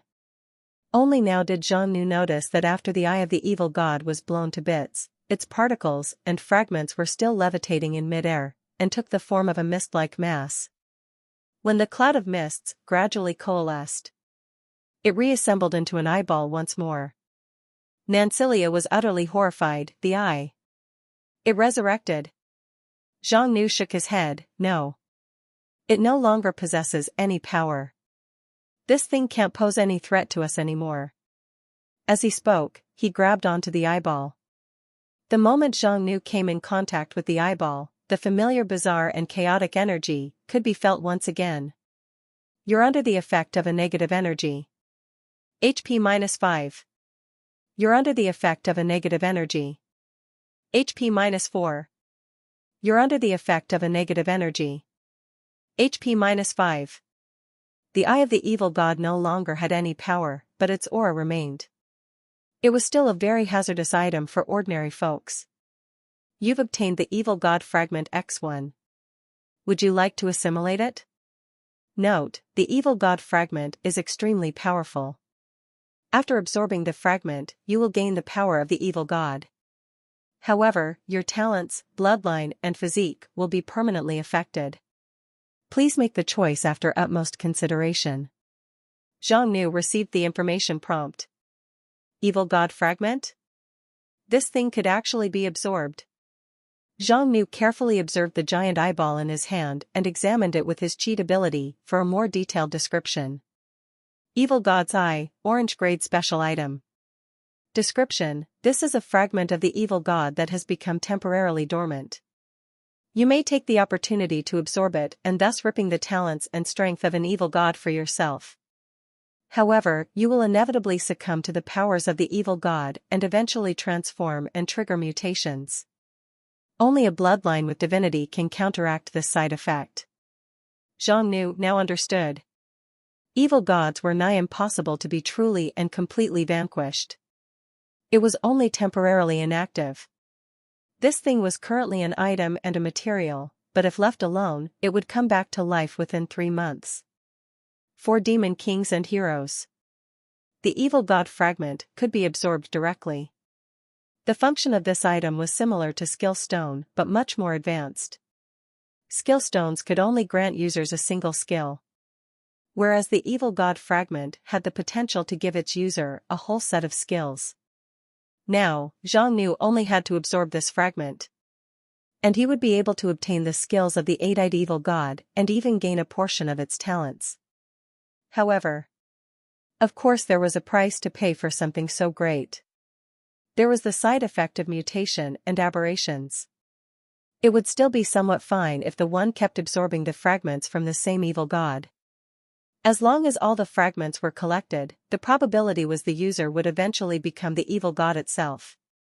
But if fragments from different evil gods were assimilated and their power collided within the user's body, then the side effects and mutations would be completely uncontrollable. Who knew what kind of abomination or monstrosity one would turn into? All in all, this eyeball was of great value. It was the biggest haul of this expedition. But Zhang did not intend to assimilate it now. As the description had shown, the side effects were not insurmountable. Within Zhang level 4 talents, there was one named Dragon God Bloodline. As long as the talent was activated, he could access the potentials of the Dragon God. First, acquire this divine bloodline. Then, absorb the evil god fragment. Not only could Zhang attain the power of the evil god this way, he would be able to avoid its influence.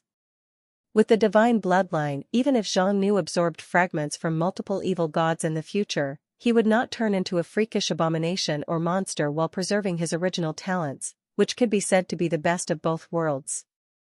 The evil god is inactive now. It will no longer constitute a threat to the Jantri forest. Nancilia let out a long sigh of relief.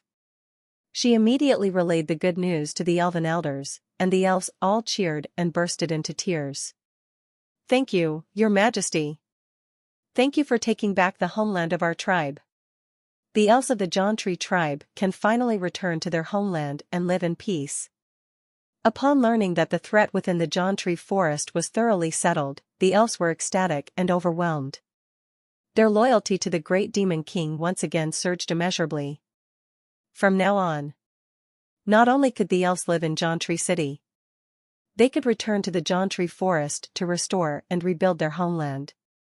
In the future, once Nancilia broke through to become an elven king and the elven tribes from all over the world came to unite under her, the Jantri forest could accommodate at least 200,000 or 300,000 of elves, which was also a positive in Zhang eyes. After resolving the issue, he returned to the Darkness City. Zhang then began the preparations for constructing the new buildings.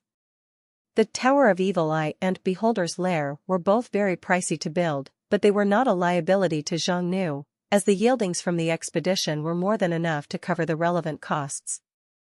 Tower of Evil Eye successfully constructed. The Tower of Evil Eye was built within the Demon King's castle.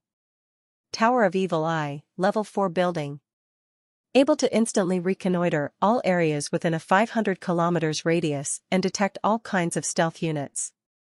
Capable of inflicting violent psychic attack upon any target in a 50 km radius.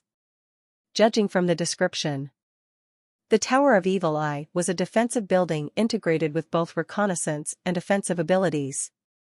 It could both reconnoiter and attack, and its recon range was up to 500 km, which was several dozen times that of a tower of detection. Its detection for stealthed and camouflaged units were also unmatched by the Level 1 Tower of Detection. In addition, the Tower of Evil Eye was also capable of carrying out super long-range attacks. It could perform psychic attacks on any targets within its 50 km radius. The Tower of Evil Eye itself was not all tall or eye-catching. By placing it next to the Demon King altar would be both concealing and safe. No enemies would be able to get to it easily. With it, the territories and the altar's security were undoubtedly improved significantly. Beholder's Lair construction successful. You've unlocked the ability to summon Beholder units. You've gained a new summonable population, Beholder plus 50,000, Greater Beholder plus 10,000, Super Beholder plus 3,000, Abyssal Beholder plus 1,000, Beholder Lord plus 50, Greater Beholder Lord plus 10, Hellish Beholder Overlord plus 1. This was a Level 4 barracks-type building. The strongest unit summonable was actually a Level 4 Overlord unit. The Beholder race was a species of demon that was relatively common in the underground world as well as the Abyssal realm. The strength and weakness of the Beholders were very extreme. Their disadvantages were low intelligence, slow movement, incredibly fragile, and weak defense. They were basically doomed if an enemy got close to them, even if the enemy was lower level than themselves. The advantages were exceedingly long-range perception, high attack power, and exceptionally long attack range. When encountering an opponent of the same level and rank, the Beholder unit could usually detect the other party in advance, and instantly kill them. Zhang Nu took a glance at the price list. Beholder, Level 1 Elite Unit. Costs 90 gold. Greater Beholder, Level 2 Elite Unit. Costs 900 gold. Super Beholder, Level 3 Elite Unit. Costs 5,000 gold. Abyssal Beholder, Level 4 Elite Unit. Costs 20,000 gold. Beholder Lord, Level 3 Lord Unit. Costs 40,000 gold. Greater Beholder Lord, Level 4 Lord Unit. Costs 200,000 gold. Hellish Beholder Overlord, Level 4 Overlord Unit. Costs 1 million gold plus 500 flame gems. Overall, the Beholder units were not expensive. In general, units summoned from barracks-type buildings were far less cost-effective than the units of their own race.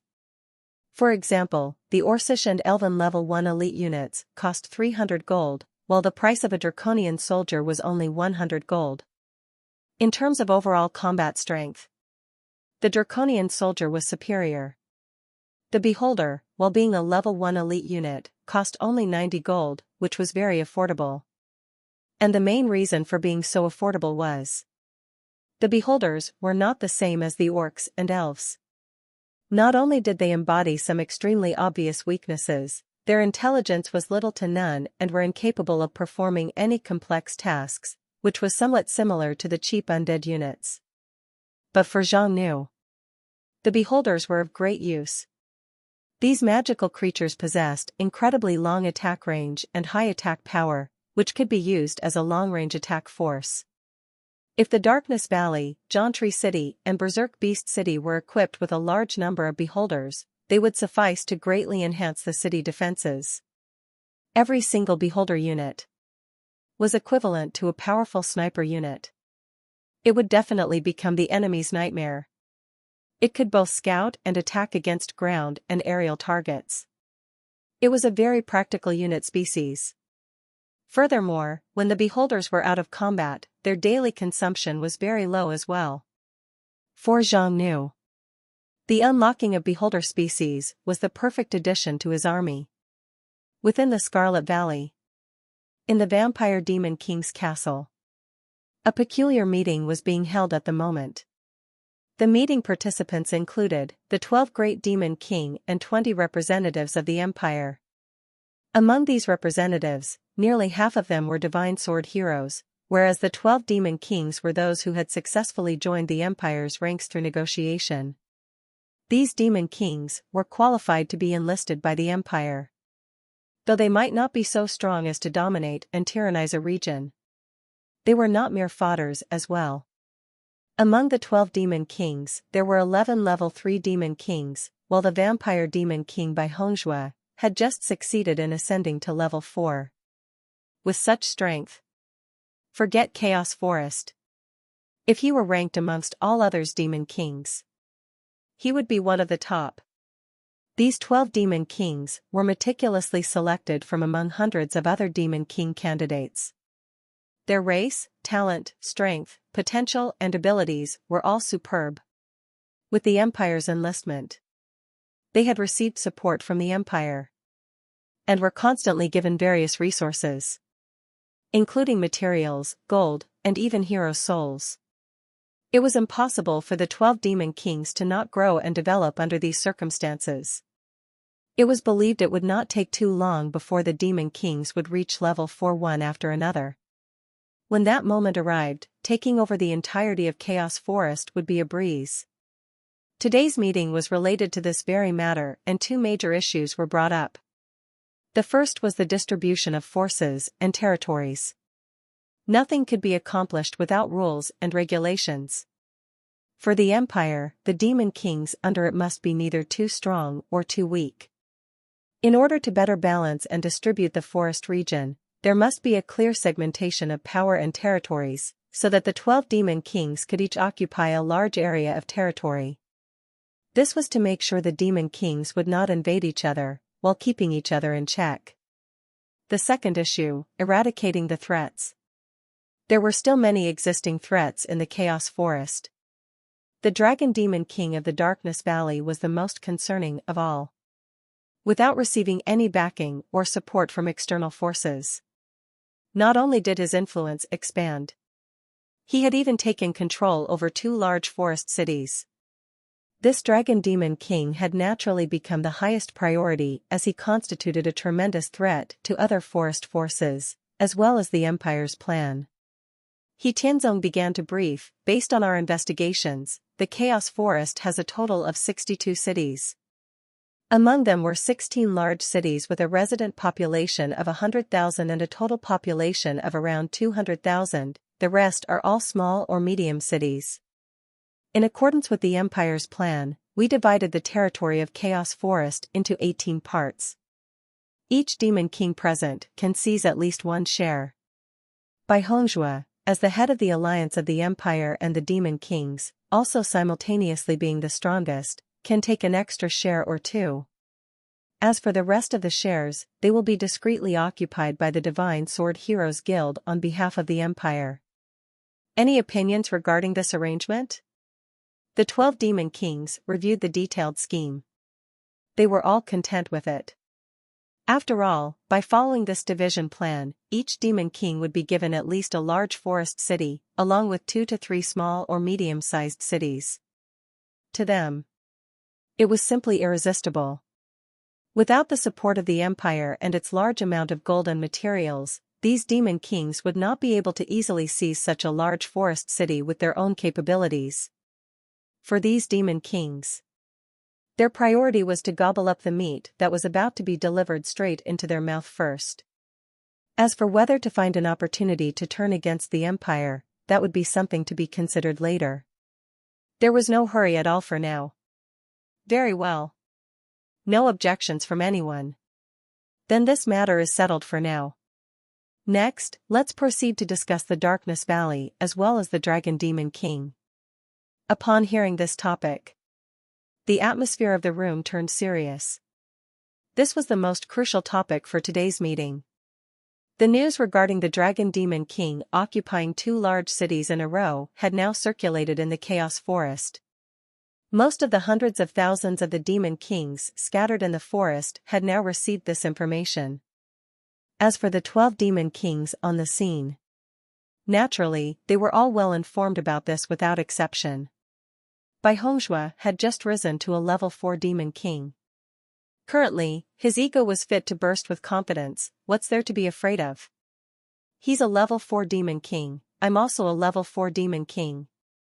And we are numerous. There's absolutely nothing to be worried about. As he spoke, the other 11 Demon Kings nodded in agreement. However, He Tianzong asserted, the Dragon Demon King has a solid and substantial foundation. We cannot afford to be careless. We must launch an assault immediately to stop him from growing bigger and stronger. Bai Hongzhua asked, how do you suggest we fight? He Tianzong replied, whether it's the Berserk Beast City or the John Tree City, they both possess a large number of elite garrisons, as well as solid defenses. Especially the John Tree City, which has a history of over 300 years, boasts a very well-established city defense system. For us, not only are these 2 cities tough nuts to crack, but even if we do manage to conquer these cities, all we did was capture them. That is not in line with our goal of eradicating the Dragon Demon King. So, instead of assaulting these 2 cities, we should take Darkness Valley by surprise and attack it directly. Once the Dragon Demon King's main camp falls, be it John Tree City or Berserk Beast City, we won't even have to fight to capture them. Both the Demon Kings and the heroes nodded their heads. What He Tianzong proposed made perfect sense. The difficulty in sieging either Berserk Beast City or John Tree City were not to be trifled with. Although it was still very possible to capture them by force, it would have cost a huge price. Furthermore, it would delay the extermination of the Dragon Demon King. As opposed to assaulting the forest cities with a fully developed city defense system, it would be better to simply invade the Darkness Valley. The construction period of the latter was far more shorter, it was bound to have a few defensive flaws in it. As long as the invasion was sufficiently quick, They could take down the Dragon Demon King's base camp before the two forest cities could even react. By then, the Jauntry City and the Berserk Beast City would no longer pose any threat. It would be a matter of time and course before the two cities joined their ranks. This was when one of the Demon Kings suddenly remarked, "But the terrain of Darkness Valley is treacherous, and its location is way too far for us. Once we make any movement, it is nearly impossible for the Dragon Demon King to be unaware." The other Demon Kings also frowned upon hearing these words. That's true. If the Dragon Demon King notices us in advance, he could make use of the terrain to hold us back. Once the invasion drags out, the reinforcement from the Jauntry City and Berserk Beast City will pin us in. In regards to everyone's concern on this matter, naturally, He Tianzong had already thought of it long ago. He spoke calmly, "That's why we can't use conventional troops. We have to assemble a large army composed entirely of flying combat units." As the statement was made, the crowd's expressions changed once again. An army composed entirely of flight units? If that was the case, then it would be a sure victory. Flight units had high mobility. Such units could arrive at the Dark Valley within a day, ignoring the treacherous terrain and its defensive advantages, and launch an attack on its core facilities at the first opportunity before the Dragon Demon King could react. The regiments of Jauntry City and Berserk Beast City would not even have time to react. Even if the worst-case scenario occurred, and they were unable to completely take down Darkness Valley. With the mobility of flying units, they could also withdraw in time to minimize their casualties. By making Darkness Valley suffer severe losses was sufficient to significantly weaken the strength and influence of the Dragon Demon King. Bai Hongxue agreed, "This is a good approach. All of my vampire troops have the ability to fly. The Demon Kings present can also more or less provide some of their flying troops." The 12 Demon Kings did some calculations. Just by combining the flying units of these Demon Kings, they could assemble a flight unit army with the size of over 30,000 in number. With this army alone, against a mere Dragon Demon King, it was absolutely more than sufficient. He Tianzong continued, "The Divine Sword heroes had taken control over several Wingedkin tribes, as well as a few Harpy tribes. We could mobilize at least 5,000 Wingedkins and Harpies.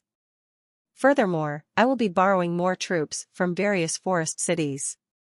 With those additional troops, that had to be nearly 50,000 in total." Although the army was a motley crowd, and most of them were just normal units. But, as flight units, they already had the advantage of aerial suppression. The number was so large, it was nigh impossible to defend against. No matter how strong the Dragon Demon King was, no matter how good the defense facilities of Darkness Valley were, it was absolutely not possible to repel such an overwhelming blitz assault, especially when it was a surprise attack where the Dragon Demon King would be unprepared for. The scene during the invasion raid. Just by imagining it was appalling enough. It would not take more than a few minutes to raze the entire territory to the ground. Even if the Dragon Demon King was formidable, once his territory and his Demon King altar were completely demolished, he would not be able to stir up any troubles. Since no one has any objection, this matter is then decided. This time, the Divine Sword Heroes Guild will also go all out on this assault. He Tianzong asserted, "I intend to send 2 level 4 heroes to join the raid. In addition, half of the members of the elite group stationed at Bloody Fortress will also be sent out." Even if the Dragon Demon King truly is all-powerful, we will crush him completely this time. 2 level 4 heroes? LGHTNVLWRLD MFR BTTR or RN. The Demon Kings were horrified and shaken. Level 4 heroes were very rare nowadays. He Tianzong had actually planned to send out 2 at once.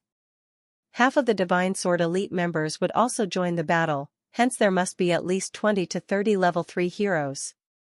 Such tremendous force was enough to deal with any of the Demon Kings in the room. Even the level 4 Vampire Demon King, Bai Hongxue, should be extremely wary and afraid. He Tianzong already plotted to deploy such a huge flying army, and yet he still intended to send out numerous elites and powerful individuals of the Divine Sword Guild. The commitment and determination shown here was extraordinary. Remarkable. Such unrelenting power. Such overwhelming force. Such a ferocious invasion raid. The Dragon Demon King would not have any opportunity to turn the tides. He Tianzong just wanted to take control over the Chaos Forest as soon as possible. Once he set a goal, he would spare no efforts.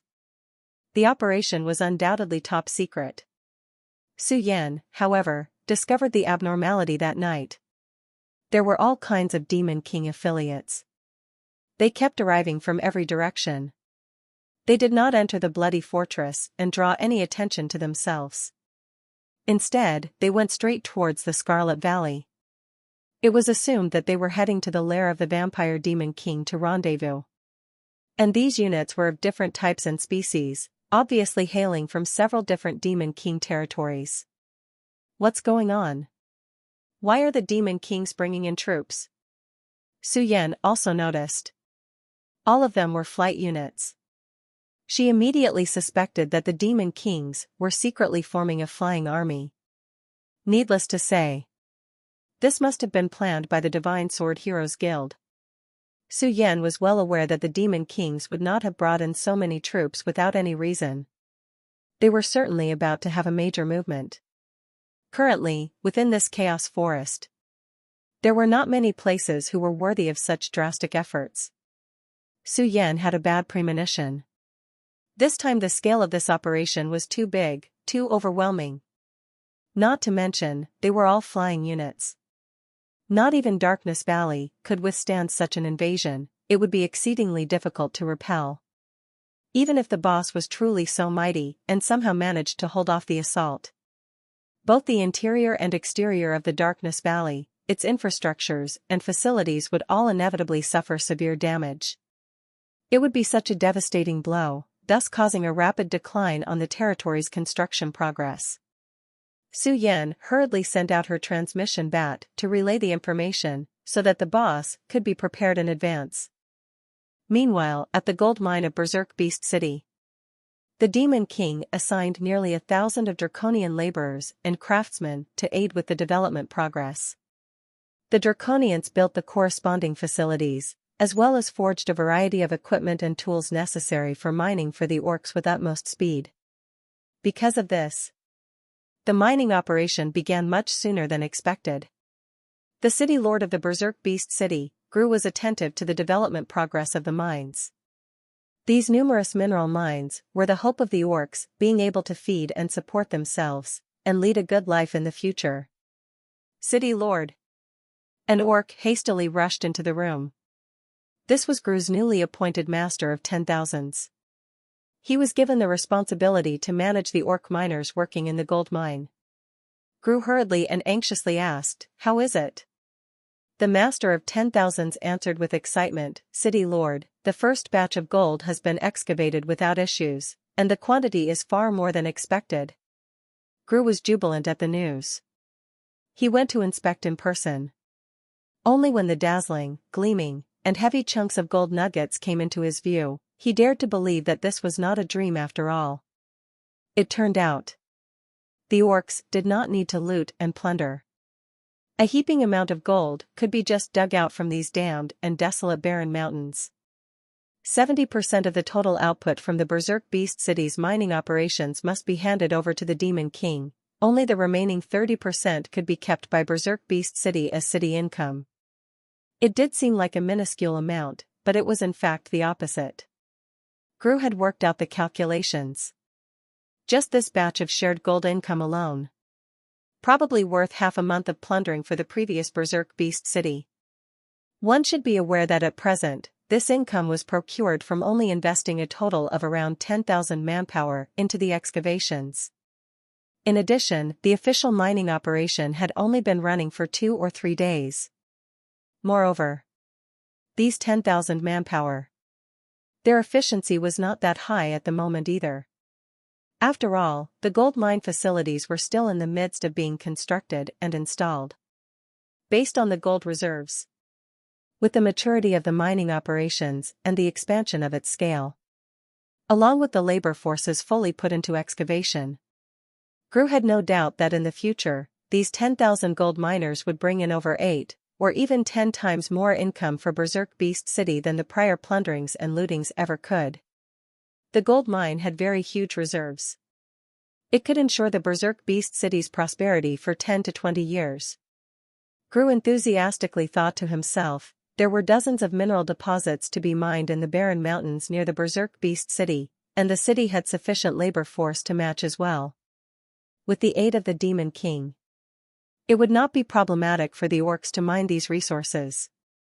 This would be the momentum for the Berserk Beast City to rise and prosper. The future of Berserk Beast City was to be a city with riches and abundance, where orcs could live a decent and prospered life without needing to fight, kill, and plunder.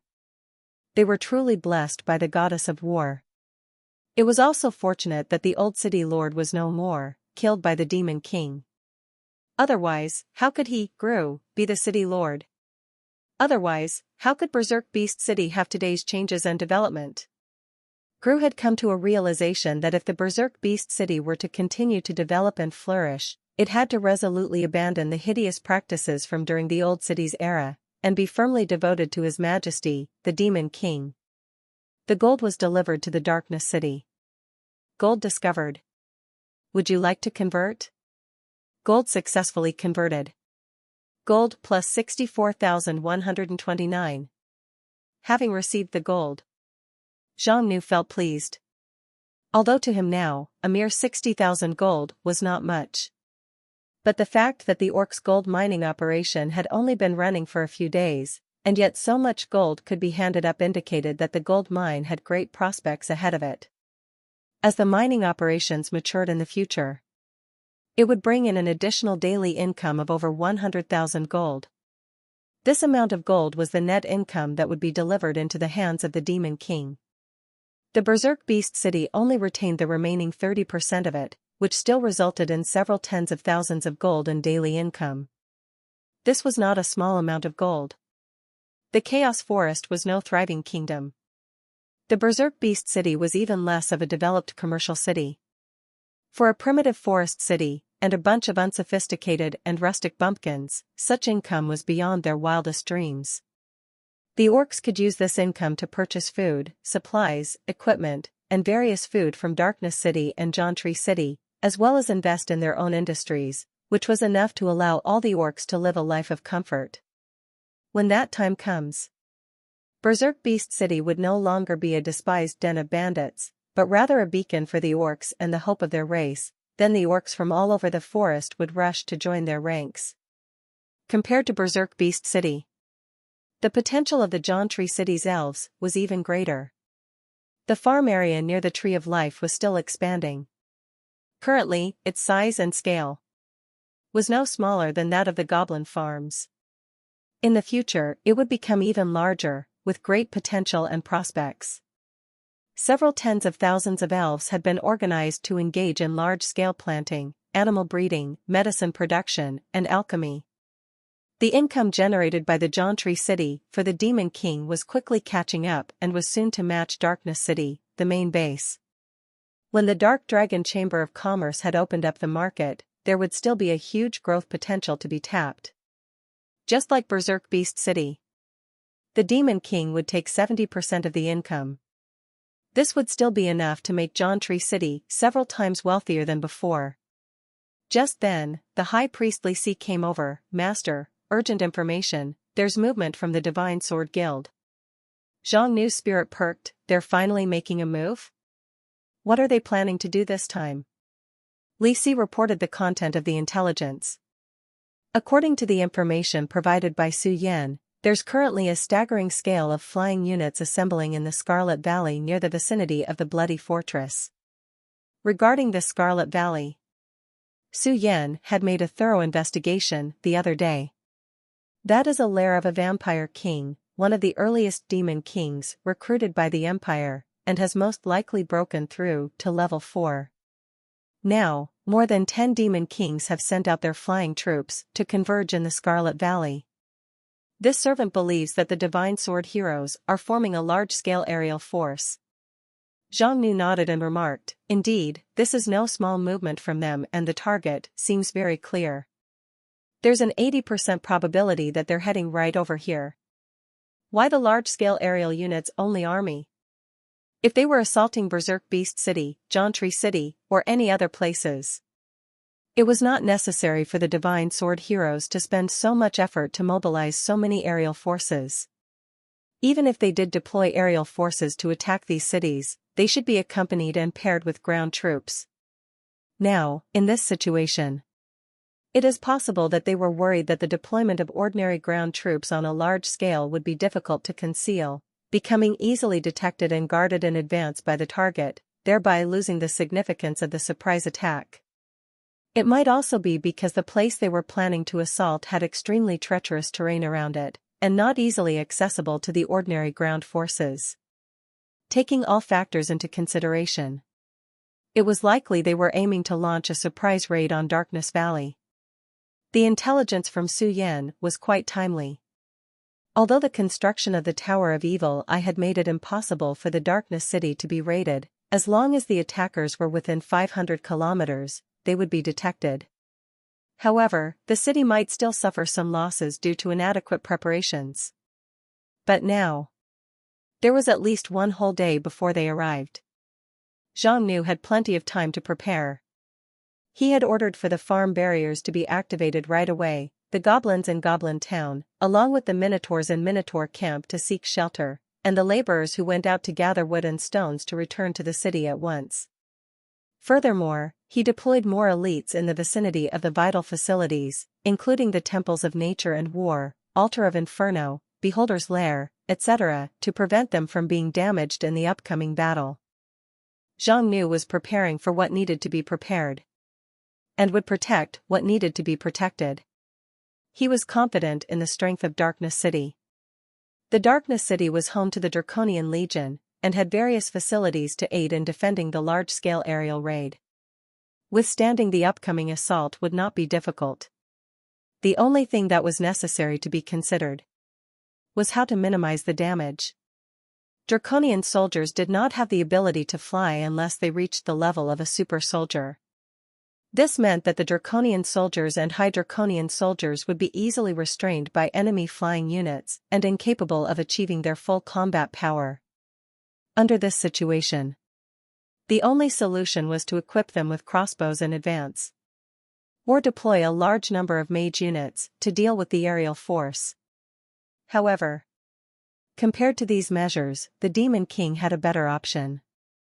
Zhang Nu then spent 900,000 gold to summon up 10,000 beholders. After the summoning was completed, a group of strange and eerie beings emerged from the beholder's lair. These magical creatures were relatively rare on the surface world. They did not possess a body, limbs, or even a brain.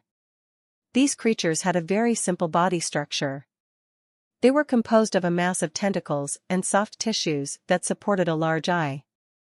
They could move using their tentacles, but their speed was comparatively sluggish. At first glance, these creatures, although bizarre-looking and a little empty-headed, gave the impression of not being very strong or threatening. It would be a grave mistake if one would really think so. Zhang Nu took a look at its stats. Beholder, Level 1 Elite Unit. Skills, Beholder's Beam, C rank, Slow Ray, D rank, Eye of Detection, D rank. As a Level 1 Elite Unit, it surprisingly had a C rank skill. C rank skills were usually only available to Level 2 Elite units. This Beholder's Beam was the core ability of these beholders, with an attack range that could reach over 1,000 meters away. It was incredibly fast and powerful, and if it directly hit its target, it could instantly kill an elite unit of the same level. Beholders were the classic fragile, low HP, low speed, super high attack units. One or two beholders were not that scary or threatening. And yet, now, Zhang Nu had summoned 10,000 beholders. Who could withstand this? If these 10,000 beholders simultaneously focused their attack on the same target, the intensity of the attacks generated would definitely be above the power of an A-rank skill, enough to severely wound a level 4 overlord existence in an instant. But of course, spending 900,000 gold to summon up 10,000 beholders. Their purpose was not solely to deal with this invasion. These invading insects were not qualified for Zhang Nu to break the bank specifically for them. Zhang Nu originally had the intention to mass summon beholders anyways. The beholders were not suitable for battles in the wilderness. They were, however, particularly suitable to be distributed to territories, such as the John Tree City, Berserk Beast City, and various other towns and villages as a fixed-point scouting and defensive tower, which could effectively enhance the defenses of these places. The strength of a beholder was not just in its strong and long-ranged attack. With its big eye, it possessed remarkable vision. Not only could it see far, it could also detect stealth, and serve as an observatory and alerting function, which was also a great help to the security of the territories. Zhang Nu promptly issued an order. The 10,000 beholders squirmed sluggishly, and they took several hours to be finally distributed to various positions in the Darkness City. The beholders began to stare at the sky with their single giant eye, standing by. Other than the ones who could fly, the Draconian Legion were no longer needed to actively engage with the enemies this time, as their primary mission was to assist the beholders in combat. After the deployments were done, Zhang Nu began to wait patiently. At midnight of the very same day, the Tower of Evil Eye found the targets. The Tower of Evil Eye was shaped like a tower with a giant eye. It directly projected the image seen through the eye as a holographic projection. This was a lot more advanced than an all-knowing crystal. Zhang Nu, as well as Zhang San and Li Si, saw a large swath of flying units were taking advantage of the night sky to fly beneath the moonlight, and wherever they passed by was like a sea of overwhelmingly dark clouds. Li Si was a little astounded. "They've sent so many?" Zhang San replied with an excited tone, "They are all here to die." Zhang Nu pondered and spoke, "Have the beholders stand by for my command. Do not let them attack as soon as they find the targets. Otherwise, the enemies would just flee in fear before the battle even fully begins." From the scale of it, there were 40,000 to 50,000 of them. Even though most of them were just fodders and small fries. The scale of this army was indeed not small at all. Zhang Nu reckoned this army was assembled by expending a huge amount of fortune from their own pockets. Which was why, after this battle, it would be difficult for the Divine Sword Heroes and the dozen Demon Kings to form another aerial unit army again in a short period. Get ready. The Darkness Valley is just ahead. Take advantage of the night and launch a surprise assault. This joint army of the Empire's forces was now only a few dozen miles away from the Darkness Valley, and would soon arrive as per their speed. The composition of this joint army was very mixed and diverse. Among them were combat units summoned by the Demon Kings, such as vampire warriors and harpies, as well as the native tribal warriors. The vast and dense mass of armies, shrouding and spreading across the night sky, as if a thick cloud of darkness, as if a massive swarm of locusts. This army was not led by the Demon Kings themselves, but by dozens of elite heroes from the Divine Sword Heroes Guild. The two individuals at the head of command, their strengths were the most prominent. One of them was a winged-kin hero with dual-wielding swords and wreathed in lightning, which seemed to have high combat prowess. The other was a human hero riding atop a griffin. She appeared to be a middle-aged woman in white robe, equipped with a crystal wand. The winged-kin hero was named Chao Zua. He was once a top lone wolf hero in the Chaos Forest and had killed over a dozen Demon Kings by himself. He was unfathomably powerful and was later recruited by the Divine Sword Guild. The human hero was called Zhu Yan. He Tianzong had brought this hero from Count Kolo's territory, and she was originally the vice president of the territory's magic union. Zhu Yan was a powerful mage with the strength of a level 4 lord. The two heroes, whether it was the winged-kin Chao Zua or the human Zhu Yan, they both represent the pinnacle of combat power amongst the current heroes. The strengths of these two was even comparable to the deputy head, He Tianzong. He Tianzong, as the paramount leader of the Divine Sword Heroes Guild in the Chaos Forest could not just simply lead the charge personally, which was why he sent these two heroes. This opportunity. It was a pleasant surprise to Chaozhua and Zhu Yan. Among the known Demon King powerhouses in the Chaos Forest, the Dragon Demon King of the Darkness Valley was currently the most formidable, both in terms of individual strength as well as the size and scale of his territory and army. The deputy head had given the two the opportunity to kill such a demon king. This was definitely a generous favor. Let me handle this demon king. Dragons have exceedingly high magic resistance, it's too dangerous for you, said Chaozhua to Zhu Yan beside him. Who said mages can't kill dragons? Zhu Yan sneered, you're just saying that so you can claim the kill and take the credit. Chaozhua retorted, I'm just being kind. If you don't listen, don't blame others when you fail. Worry about yourself, exclaimed Zhu Yan. The demon king is mine. Zhu Yan wore a stiff expression without a sign of deference or giving in. Chaozhua revealed a disdained expression, very well. We'll see who's better. The two level 4 heroes had already begun to compete in secret. After all, the stakes and benefits from killing this dragon demon king was just too great. Not only could they yield a large number of training points, which would allow them to break through to level 5 in the shortest time frame, they could also, if luck were on their side, obtain one or even a few dragon talents that would benefit them for life. Who could resist such temptations? As for the danger of the mission, the heroes never had any concerns about the danger. The entire operation, from the planning, to the secret meeting, and finally the 1,000-mile expedition overnight, only took 2 days. The Dragon Demon King could not have been on guard. Without any preparations, it was inevitable that the Darkness Valley would be reduced to ruins when assaulted by an overwhelming attack. There was only one uncertainty. It was whether they could successfully kill the Dragon Demon King. The Demon King had even taken out the old city lord of Berserk Beast City, a level 3 overlord existence. He was very likely an immensely powerful level 4 Demon King. However, for the Divine Swords Guild, for He Tianzong, whether the Demon King could be killed or not was not of the utmost importance. As long as the Dragon Demon King's base and his Demon King altar were completely destroyed, even if he survived, it would be irrelevant as he could no longer pose a threat to the Empire's plan. We have arrived above the Darkness Valley. The human hero, Zhu Yan, called out to the army with a magical voice transmission, I will proceed to use a dispelling spell to lift the masking of magical fog in the valley, but the dispelling effect will only last for 20 minutes. As soon as the fog dissipates, attack immediately. Do not hesitate. Keep in mind to prioritize demolishing the structures in the Demon King's territory, especially his castle and altar. The first one to break into the castle will be rewarded with 3 C-rank skill stones, and whoever can destroy the Demon King altar will be promptly rewarded with 3 B-rank skill stones. Upon hearing the bounty reward, the dozen of heroes' eyes turned bloodshot.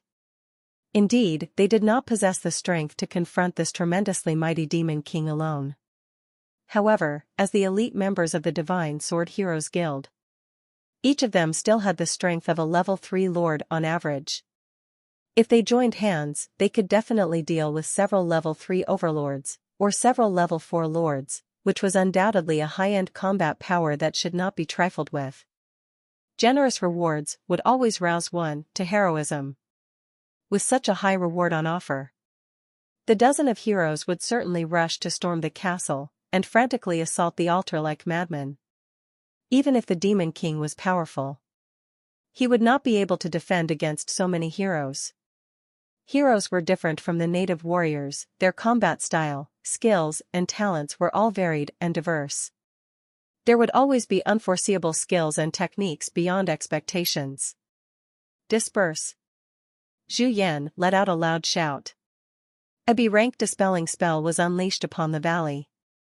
A dispel-type spell could eliminate any magical energy or effect in a targeted area. The Tower of Fog of the Darkness City was only a level 1 building, and the magical fog it created posed no threat against a level 4 mage who mastered a large-scale dispelling spell. Almost instantly, the fog-shrouded valley became visible under the moonlight. The heroes and warriors immediately fixated on the darkness city. The masses drew a sharp intake of cold air at the sight of the city. Who would have thought that the Demon King had built such a massive city in their forest? The territory was more developed than we thought. It's fortunate that we acted in time. Otherwise, once the Demon King becomes even more powerful, it's all over. Kill. Slaughter. Destroy. Massacre them all. Focus on the castle. I want all the buildings to be leveled and razed to the ground. Within an instant, tens of thousands of silhouettes.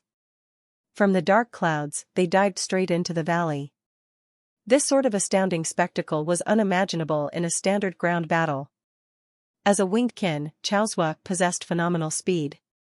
He led the charge and was the first to arrive above the Demon King castle. Immense chi condensed on Chaozhua's dual swords as he stabbed against the castle walls. And yet, with a loud bang, his blow was repelled. Chaozhua's expression darkened dramatically. A barrier? Damn. This castle had been upgraded. It's an advanced Demon King castle. Ordinary Demon King castles did not have barriers. Only advanced Demon King castles were protected by barriers. Although this barrier could be breached and shattered, it would take a lot of effort. Fortunately, there was enough manpower this time. This barrier alone would not be able to stop the Alliance force. Countless Alliance warriors descended like a torrent of rain. In this instance, they had all come down right above the darkness city. There were no formations or tactics among them, all units were free to launch their attacks, which maximizes the combat power and efficiency of flying units. The Demon King was really unprepared. As Zhu Yan saw the army had successfully entered the airspace of the darkness city, and yet the defense and counterattack from the Demon King's side was sluggish, she revealed a triumphant smile. Now he's finished. At this pace, before the Demon King could react, the darkness city would have long since been reduced to ruins. The castle would have also long since been turned into rubble when the Demon King finally began to organize a resistance effort. As the thought emerged in Zhu Yan's mind, something unexpected happened. Almost simultaneously, the darkness city shrouded in darkness and silence was suddenly lit up with tens of thousands bright flashes. What is that? The mass of warriors did not have the chance to contemplate. At the very next instance, tens of thousands of light beams fired in unison. The entire night sky was illuminated. The darkness city became bright as day. The beam attacks had blistering speed, backed by even ludicrous offensive power. Within a split moment, thousands of Alliance troops got struck and penetrated by the beams, screaming and crying as they fell from the sky. How could this happen? What the hell is this? The shocking sight left the Alliance army startled and horrified. Because almost in an instant, a considerable amount of their previously arrogant and ego-inflated fellow troops were cut down as if merely reaping some wheat. These beams had far reach, high power, and unparalleled precision. Some even penetrated and went through multiple targets. And yet, almost none missed. With just a single wave of attack, the army suffered heavy casualties and their once strong morale was deflated like a popped balloon. Run! Hurry! A second wave is coming. A hero riding on top of a giant eagle realized in terror. Just 3 seconds after the first wave of attack, Darkness City lit up again in countless flashes of light. The second wave of attack was charged up, and the second wave of attack was about to arrive. He hastily urged on his giant eagle in an attempt to escape this hellish nightmare. Too late. Countless beams of light illuminated the night sky once again. At least 3 of the beams landed on the giant eagle in which the hero was riding upon, 2 of them went straight through the eagle and struck the hero behind. Ah! There was a miserable cry. The hero lost his balance. And he fell from a height of several hundred meters. In the blink of an eye, a heavy rain fell upon Darkness City. It was a rain composed of blood, numerous body parts and corpses that were penetrated and torn apart by the light beams. A thick stench of blood and gore permeated throughout every corner of the city. 2 waves of attacks. Merely 2 waves of attacks. And the entire Alliance forces had completely lost their spirit and resolve. At least tens of thousands of combat units were slaughtered, including 7 to 8 heroes. Chaos Zhou and Zhu Yan were stupefied. This outcome was completely different from what was imagined. What exactly had the Demon King installed in the city? Why was there such a dense and frightening rain of light beams? Before the heroes could catch their breath from the second wave of attack, a third wave began to brew, and then it erupted. A series of dense and deadly beams blotted out the sky like a blanket of light and weaved themselves among the Alliance troops. Fucking shit. It's a trap. Retreat. Retreat. All of you retreat.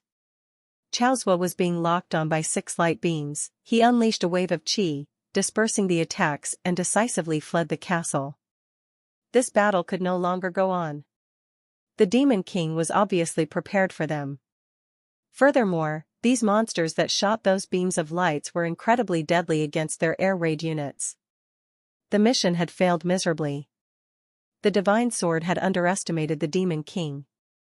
Not only did they underestimate the intelligence capabilities of the Demon King, they also misjudged the army and forces at his disposal. This was a hopeless operation that was doomed to fail. This was way too foolish.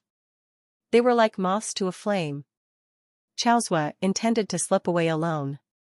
As for how many of these fodders could escape and survive? That was no longer a concern of his. He had even lost faith and confidence towards the Divine Sword Heroes Guild. However, just then, Chaos Zhou had a sensation. His brain was in trance and he had lost control of his own body. You're under the effect of Evil God's Gaze, HP -100, stunned for 5 seconds. You're under the effect of Evil God's Gaze, HP -100, stunned for 5 seconds. A psychic attack? Chaos Zhou was bewildered. At the present, he had already soared up to several hundred meters high in the air. What kind of psychic attack was this to still be able to pinpoint him? You're under the effect of Evil God's Gaze, HP -100, stunned for 5 seconds. Chaos Zhou was rendered completely incapacitated, and quickly fell out of the sky. With a loud crash, he landed on the plaza of Darkness City. There were beholders everywhere. They were constantly firing beams of light towards the night sky. Chaos Zhou was struggling to pick himself up. He recalled that he still had a teleportation scroll. As things stood, there was no other choice but to use it to save himself. But then, you're under the effect of Evil God's Gaze, HP -100, stunned for 5 seconds. Shit. Enough. Is there any end to this? Chaos Zhou was on the verge of a meltdown. He did not even have any clue of where this continuous psychic attack was coming from. It was then that a towering and burly figure strode up to him.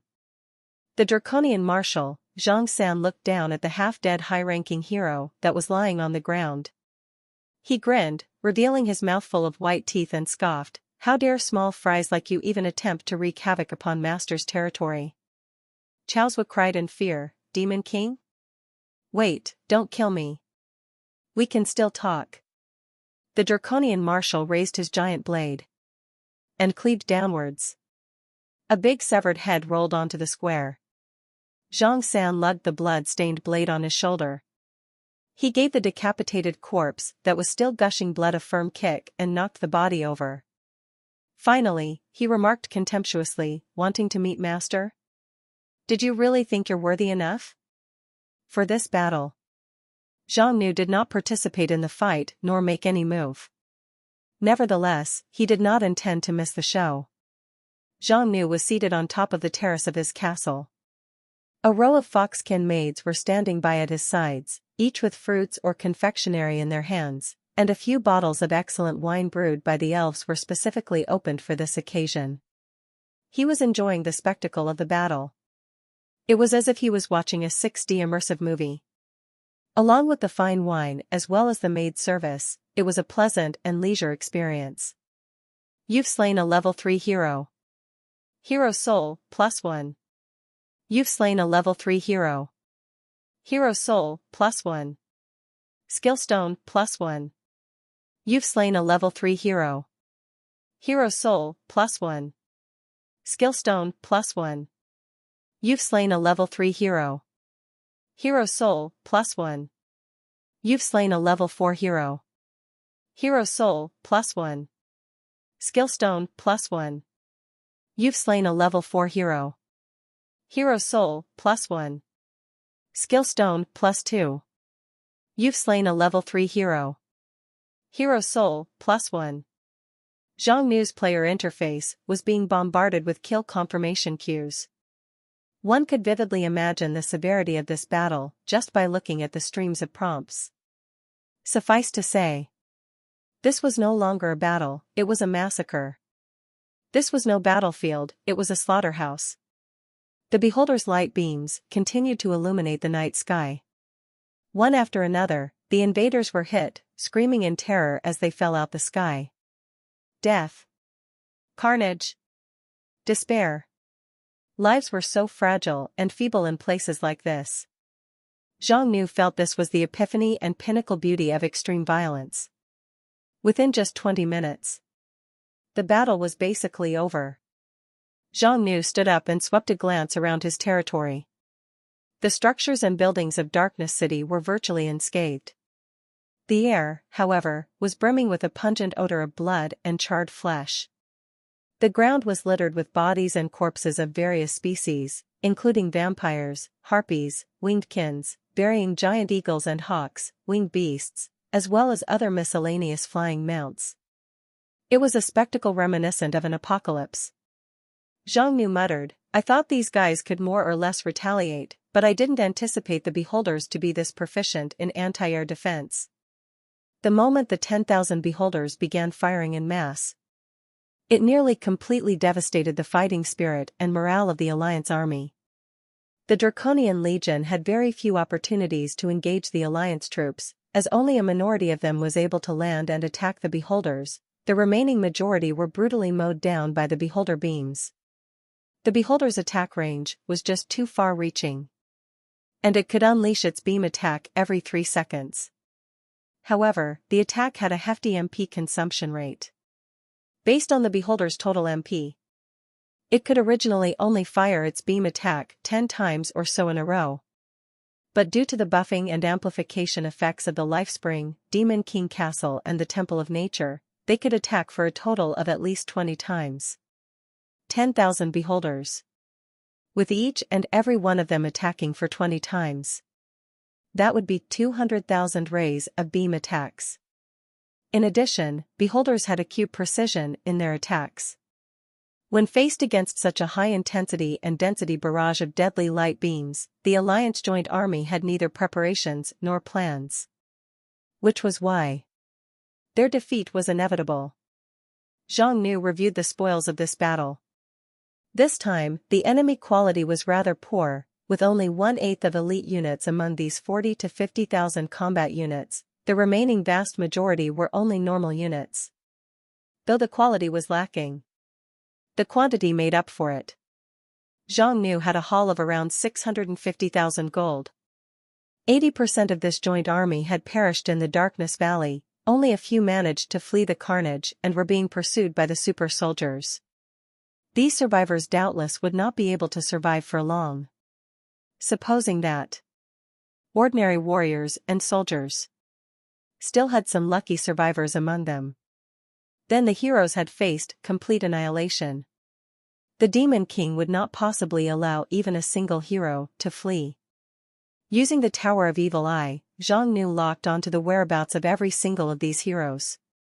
Under such circumstances, it was impossible for them to escape. It was exactly how the 2 level 4 heroes, Chao Zue and Zhu Yan, were taken out. The Tower of Evil Eye could only attack one target at a time, but the attack it dealt was a high-intensity psychic attack with a stun effect. With its exceedingly far attack range, once the level 4 heroes were locked on, The gold reserves were abundant. However, they were mainly distributed deep inside the mine and underground. Which also implied that if Xiongnu wanted to mine the gold, he must build a mine first. That would require a lot of preparation time. Xiongnu was not in a hurry. Let's survey around first. After circling around the gold mine, a peculiar area caught his attention. Flaming Giant Ant Nest, Level 3 Lord Area. High exploration value. Description: these are a hive of Level 3 magical monsters dwelling near the gold veins. They have extremely high physical defense due to their impenetrable carapace. The ants also have a power and deadly fire attack ability. They are ferocious and brutal, killing everything that dares to approach their territory. The gold mine's rating was Level 3 Lord as well, probably because of the existence of this giant ant nest. The value of Level 3 Lord monster area was already pretty significant. Furthermore, judging from the description, every single giant ant here was Level 3. This nest was the best Level 3 monster area. With so many monster ants near the gold mine, it would undoubtedly bring a lot of trouble to the mining operation. From the prompt message, the ant nest extended into every direction, deep into the mining area. Wouldn't it be time and cost efficient by just taking out the monsters and transforming the existing ant nest into a mining facility? Xiongnu descended onto the ant nest. Several ants were patrolling nearby and their sizes were as big as a cattle's. Flaming Giant Ant, Level 3 Elite Unit. Skills: Fiery Spit, C rank, Molten Acid Fireball, C rank, Powerful Bite, D rank, Carapace of Inferno, D rank, Scent Perception, D rank. The giant ants immediately detected the intruder and 5 jets of high-pressure fire shot out. This was a flame that could melt steel within 10 seconds, enough to severely damage anyone without any magic or chi protection. -0. -0. -0. Xiongnu did not feel even a trace of the scorching heat. For someone with high anti-magic like him, these attacks were like a warm and gentle spring breeze caressing his face. With a snap of his fingers, a stroke of blood-colored lightning lashed out. You've slain a flaming giant in gold plus 1000. You've slain a flaming giant in gold plus 1000. You've slain a flaming giant in gold plus 1000. Level 3 elite monsters are awesome, the gold rewards were very generous. Xiongnu continued to stride into the nest. The nest passages of the giant ants were very spacious and sturdy, almost comparable to a train tunnel. Even a large-built man like Xiongnu did not feel cramped at all. Click. Click. Click. Amidst the strange noises from all around, dozens of flaming giant ants poured out. Hot scorching flames blasted onto Xiongnu continuously. The tunnels had limited space for movement. When the number of the giant ants were large enough, their fiery attacks would completely envelope the passages and erase any possibility to dodge. Nevertheless. -0. -0. -0. The attacks were not able to penetrate his defense at all. Intellect was not the giant ant's strong suit. All they did was continue spraying fire. Xiongnu discharged several strokes of lightning. These terrifying lightning attacks were like a sharp blade, easily piercing through the ants' impenetrable carapace, ripping their bodies apart. You've slain a flaming giant ant gold plus 1000. You've slain a flaming giant ant gold plus 1000. You've slain a flaming giant ant gold plus 1000. Xiongnu kept on going deeper into the nest. Everywhere he passed, ant carcasses were littered everywhere. Along the way, around 300 ants were killed. The gold rewards were up to 300,000 by then. This was all too satisfying. Even if there was no gold mine, the gold rewards were certainly worth the trip. Xiongnu was not one bit injured during the whole journey. The biggest loss was nothing more than a few bottles of potions for MP replenishment. To be fair, the ants were not weak at all, plus they had terrain advantage. Even if a team led by a few level 4 experts invaded the nest, they would inevitably suffer heavy losses and casualties. Unfortunately, These unlucky creatures encountered a magic immune freak. Not only did Zhang Nu have high anti-magic, he was also in possession of the rare B-rank skill, Fire God's Blessing. So even if the fire attacks were stacked up hundreds of times, it still would not be enough to inflict even the tiniest bit of damage on him. In front of Zhang Nu was a wall of fire. He could sense a large number of giant ants behind the wall of fire, and some of them even had a specially stronger aura. This must be the core of the ant nest. Zhang Nu walked straight through it. The wall of fire was paid no heed. Within the core of the nest was a chamber, littered with ant eggs and flaming giant ants. One of the ants situated in the middle was especially massive compared to the others. It was guarded by two dark red giant ants twice the size of a normal ant. Fiery Giant Ant Queen, Level 3 Lord Unit. Skills: Psychic Invasion, B level, Mind Lash, B level, Death Embers, C level, Extreme Heat Fire Wall, etc. Blazing Giant Ant King, Level 3 Elite Unit. Skills: Molten Iron Claw Blade, C rank, Flame Charge, C rank, Death Slash, C rank, Frenzied Self-Detonation, C rank. Zhang Nu suddenly felt a slight headache. You are under psychic attack. HP -10. You are under psychic attack. HP -15. The attack was inflicted by the Ant Queen. It had attempted to knock Zhang Nu out with its psychic attacks for a while now. But it was destined to be in vain. Although the resistance of anti-magic was quite ineffective against rare attributed attacks such as psychic, soul, time and space. However, psychic attacks from a mere level 3 Lord monster would never be able to threaten Zhang Nu. After all, while under draconian form, Zhang Nu's MP and will stats were terrifyingly high. The two Ant Kings charged forward, their forelimbs were like red-hot serrated saws, which were seemingly very deadly. The other giant ants also spewed fire to join the assault. Futile efforts. Zhang Nu took off into the air, weaved a stroke of hell thunder flame onto his right hand and slammed his palm against the Ant Queen's fat and cumbersome body. With a loud bang, the Ant Queen exploded. You've slain a fiery giant Ant Queen. Gold plus 30,000.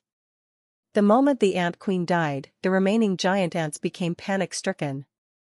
Zhang Nu proceeded to unleash Dragon Flame and swept the area with fire. Flaming giant ants had extremely high fire resistance. And yet, they still could not withstand Zhang Nu's Dragon Flame. You've slain a flaming giant ant. Gold plus 1,000. You've slain a blazing giant ant king. Gold plus 3,500. You've slain a blazing giant ant king. Gold plus 3,500. You've conquered the flaming giant ant nest. You gained magnificent bronze treasure chest X1. Zhang Nu, as a one-man army, wiped out the entire level 3 Lord rank monster area. This was an incredible feat for the vast majority of heroes and demon kings at the moment. Moreover, he did it without receiving any damage except for a few psychic attacks. Zhang Nu opened up the treasure chest. You've opened the bronze treasure chest. You've gained Gold X300000, Skill Stone, Psychic Invasion X1, Fire Gem X45. A bronze-grade treasure chest. Of course, it could not be compared with a mithril-grade treasure chest. However, apart from the hundreds of thousands of gold, there was also a skill stone and a large number of gems, which were valuable. Especially the skill stone. The Psychic Invasion is a good B-rank skill. It could be used for projecting one's mind into the target's psyche, causing psychic damage, influencing them, or even directly controlling them. But of course, the skill had a flaw. If one attempted to invade a mind that was far more powerful than its own, then there would be a high probability for a psychic backlash. Not bad. Let's learn it now. They were doomed without a doubt. Even the level 4 heroes were unable to escape, let alone the level 3 heroes. Since there were only a dozen or so heroes in total, the Tower of Evil Eye could easily handle them one by one. From this battle, apart from the obtained gold, 31 level 3 souls and 2 level 4 souls were also obtained, as well as 25 pieces of skill stones of various levels. This was a great and remarkable haul. The accumulated souls were now sufficient. During the takeover of Berserk Beast City, most of the souls, except for the level 4 hero, Tu Xiaoming's soul, were left untouched. Not long ago, when dealing against the infernal demon in the Calamity Volcano, another 15 heroes were incidentally taken out, and 15 level 3 souls were obtained. Now, there were nearly 50 level 3 hero souls in hand. Sacrificing a level 3 soul could provide Zhang Nu with an average of 200 talent points or so. In other words, he did not even need to use the 2 level 4 souls. As long as all the level 3 souls were sacrificed, he would have enough to accumulate 10,000 talent points. To say the least, Zhang Nu was a little taken aback. He did not expect to have accumulated the sufficient amount of talent points so quickly. This operation of the Divine Swords heroes was truly a timely reign for Zhang Nu. You've sacrificed a level 3 hero soul. 210 talent points gained. You've sacrificed a level 3 hero soul. 208 talent points gained. You've sacrificed a level 3 hero soul. 202 talent points gained. You've sacrificed a level 3 hero soul. 222 talent points gained. Zhang Nu used up all the level 3 souls in one go. Current talent points, 11,052. Zhang Nu found that not only did he receive his much-needed 10,000 talent points, there was even a surplus of more than 1,000. Without further ado, he immediately activated the first level 4 talent. The level 4 talents were Spatial Manipulation, Time Control, and Dragon God Bloodline. The first two were extraordinarily rare spacetime attribute talents, and under normal circumstances, Zhang Nu would prioritize these two. However, this was no longer the case. Zhang Nu needed the Dragon God Bloodline, so as to safely assimilate the Evil God Fragment without risk or repercussion. It was not safe to keep the Evil God Fragment in hand. It might recover from its dormant state and resume its activity at any time, which was why it was better to absorb it as soon as possible to avoid potential disaster or hassle. You've activated the level 4 talent Dragon God Bloodline. Your physique and talents have been enhanced. HP plus 50%, MP plus 50%, the 4 main stats plus 25%. High Anti-Magic has evolved into Supreme Anti-Magic. Zhang Nu could distinctly feel it. His physical body had received an immediate enhancement. The High Anti-Magic had evolved directly into Supreme Anti-Magic, which could grant immunity even against rank spells. What an immensely powerful talent. The Dragon God Bloodline was truly remarkable. The amazing bloodline had a long-lasting effect and would grant additional enhancements with every advancement or ascension in the future, as well as foster and stimulate the evolution of various talents. Would you like to assimilate the Evil God Fragment? The Evil God Fragment is extremely powerful. After absorbing the fragment, you will gain the power of the Evil God.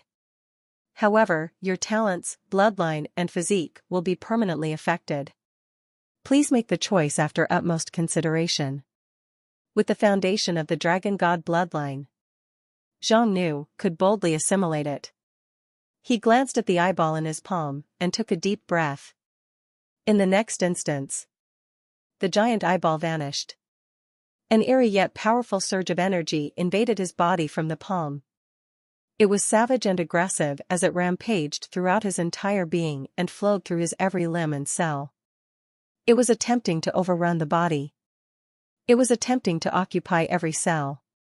However, the cells in Zhang Nu's being emanated a strong repulsive force, making it impossible for this invasive energy to break in and take over. Eventually, each and every stream of the energy converged on his forehead.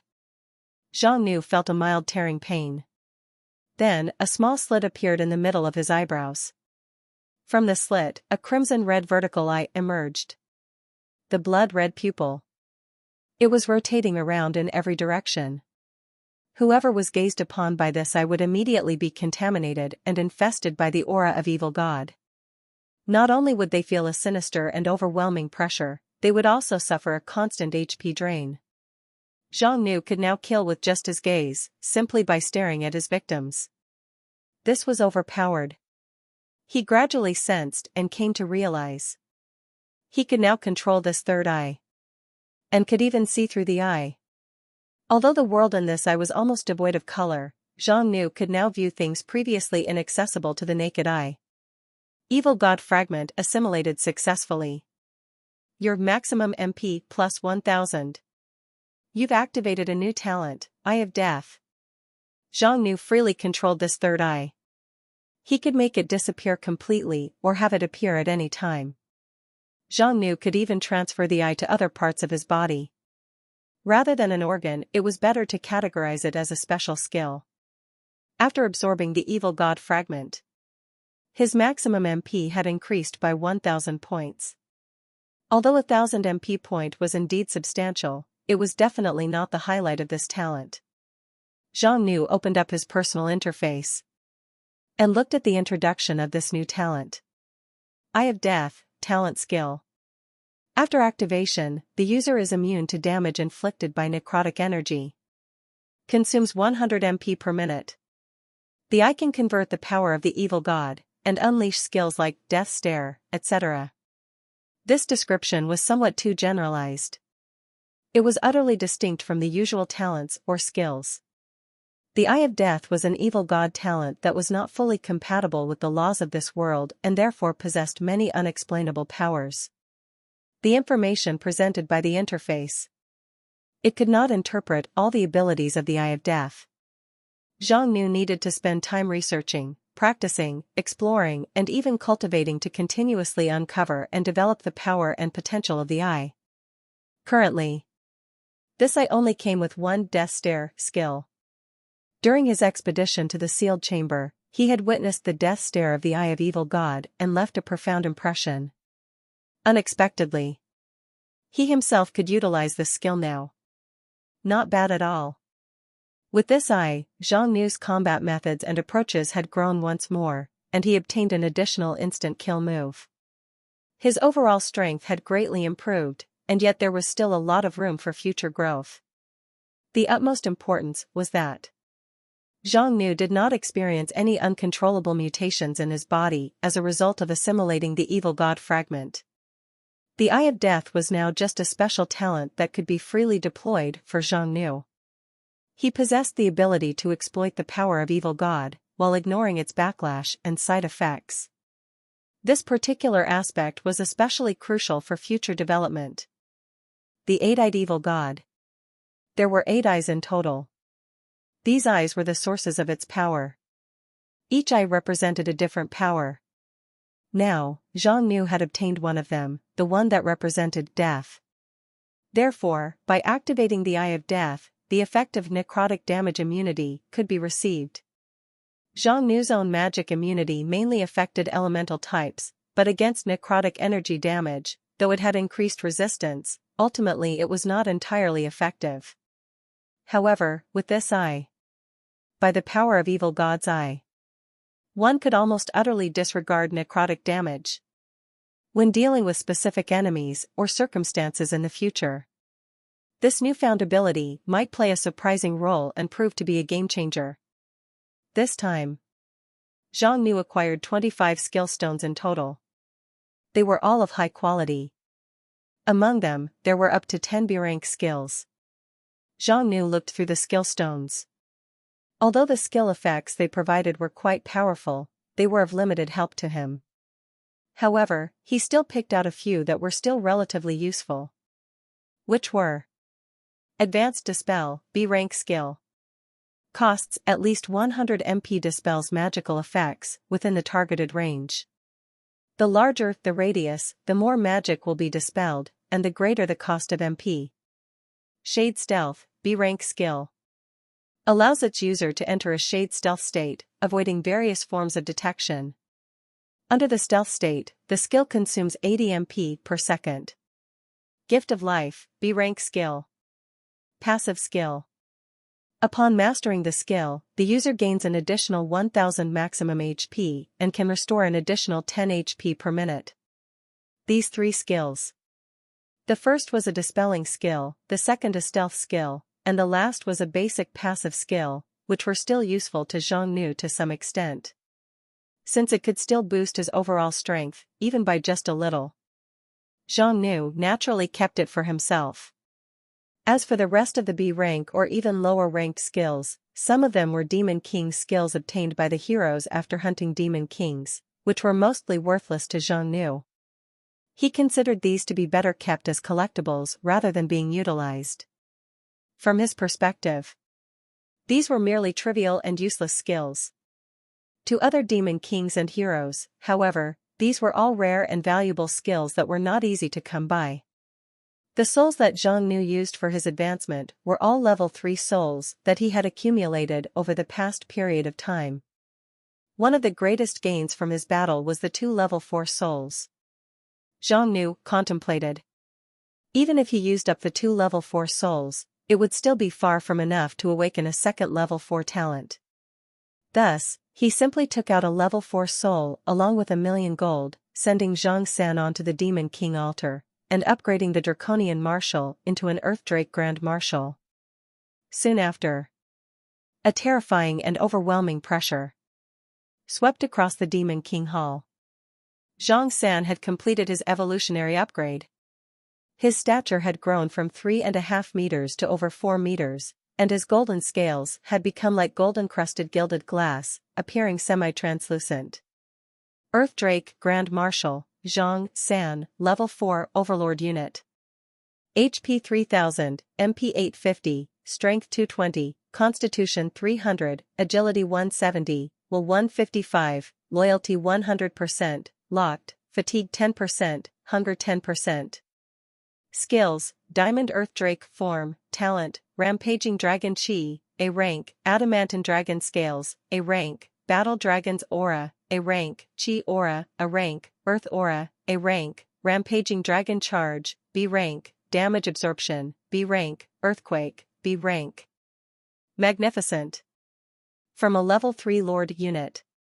Instantly upgraded into a level 4 Overlord unit.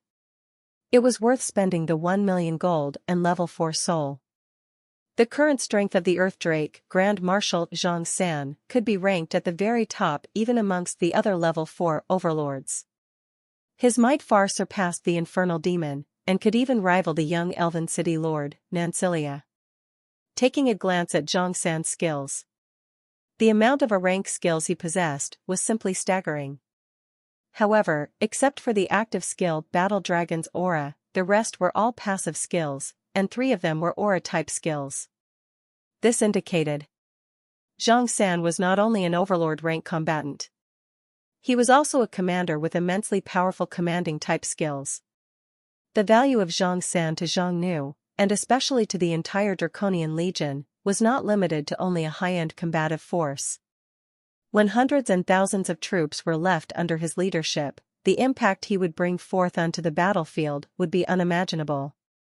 The upgrade this time was truly astonishing. Unfortunately, there was not enough gold. Otherwise, Xiongnu would have immediately promoted Li Si into a Skydrake Archpriest, Earthdrake Grand Marshal and Skydrake Archpriest. With the combination of Zhang San and Li Si, even if they encountered a Monarch rank opponent, they would still be able to hold their own. The Archpriest was even more pricey than the Grand Marshal. To upgrade Li Si into a Skydrake Archpriest, Xiongnu was required to prepare 2,000,000 gold and a level 4 soul. Recently, Xiongnu had earned a lot.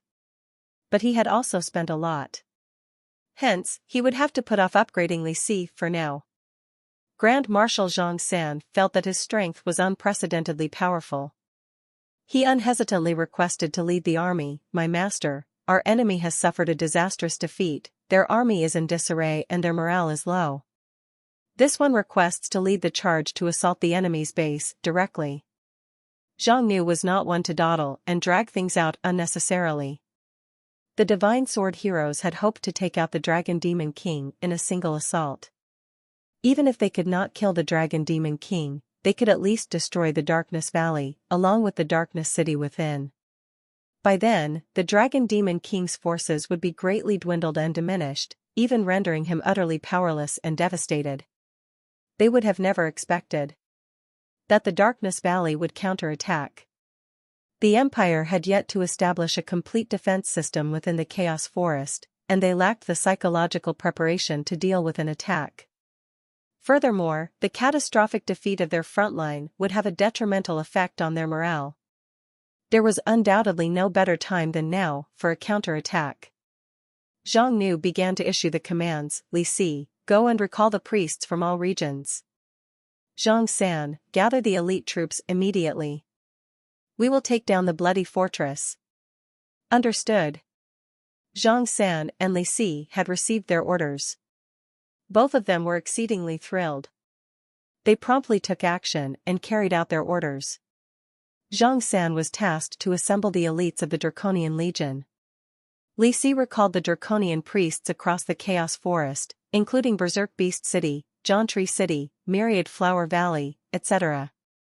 When multiple Draconian priests coordinated the simultaneous activation of their teleportation fields, they could allow the Draconian army to be deployed onto the battlefield in the shortest time possible. Meanwhile, in the bloody fortress, He Tianzong and the Empire representatives were waiting for news. Congratulations, Deputy Head He, for being able to plan such a monumental operation within such a short time frame. This time, victory is assured. The Empire official engaged in flattery, attempting to ingratiate himself with He Tianzong. As long as the operation eliminates this threat in one fell swoop, allowing the Empire's plan to be executed seamlessly, Duke Bachor will definitely highly praise you and Count Kolo for your efforts. If everything goes as planned, you will become the actual ruler of the Chaos Forest in the future. Please look after us colleagues when that moment arrives. He Tianzong was very complacent and pleased with himself. However, he was acting modest and displayed humility. The battle situation is still unknown, and there are still variables. We should stay vigilant. It is not too late to celebrate until after the Dragon Demon King was slain. In fact, in his mind, this aerial raid operation was a sure success. It was only a matter of fact whether it was a complete triumph or a minor victory. A minor victory was to destroy the Dragon Demon King's territory in the Darkness Valley, so that the Demon King's very foundation and forces were thoroughly razed to the ground. Whilst a complete victory would be killing the Demon King outright, ultimately removing him from this game. There was basically no doubt that a minor victory would take place.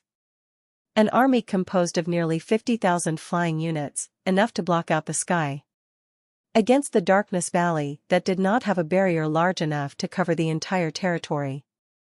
In this situation, even if the forces of the Dragon Demon King were stronger than an army of 50,000, the hope of safeguarding the territory against this storm-like assault that would exploit every crack in the defense was almost zero. The only uncertainty lay in whether there could be a complete victory. From the intelligence gathered by He Tianzong, the Dragon Demon King was a being of immense power and was not to be underestimated. He previously defeated Tu Xiuming and the former city lord of Berserk Beast City, with overwhelming strength. He even had suspicion. The Dragon Demon King might have already become a level 4 overlord or even stronger. Which was why He Tianzong did not personally take action. If the Dragon Demon King were to suddenly retaliate like a cornered beast, it would be extremely dangerous. And as the leader of this whole operation, he should not be greedy and take any unnecessary risks. Therefore, he handed the task to Cao Sui and Zhu Yan. Of course, if they could kill the Dragon Demon King, that would be the best. Even if they failed, it would not matter. With their strength and the cooperation of the other heroes, they would be at least able to restrain the Demon King. As for whether these two level 4 heroes would die or not, it was not something He Tianzong would give any thought to. To him, even the level 4 heroes were just high-level pawns. As long as the pawns could achieve their purposes and play out their roles, sacrifices were acceptable. However, just then, a hero stumbled in. Deputy Head, bad news. He Tianzong's expression changed drastically. What's going on? Hurry up and out with it. The hero was sweating greatly. He gulped down a mouthful of saliva and reported with difficulty, the raid failed. We lost, and it was a disastrous defeat. What did you just say? He Tianzong's eyes were about to burst from anger and disbelief. Failed? How can it fail? Don't you dare to shake the army's morale with your bullshit. With a bitter smile, the hero continued, how would I dare to bullshit about such matters? But some of the surviving soldiers have escaped and returned. We have fallen for the Demon King's trap. Upon hearing the grave news, He Tianzong hurriedly rushed out. Currently, several hundred of defeated and retreating soldiers and warriors were arriving one after another. After He Tianzong learned about the situation, he felt as if he was doused with a bucket of cold water from head to toe, his vision darkened, and he almost fainted. From his perspective, the battle was a guaranteed victory. The probability of failure was negligible. Even if they encountered defeat, with such a large Air Force unit, all equipped with extremely high mobility, they should be able to save a large portion of such an army. But now, the reality was that this huge army had been almost completely wiped out, and only less than 1/10 of the troops had miraculously escaped. This was not just a devastating defeat.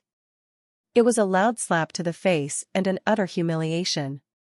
Deputy Head. We're done for. What should we do now? The Demon Kings were sure to waver. It's horrifying, too horrifying. We're not a match for the Dragon Demon King. We should hurry and seek reinforcement from the Duke and Empire. He Tianzong exploded in anger, shut up. At this moment, the army's morale was in complete turmoil. The current situation was too dangerous. They must promptly look for a way to divert attention. He grimly said the Demon King was completely prepared for the ambush from the very beginning. But how did he know about the operation ahead of time? A hero immediately commented, could there be a spy? Maybe of the 12 Demon Kings was a mole sent by the Dragon Demon King. No, all the Demon Kings responded positively to the operation and gave their all to this raid. I think the likelihood of the information leaking from the Demon Kings is not high. He Tianzong enraged, there are probably moles in our guild. Hurry and check everyone who has just entered the bloody fortress recently.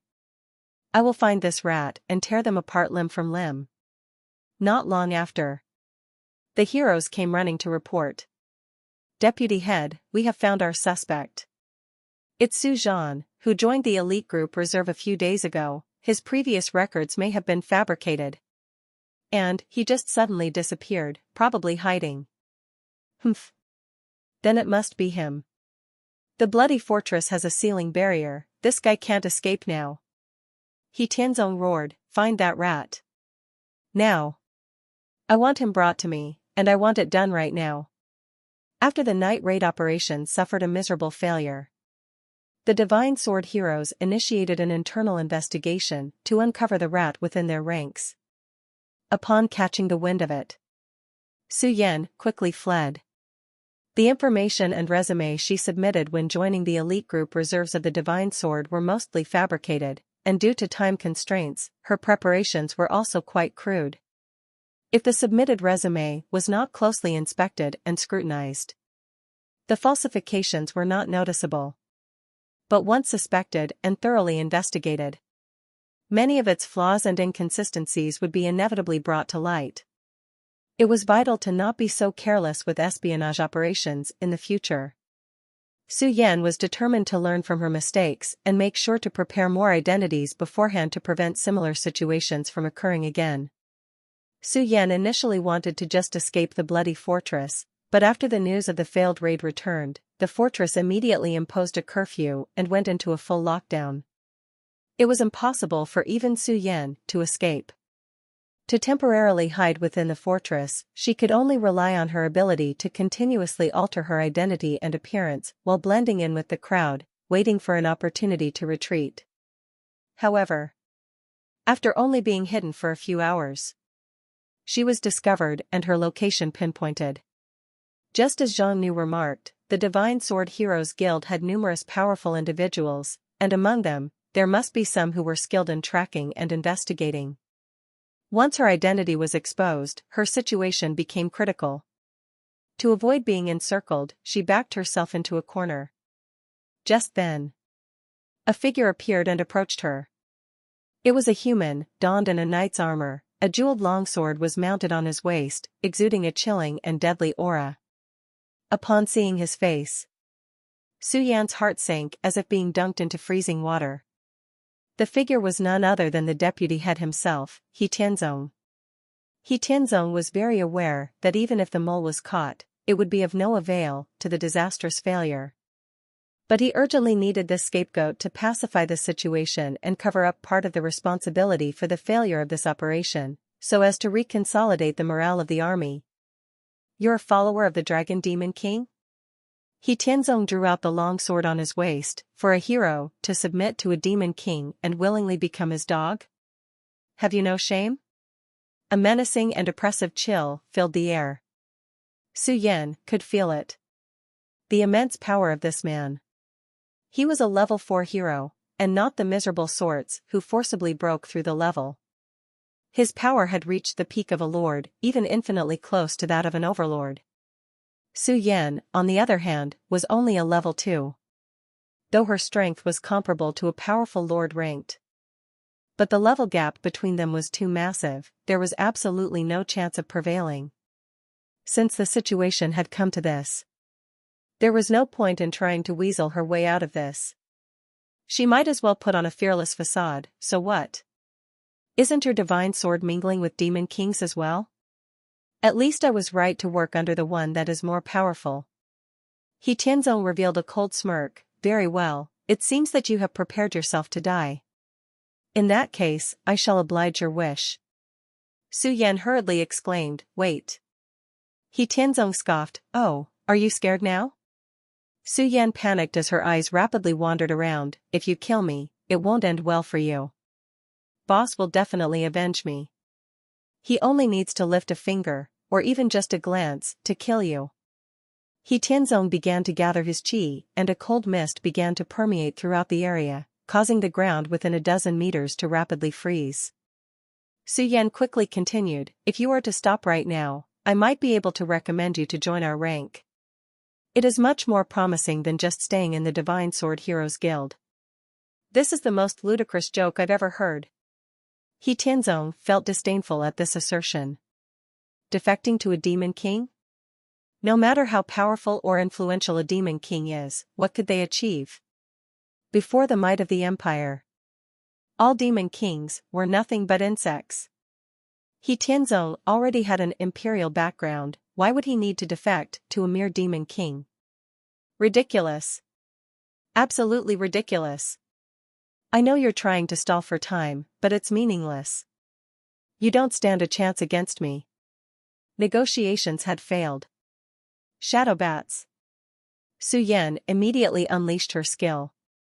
She turned into 5 black bats and instantly darted away in different directions. This was the talent skill she obtained after killing the Bat Demon King.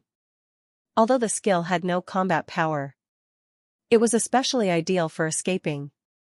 As long as any of the 5 bats escaped, the user could return to their original form. Trifling tricks. He Tianzong swung his longsword, the cold current converged around him, enveloping the surrounding space, causing the bats to freeze and fall. One of them turned back into Su Yan. "You've received an attack from Frost Battle Chi. HP -50.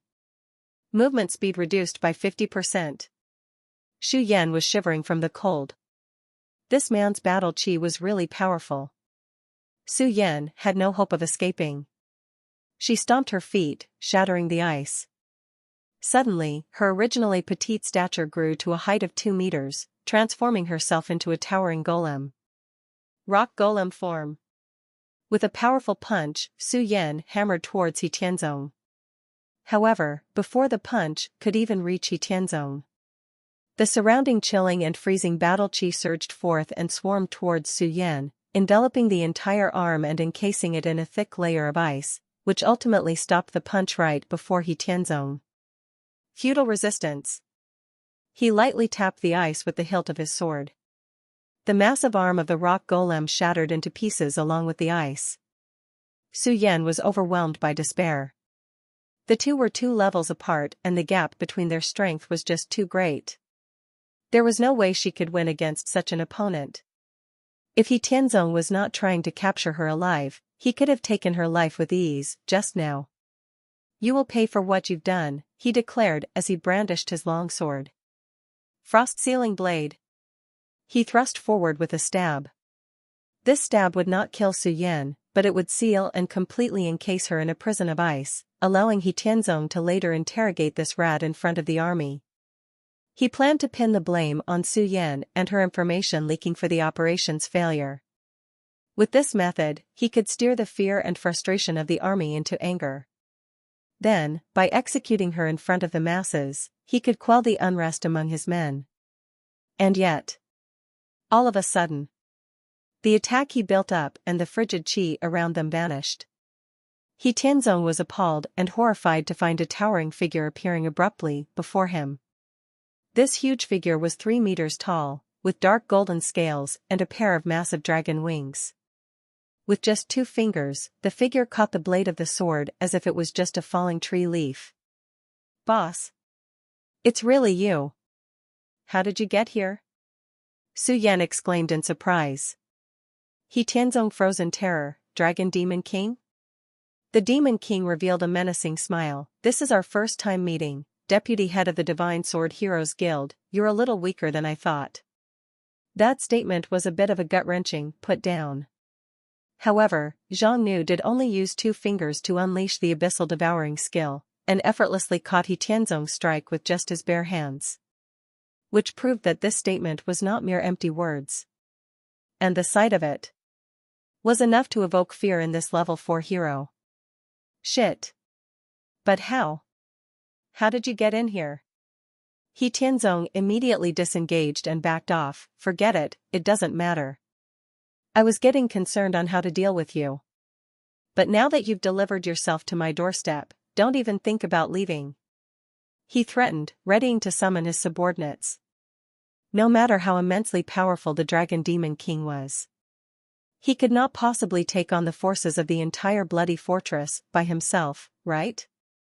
Not only were there several tens of thousands of troops stationed in this fortress, there were also numerous heroes and powerhouses dispatched by the Empire, among which were other level 4 heroes. If they all struck all together, forget a mere level 4 Dragon Demon King. Even a level 5 Overlord would be obliterated. He Tianzong did not even have time to signal for reinforcement when he suddenly witnessed a peculiar sight. A slit appeared in between the Demon King's eyebrows, and from within, a scarlet red and sinister eye emerged. "You've been corroded by the evil god's aura. HP -19. All stats reduced by 1 point. You've been corroded by the evil god's aura. HP -18. All stats reduced by 1 point. You've been corroded by the evil god's aura. HP -21. All stats reduced by 1 point. Just by getting stared at. His HP was rapidly declining. The stats were also afflicted with a temporary decrease. He Tianzong had never encountered anything as bizarre as this, but something even more unimaginable and incomprehensible occurred next. A surge of intangible energy instantly engulfed his entire being. "You've received an attack from Death Stare. HP -9999. Su Yan could not comprehend what had just happened. She saw the boss take a glance at the hero, who then let out a terrible cry, followed by his body exploding and disintegrating into dust in the thin air. What's going on? What in the world is this? The boss actually killed the hero with just a glance. Su Yan previously thought that the phrase "if looks could kill" was just an exaggerated metaphor. But the Demon King demonstrated to her himself just moments ago that not only could his gaze kill, but it could decimate someone so thoroughly that not even a single trace of him was left. This was just too absurd. He Tianzong was not just some nobody either. A surge of intangible energy instantly engulfed his entire being. "You've received an attack from Death Stare. HP -9999. Su Yan could not comprehend what had just happened. She saw the boss take a glance at the hero, who then let out a terrible cry, followed by his body exploding and disintegrating into dust in the thin air. What's going on? What in the world is this? The boss actually killed the hero with just a glance. Su Yan previously thought that the phrase "if looks could kill" was just an exaggerated metaphor. But the Demon King demonstrated to her himself just moments ago that not only could his gaze kill, but it could decimate someone so thoroughly that not even a single trace of him was left. This was just too absurd. He Tianzong was not just some nobody either. He was the deputy head of the Divine Sword Heroes Guild. But, if an existence like him could not even withstand a single gaze from the Demon King, how monstrously terrifying had the Demon King's strength become now? You've slain a level 4 hero. Hero Soul, +1. Skill Stone, +1. Zhang Nu was taken aback by the frightening power of the death stare and even more so by its consumption. Just by activating it once. It was seemingly a casual and effortless move. But in reality, it depleted almost half of his total MP. The Eye of Death was also suffering from a sizzling pain and could not be used again temporarily.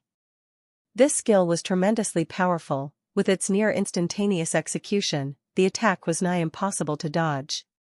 Death Stare was indeed a fearsome skill. Unfortunately, its consumption was also staggering. There was also a relatively long skill Wind Up and Wind Down. If the opponent was taken out with a single attack, that would have been fine. But if Zhang Nu missed, or the opponent survived, it would have exposed him to great vulnerability. This skill was obviously meant to be kept as a trump card. It should only be used during critical moments. Zhang Nu found that he did not have enough mastery over the Eye of Death. But with enhanced strength and continuous practice, he would eventually be able to control the eye with ease in the future. Or even develop new skills from it. Su Yan cancelled her rock golem form. Boss, how come you're here? Zhang Nu uttered, of course I'm here to siege the fortress. I just happened to find you to be cornered here, and you can't even win against a small fry like him, you're still too weak. Su Yan was this close from ripping her own hair out. Did he really just say that? Was that even something someone with a heart would say?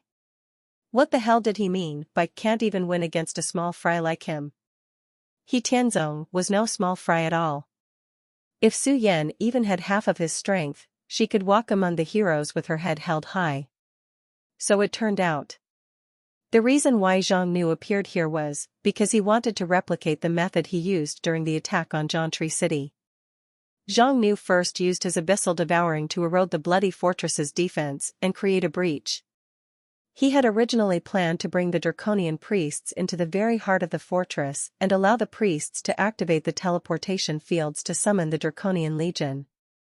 However, he quickly discovered this approach would not be feasible in the Bloody Fortress. The Bloody Fortress was equipped with a spatial interference formation. This kind of magical formation was very common in large cities in the civilized world. Almost all full-fledged cities imposed airspace flight ban and spatial magic ban, mainly to guard against unknown invaders.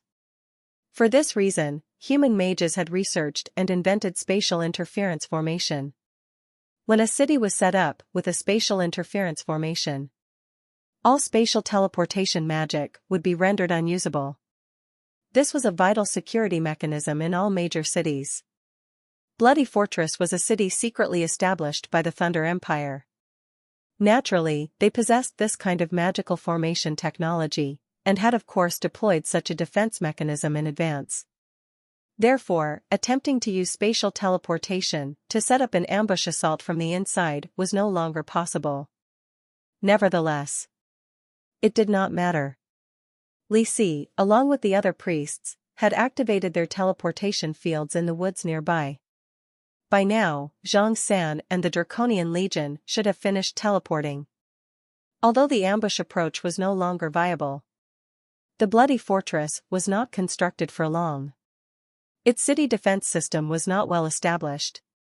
Given the strength of Zhang San and the Draconian Legion, even if they launched a head-on assault on the Bloody Fortress to take it down, it would not be a difficult task for them.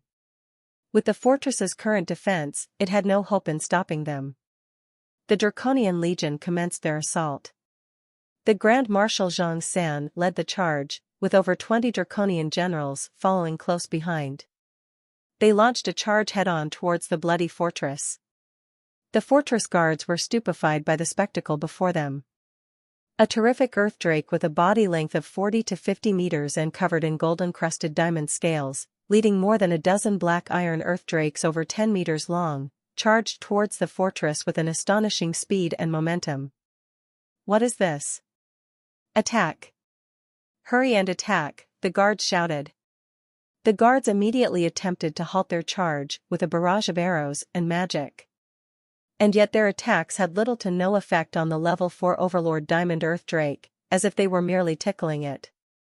After becoming the Earth Drake Grand Marshal, Zhang San not only grew in size and had more grandiose scales, but also underwent many other changes. In his Earth Drake form, he developed a row of backward-facing spines along the outer side of his limbs. Like a razor-sharp blade, these spines could effortlessly slice through anything that dared to come close.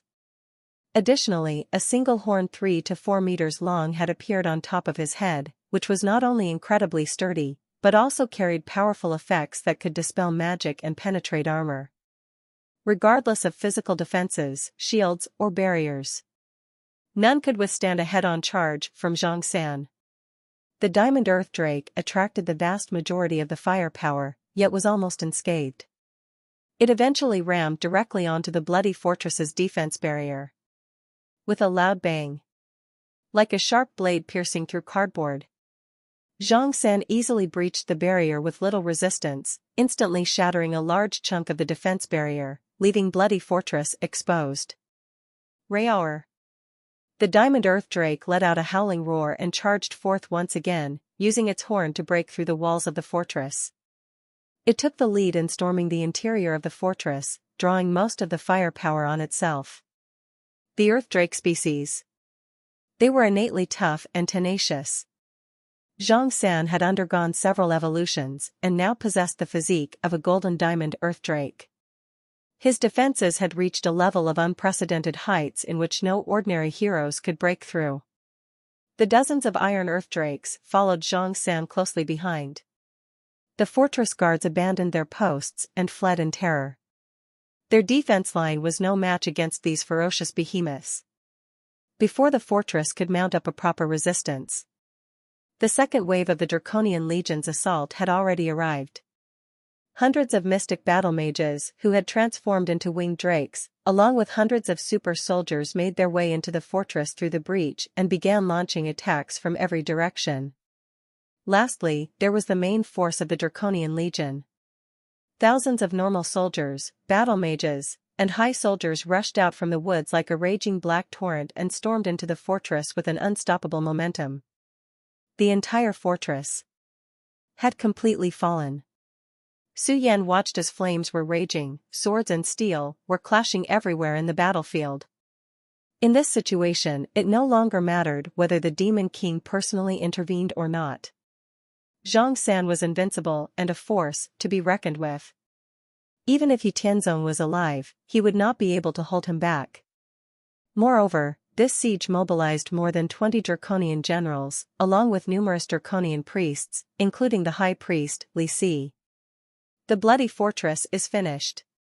Su Yan was thrilled. Without this important stronghold, the Empire won't be able to easily interfere with the Chaos Forest anymore. The bloody fortress was vital to their plans. If the fortress had finished its construction, its sturdiness and defensive capabilities would be 10 times stronger than it was now. Then, the Empire would discreetly deploy a large number of elites to cooperate with the Divine Sword in order to take over the various forces of the Chaos Forest. At that point, it would not be easy to occupy the fortress. Even if the Draconian Legion was mobilized, it would probably pay a heavy price. However, the Demon King acted swiftly and decisively. He got it done before the Empire could intervene. Leave it to Zhang San and Li Si, there's nothing more to see here. Come with me. Zhang Nu beckoned to Su Yan, I'm taking you to handle another matter. Su Yan did not quite catch what he meant. What is it? Do you even need to ask? Since I'm here in person, how can I not pay a visit to my kin settled nearby? Zhang Nu asked teasingly. What? Do you not want to go? If you don't, then forget it. I won't force you. Go. I'll go. How can I not go? I must be there for this sort of affair. Su Yan was overjoyed. Boss was determined to go the whole hog. He wanted to take care of the vampire demon king while he was at it. This was a great opportunity for her to have the boss personally bring her along to kill a demon king. It was clearly a disguised means of granting her benefits. If Su Yan still could not understand this, then she was a massive fool. Zhang Nu could have dealt with the bloody fortress long ago. So why did he wait until today and even send Su Yan to go undercover? It was simply to find out how many forces of the Chaos Forest were under the Empire's control. He had now obtained the relevant information that he desired. Now, the purge could be commenced. Zhang Nu regarded the entirety of Chaos Forest as his potential territory. He would never allow the Empire to dip their fingers in his territory. As for the 12 demon kings who had joined the Empire, their existences must be wiped out, without exception. The vampire demon king, Bai Hongzhua, would be the first to face his wrath. With the help of the Empire, Bai Hongzhua had already ascended to a level 4 demon king. Such a level of strength was still relatively rare among demon kings. It would be ideal for Zhang Nu to personally get rid of him. However, there were no rewards for a demon king to kill another of his own. Which was why the Foxkin hero was so ecstatically thrilled. It was apparent that the boss was quite satisfied with her recent performance, so he intended to give her a great reward. Scarlet Valley. Within the Demon King's castle, Bai Hongzhua had long sensed that his troops had suffered heavy casualties. He immediately realized that the operation in the Darkness Valley had failed. How could the raid fail? Damn. This is bad. I've lost almost half of my troops. Shit. He Tianzong swore the operation would succeed, but it turned out to be a shit show. I've suffered huge losses. I have to demand an explanation and compensation from the Empire. Among the 12 demon kings, Bai Hongzhua had the most aerial combat units. Most of the elite units in the joint army that attacked Darkness Valley actually came from the vampires of Scarlet Valley. No wonder the vampire demon king was furious. Bai Hongzhua had not even had the time to ask He Tianzong for an explanation. Master, his subordinate rushed in. Bad news. The bloody fortress has been sieged. The defense line has collapsed. Bai Hongzhua was utterly flummoxed. Not only did the assault on Darkness Valley fail miserably, now they were the one getting attacked now? What in the hell was going on? There was a saying. Without the lips, the teeth would be exposed to the cold. The Scarlet Valley and the Bloody Fortress were on the same boat, and the fortress was just right outside the valley. If the fortress was breached, Scarlet Valley would share the same fate very soon after. Hurry! Gather the troops. Bloody Fortress must survive. The several vampire subordinates promptly went to carry out his orders. All of a sudden, a voice rang out in the Demon King Hall. There's no need to waste your efforts. Bloody Fortress is already finished. Now, you should worry about yourself. The vampire demon king, as well as his subordinates, were startled. Who's there? Stop hiding. Show yourself. Bai Hongzhua unhesitantly entered his combat state. His eyes turned bloodshot, revealing his blood-sucking fang, and his entire being was entwined with an aura of blood. Then, he saw it. 2 figures appeared in the hall. One was a burly draconian, whose presence was exuding an oppressive atmosphere, and the other was a petite fox girl, who quickly hid behind the draconian. Who the hell are you? Take a guess. Bai Hongzhua's eyes widened in realization. You're the Dragon Demon King of Darkness Valley? The Dragon Demon King nodded. Correct. You have a lot of guts. As if sneaking into my castle alone with a useless hero wasn't bad enough. You dare to show yourself before me like this? Are you that eager to die? Zhang Nu had killed many lone wolf heroes. He had acquired multiple stealth skills such as Shadow Stealth and Shadow Leap. With his current strength, even having to bring Su Yan along, it was not difficult for him to avoid the troops outside as well as the low-leveled alerting facilities such as the Level 1 detection tower. Zhang Nu replied calmly, "Don't get me wrong, I sneaked in solely because I don't like wasting my precious time in a garbage dump. I'm an efficiency-oriented person and I like to get straight to the point." These two demon kings were both level 4, and yet the dragon demon king was acting so contemptuously and arrogant towards Bai Hongzhua. So much so that his ego took a heavy blow from his attitude. The audacity of this bitch. Kill him. The vampire subordinates on the scene immediately moved to strike. These vampires who could stay by the demon king's side were naturally the elites amongst the elites. All of them were level 3 elite units, some were even level 4. They possessed astounding speed. Wrapped in an aura of blood, they arrived before Zhang Nu almost instantaneously. Seeing this, Su Yan hastily called out, "Boss! Be careful." Zhang Nu formed a ball of dragon flame in the palm of his hand, he then violently crushed the fireball within his grasp. As the dragon flame exploded outwards, a small storm of blaze was set off and the dragon flame surged forth ferociously, engulfing the approaching vampires. Ah! Agonizing screams and cries echoed across the hall, the vampires were burning alive and their flesh was charred. They fell to the ground, screaming and struggling, but the bodies became motionless after a short while. You've slain a vampire general. Gold plus 12,000. You've slain a vampire super soldier. Gold plus 1,000. You've slain a vampire super soldier. Gold plus 1,000. You've slain a vampire super soldier. Gold plus 1,000. Bai Hongzhua stared in disbelief, his eyes widened, "Impossible, impossible. We're both level 4. This doesn't make sense. How are you so much stronger than me?" Vampires were not ordinary creatures. They were a type of bloodkin that was a hybridization of undead and divine. Bloodkins have very keen senses, proper intelligence, and resilient life force. But currently, they seemed so fragile and vulnerable before this opponent. "Now, it's your turn." Zhang Nu reignited his dragon flame, "Don't say I didn't give you a chance. Whatever tricks you have under your sleeve, use it while you're still alive." The vampire demon king's strength paled in comparison to Zhang Nu's. Even if he was compared against the succubus queen, Han Kursen, who was also a level 4 demon king, there was a huge gap in power. While the vampire had considerably decent talents, it was not particularly strong. It was far behind the innate talents of an abyssal dragon or a succubus queen. Not only did Bai Hongzhua not redouble his efforts to collect additional skills to compensate for the lack of strength, he was being foolishly complacent and arrogant, believing that he was already a top demon king. It was truly a short-sighted and idiotic mindset.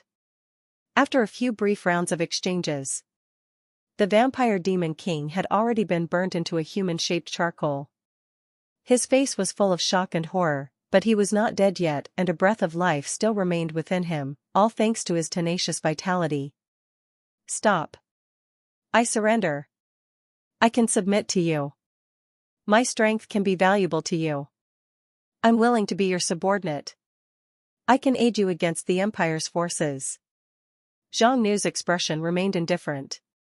He did not even glance at the vampire demon king. He simply made a gesture to Su Yan with a look. Su Yan promptly drew her short sword and walked up to Bai Hongzhua. "Our boss doesn't need a self-righteous, arrogant, short-sighted frog in the well." A smile lit up Su Yan's face, "You can rest assured and move on to the next life. As for your last wish, there is a way to fulfill it. I will use your power to assist our boss." Bai Hongzhua roared out in reluctance, "No." With a strike from the short sword, the last blow was dealt, piercing the heart of the vampire demon king. "You've slain the vampire demon king. You gained training points, blood magic talent, and bloodkin's physique." After killing the level 4 demon king, Su Yan immediately received a prompt. The rewards for killing this demon king was immaculate. It was like a dream come true to her. She could even wake up laughing in her dreams. She had received over 300 training points, which was equivalent to the cultivation achievements of an ordinary folk over several lifetimes. Moreover, she was incredibly lucky to receive 2 talents from the vampire demon king. The first one was blood magic, which was an advanced magic type exclusive to the higher blood kins. The second was blood kin's physique. Su Yan, as a hero, would not turn into a vampire because of this talent. In spite of that, she would gain many beneficial features and stats bonuses that were present in the vampire's bloodline. Suffice to say, killing a single vampire demon king was more rewarding than killing a dozen ordinary level 3 demon kings. If Su Yan ignored every other aspect and just dumped all the training points into leveling, she could immediately become a level 3 hero. However, her strength would be somewhat lacking.